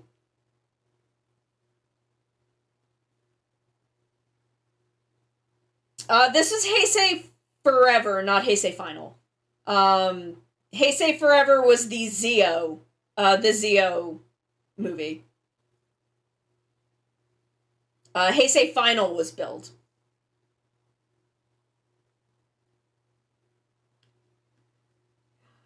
The movie has been Odagiri affected, but not in the way they would have liked. Not in the way they wanted it to be. Oh, did it? Oh, that's right, it did. It did because they were trying to promote the Grease movie at the same time. That's right, I forgot.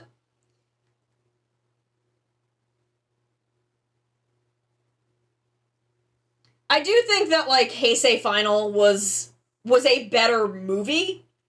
Like, a better actual film. But I think that's because so much of Heisei Forever is supposed to be this love letter.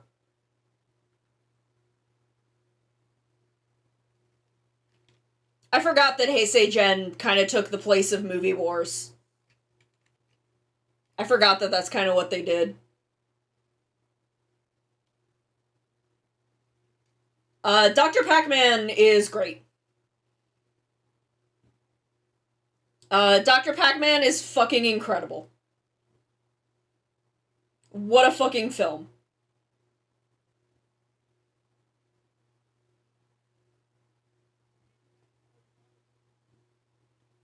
High art. Dr. Pac-Man is high art. I don't care what anyone says.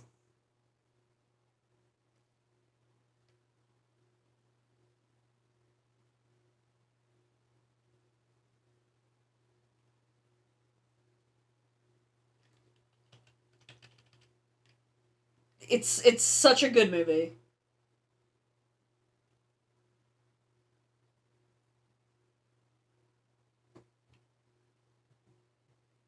Final is also really good. I really liked Final. Forever I like as a love letter to lifelong Kamen Rider fans, which is, I think, more of what it's meant to be than an actual narrative movie. Like, I feel like the goal was much more, we are making this movie for the literal generations of Kamen Rider fans.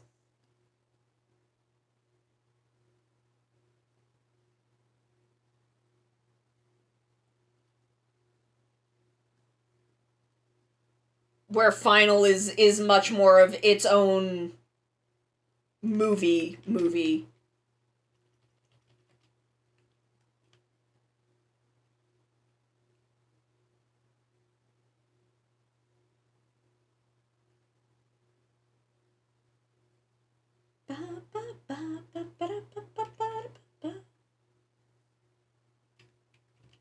Need to stop going to the airbrush because that's not the tool that I want to be using.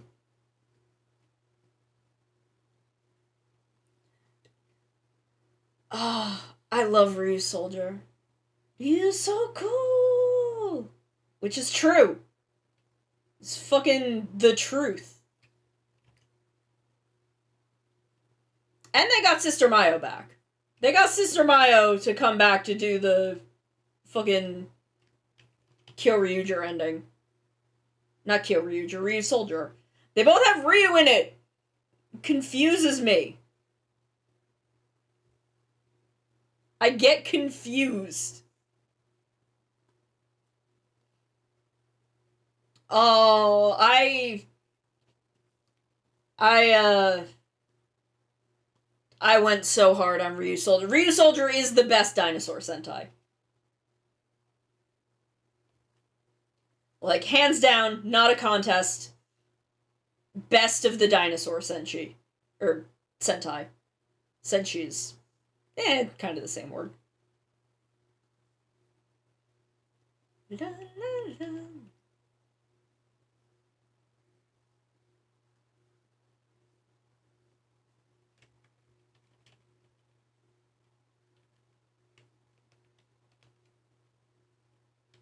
It just is. It's the best one. Is this... That's not the layer I want. It's... Yes, it's this add layer that I need to blend on the edges a little bit. There we go. It's the best one.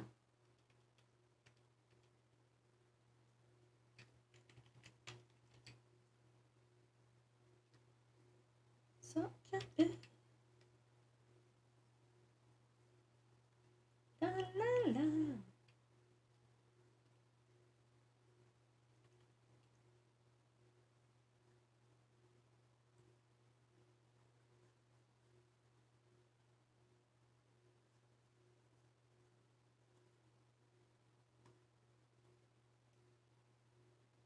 It's and then, you know, it's a toss up between Abaranger and Zyuranger depending on the day. And then Kyoryuger is by far the worst of the dinosaur Sentai. This is... I don't make the rules. This is just how it is.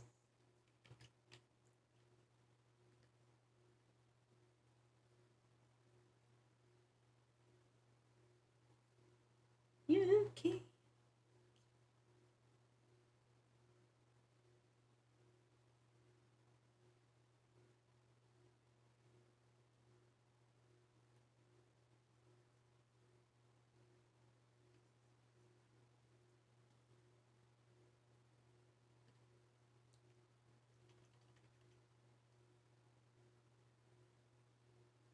La, la, la.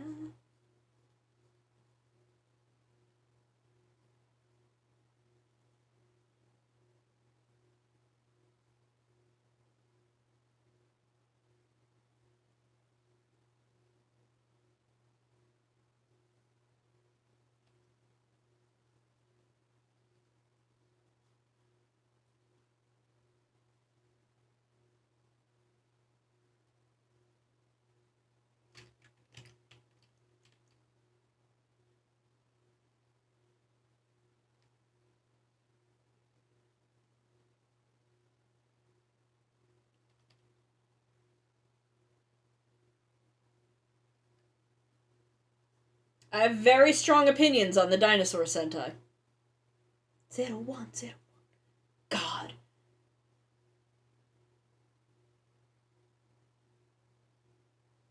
God, 01.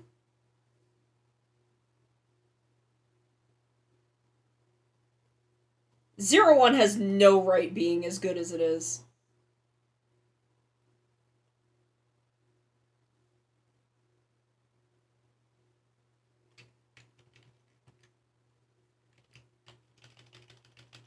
Hajimari no atarashi jidai wo got a sunrise burning the fire.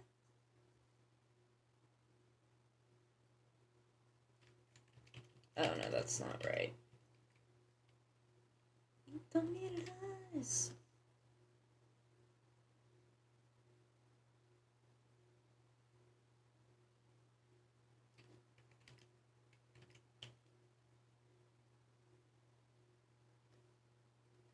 God. I think about 01 so often. Because it's so freaking perfect.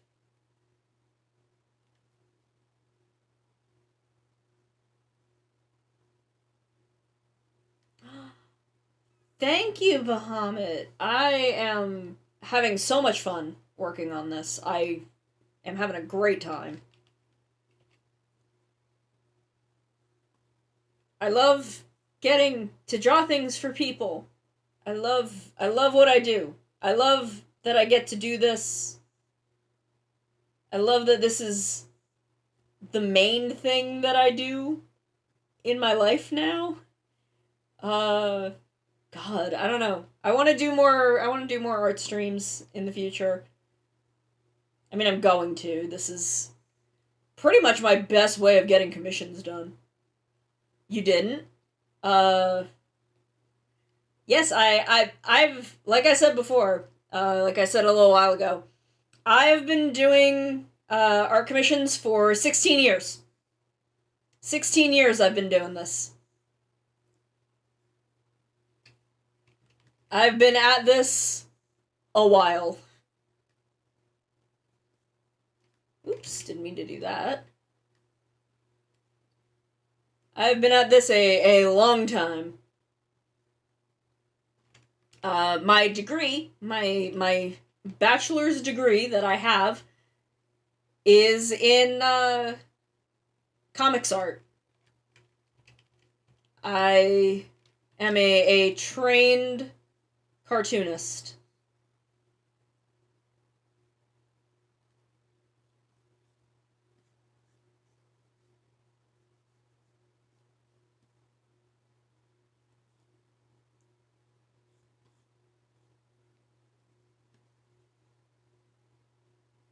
And I miss comics. I do want to go back to making comics one of these days.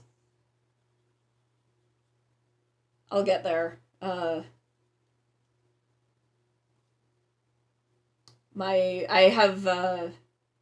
also worked in indie gaming for a while. Small developer, small dev games. I was many things. I was essentially the entire 2D art department.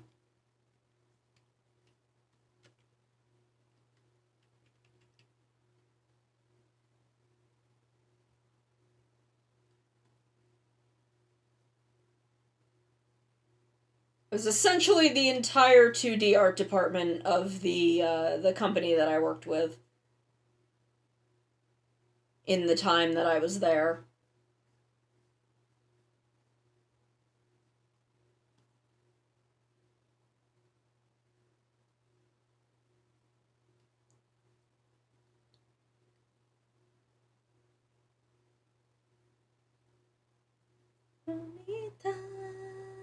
Jeed has a really good opening too, honestly.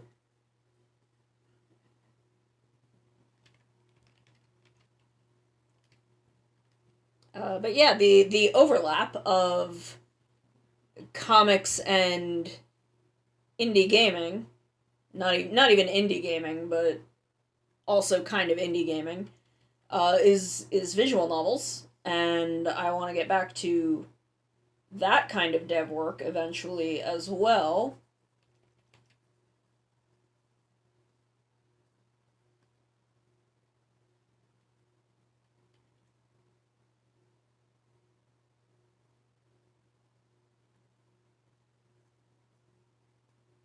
So I don't know. I've been around the block. I've been around.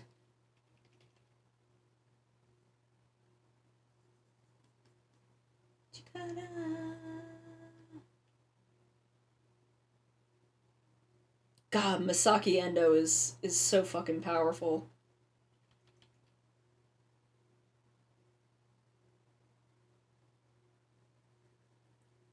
Like, Masaki Endo did not have to go this hard on the Ultraman Z opening. But, Masaki Endo could not be stopped.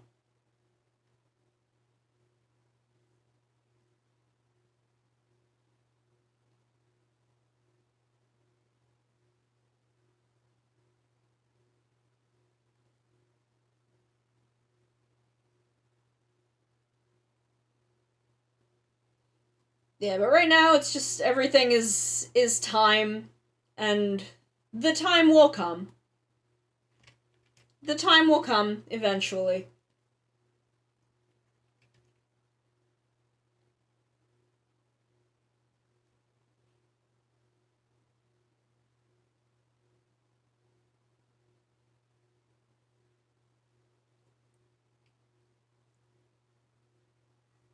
The first time I heard Masaki Endo the first time I was aware of what I was listening to being Masaki Endo.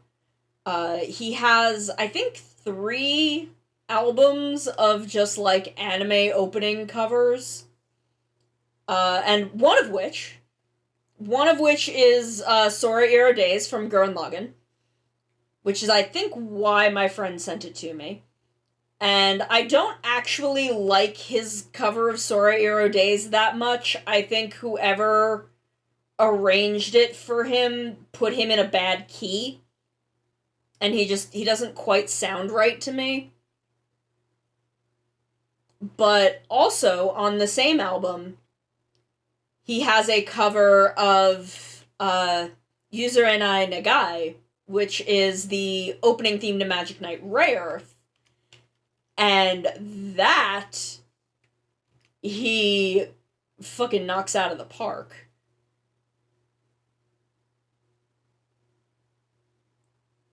It is on Spotify. You know what? I'm gonna put it on right now. Kiramentaru. Sorry, Kira Major. We'll come back to you.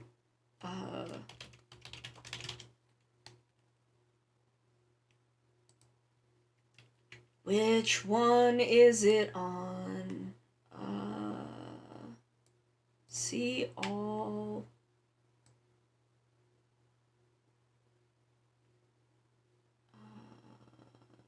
I think it's Enson 1? I think it's Enson 1. Because there are multiple.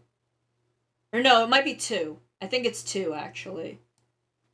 Hold on. I need to look at the. I need to look at how it's written in Japanese because I cannot fucking read.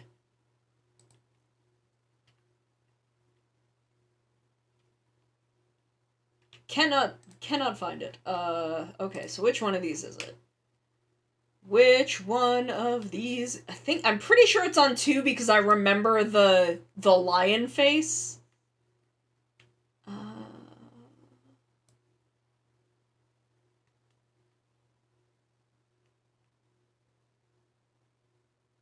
This. Okay, that's Sora Era Days. Here it is.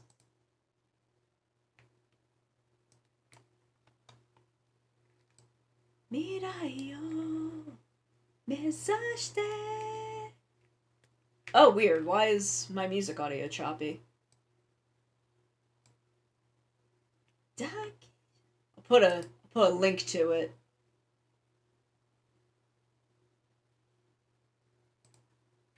So if y'all want to listen to this on your own time, because this is not going to be in the VOD. But this is, it's so good.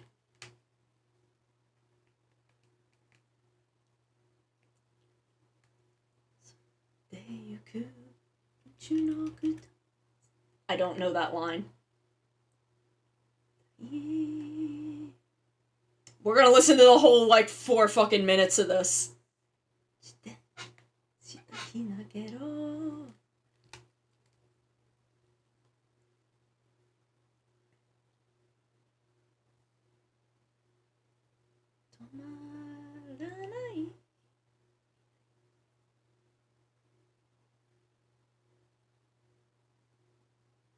Yes, best cover will definitely be our cover. But his cover does kind of kick ass.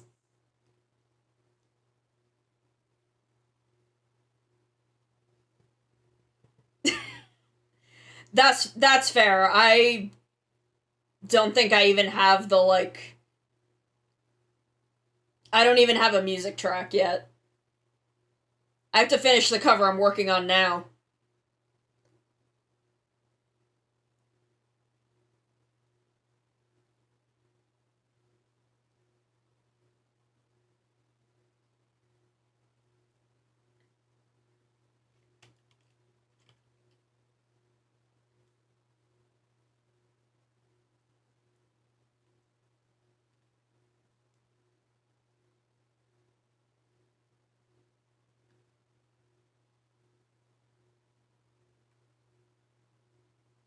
But, like, he has such good energy in this.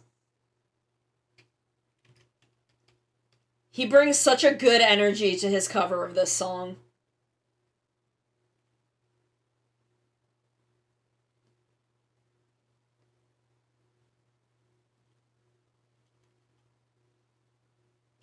Like, this bridge, incredible.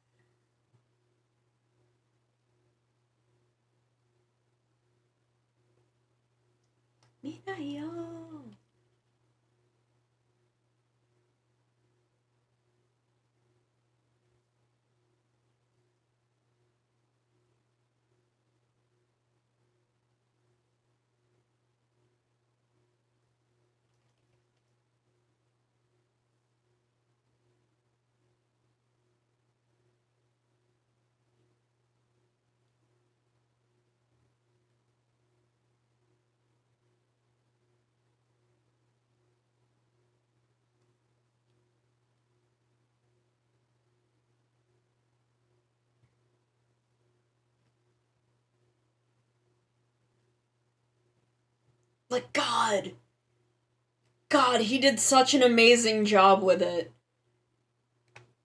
Where this is his Sora Iro days, and I think he sounds off key. And he's Misaki Endo, so he's not singing off key. It's just whatever key whoever arranged this put it in. They did not put it in a good one.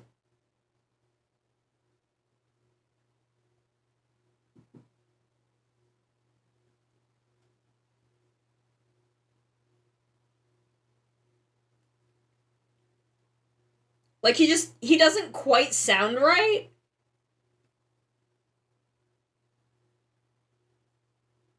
Like, I don't know, some of the way the notes are arranged, I don't think it's, the best it could have been.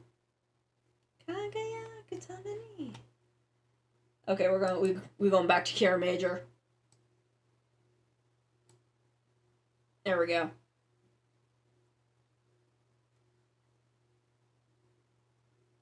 Actually, what if I turn it all the way up for you guys and just turn it down a lot for me? Because I'm wondering if that's why Spotify gets choppy. Ah! Who threw that? I know who threw that. Oh, I gotta turn my lamp on. It's starting to get dark. Oh god, it's 8 o'clock.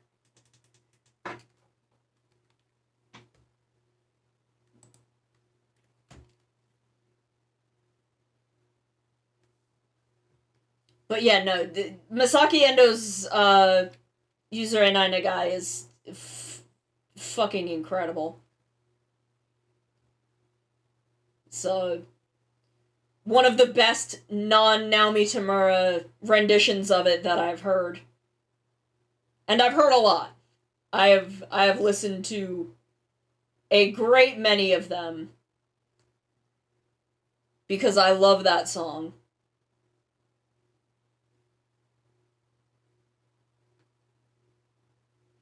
But the best cover will be mine and Maru's when we get around to doing it. Ah! Thank you, I will hydrate, Kantor. Oh my god, Maru, thank you. I will save. The water. And hydrate again. There we go.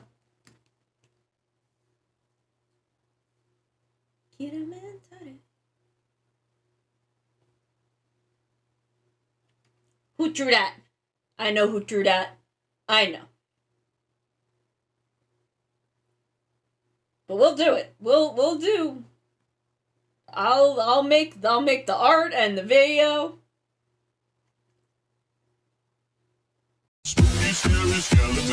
Oh my god, I think I saw a TikTok once where it was like someone like a kid like they may have been joking, but it still turned me to ash anyway.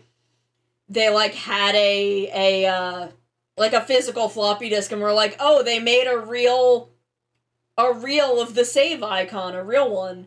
And I'm like, end me.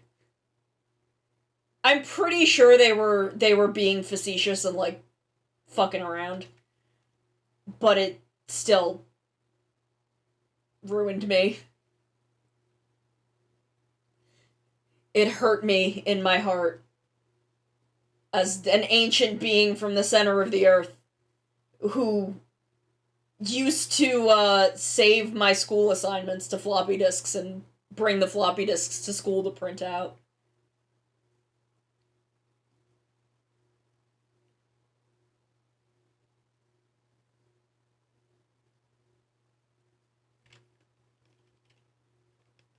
Okay, we are looking good.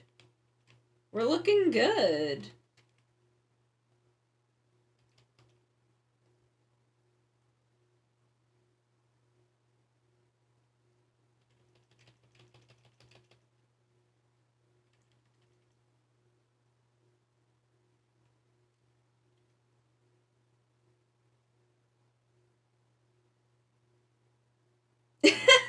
If we'd had that don't copy that floppy. Like, I don't know, that was just my life growing up. We just had that shit. That's just how it was.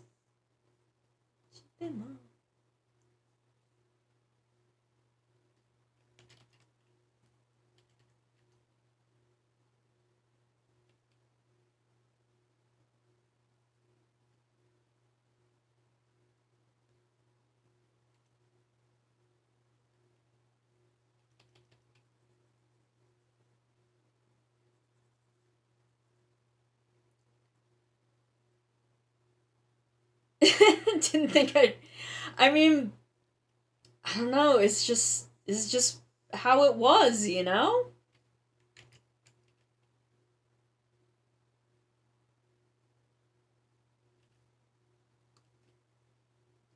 Okay, so here's my confession is I think it was not until high school. No, it must have been earlier than that. It must have been earlier than that. I don't know why I'm saying high school. As a little kid, as a young tiny baby, I did not realize that computer games and console games were both video games. I only thought of console games as video games, and computer games were just something entirely different in my brain. They were still games, but, like, computer game was different to me than video game. Like, Oregon Trail and Mario were just two completely different things to me.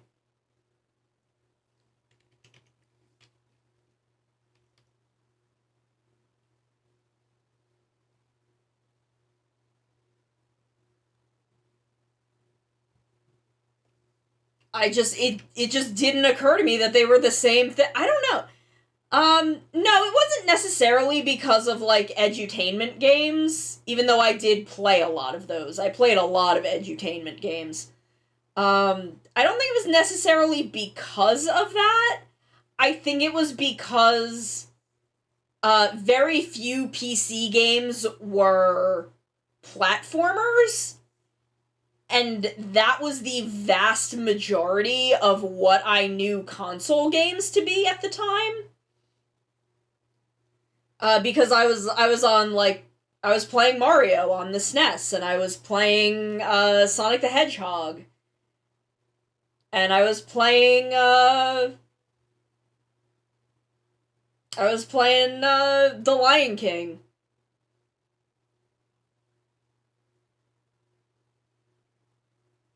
On SNES, and puzzle games and platformers were really what I knew video games to be, and PC games were just a completely different thing to me. One of the reasons for this time, DOS could not handle side-scrolling platformers. Wanted to make a Mario port.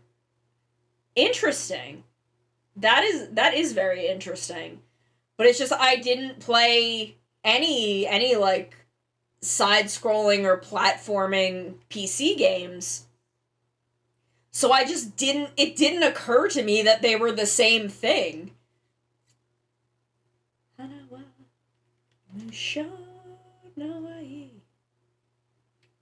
Oops, I'm not on the right layer anymore.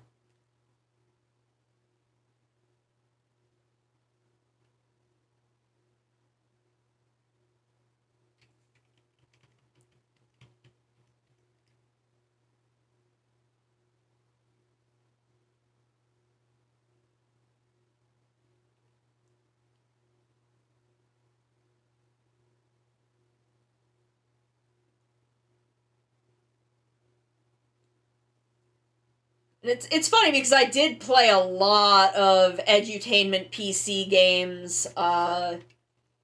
3D Dinosaur Adventure, 3D Body Adventure. I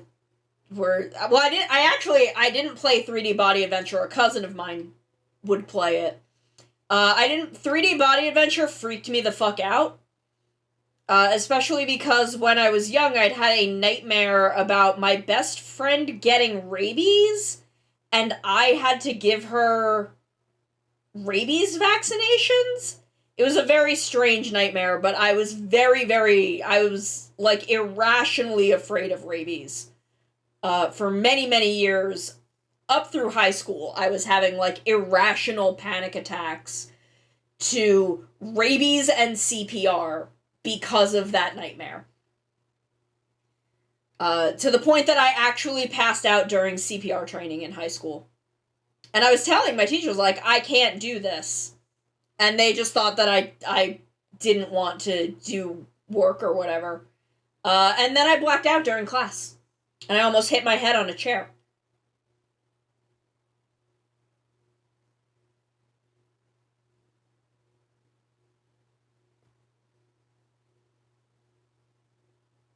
But 3D Dinosaur Adventure, there was also a zoo game that I think is like baby, it's by the same people, but it's not called like 3D Zoo Adventure or anything. It's like Baby Animal something or other. Yeah, no, my high school administration did not treat me very well. I don't know why. I think because my grades were not good and I went to this, like, specialized vocational high school, and because my grades were not good, they just fucking didn't want to deal with me.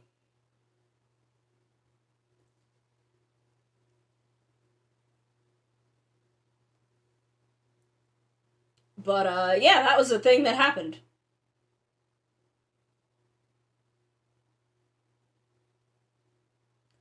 It's Monogatari.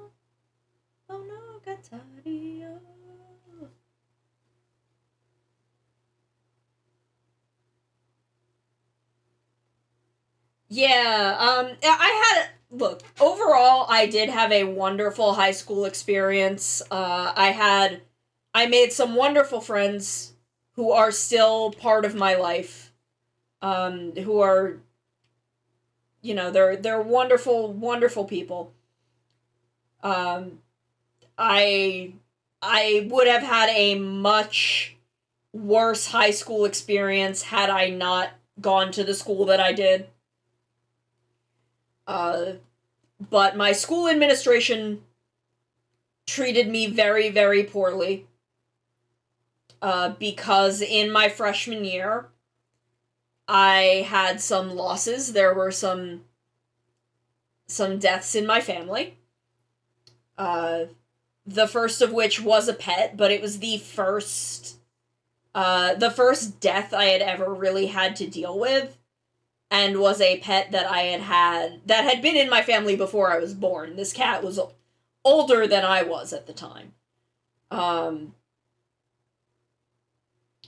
And I handled it very badly emotionally. It was kind of the onset of depressive symptoms that I'd technically been dealing with for a long time. Some depression and anxiety, but that really kind of triggered everything into high gear and resulted in me doing quite poorly and failing some classes that year, and my family advocated for me. The first was a pet, and the second was my grandfather, who passed away very, very suddenly. He passed away very, very suddenly, and it was incredibly traumatizing for my whole family. But I was very close with my grandfather, and it messed me up quite a bit. But, my family advocated for me, especially my mother, because she's amazing. And because they were not able, they wanted to kick me out of my school. The school administration wanted to remove me from... I'm sorry to get so heavy. But my school administration wanted to kick me out of the school because I had failed 2 classes and send me back to my home district. And the reason I was not in my home district school is because going into high school, I told my mother, under no circumstances would I go to our public high school. Because I had had such a dreadful time in middle school that was really the initial trigger for my depressive symptoms. And then, as soon as I was starting to recover, I had this cat that passed away, and I handled it very badly, and it was a thing. But they were not able to because my mom had a friend who knew the superintendent of the vocational school district, and because of that was able to find out that they were not allowed. The only way they could force me to leave the school was if I had failed vocational classes, which I had not. I had failed biology. My math teacher was wonderful and actually gave me a special test at the end of that school year. And he said if I passed that test, he would pass me for the class. He was a wonderful man. My biology teacher failed me, though, and it's fair because I was not doing work because I was depressed. And my teachers were very kind to me, but the principal wasn't. But my family, and especially my mother, advocated for me, again, because she's wonderful.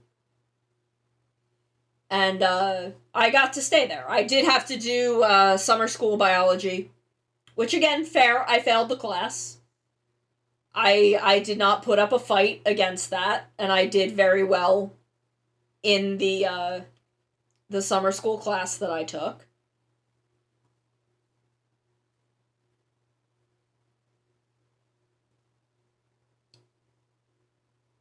But my friends advocated for me, my family advocated for me. I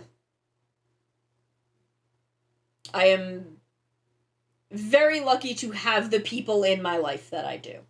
I'm very grateful for them. And that goes for y'all too. I'm truly truly grateful for my community here.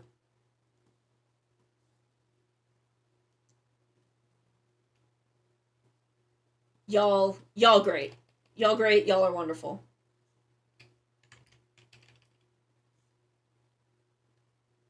Breaking through. Oops. That's not what I wanted at all.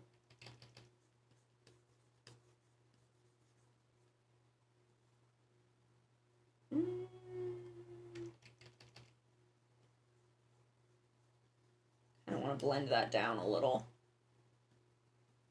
Oh, Maru. Maru. You're so sweet to me.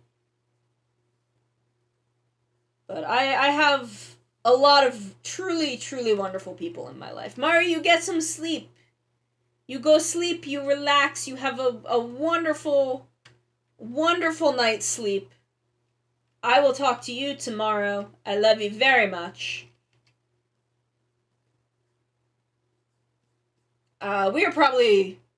We should probably wrap up because I've been at this for 5 hours. I've been at this for 5 hours and I am hungry. I am big hungry. But we made some damn good progress today. We made some damn fine progress. Whoops. Hit some buttons I didn't mean to hit. But I need to wrap this up and get some dinner. Let me see who's... No one is on. Okay. We are gonna save this. Let me check Twitch then.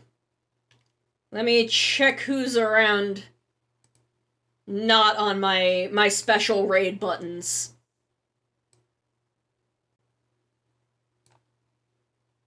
Let's see.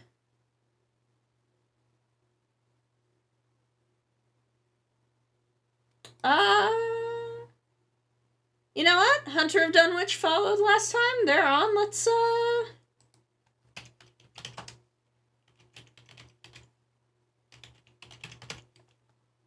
raid them. So I will be back on Wednesday. We might do another art stream Wednesday because I leave for Toronto on Thursday. We might do Minecraft, we might do art, we might do both, who knows? But we are going to take it easy, have a nice relaxing Wednesday together. Thank you, Coyote, for being here.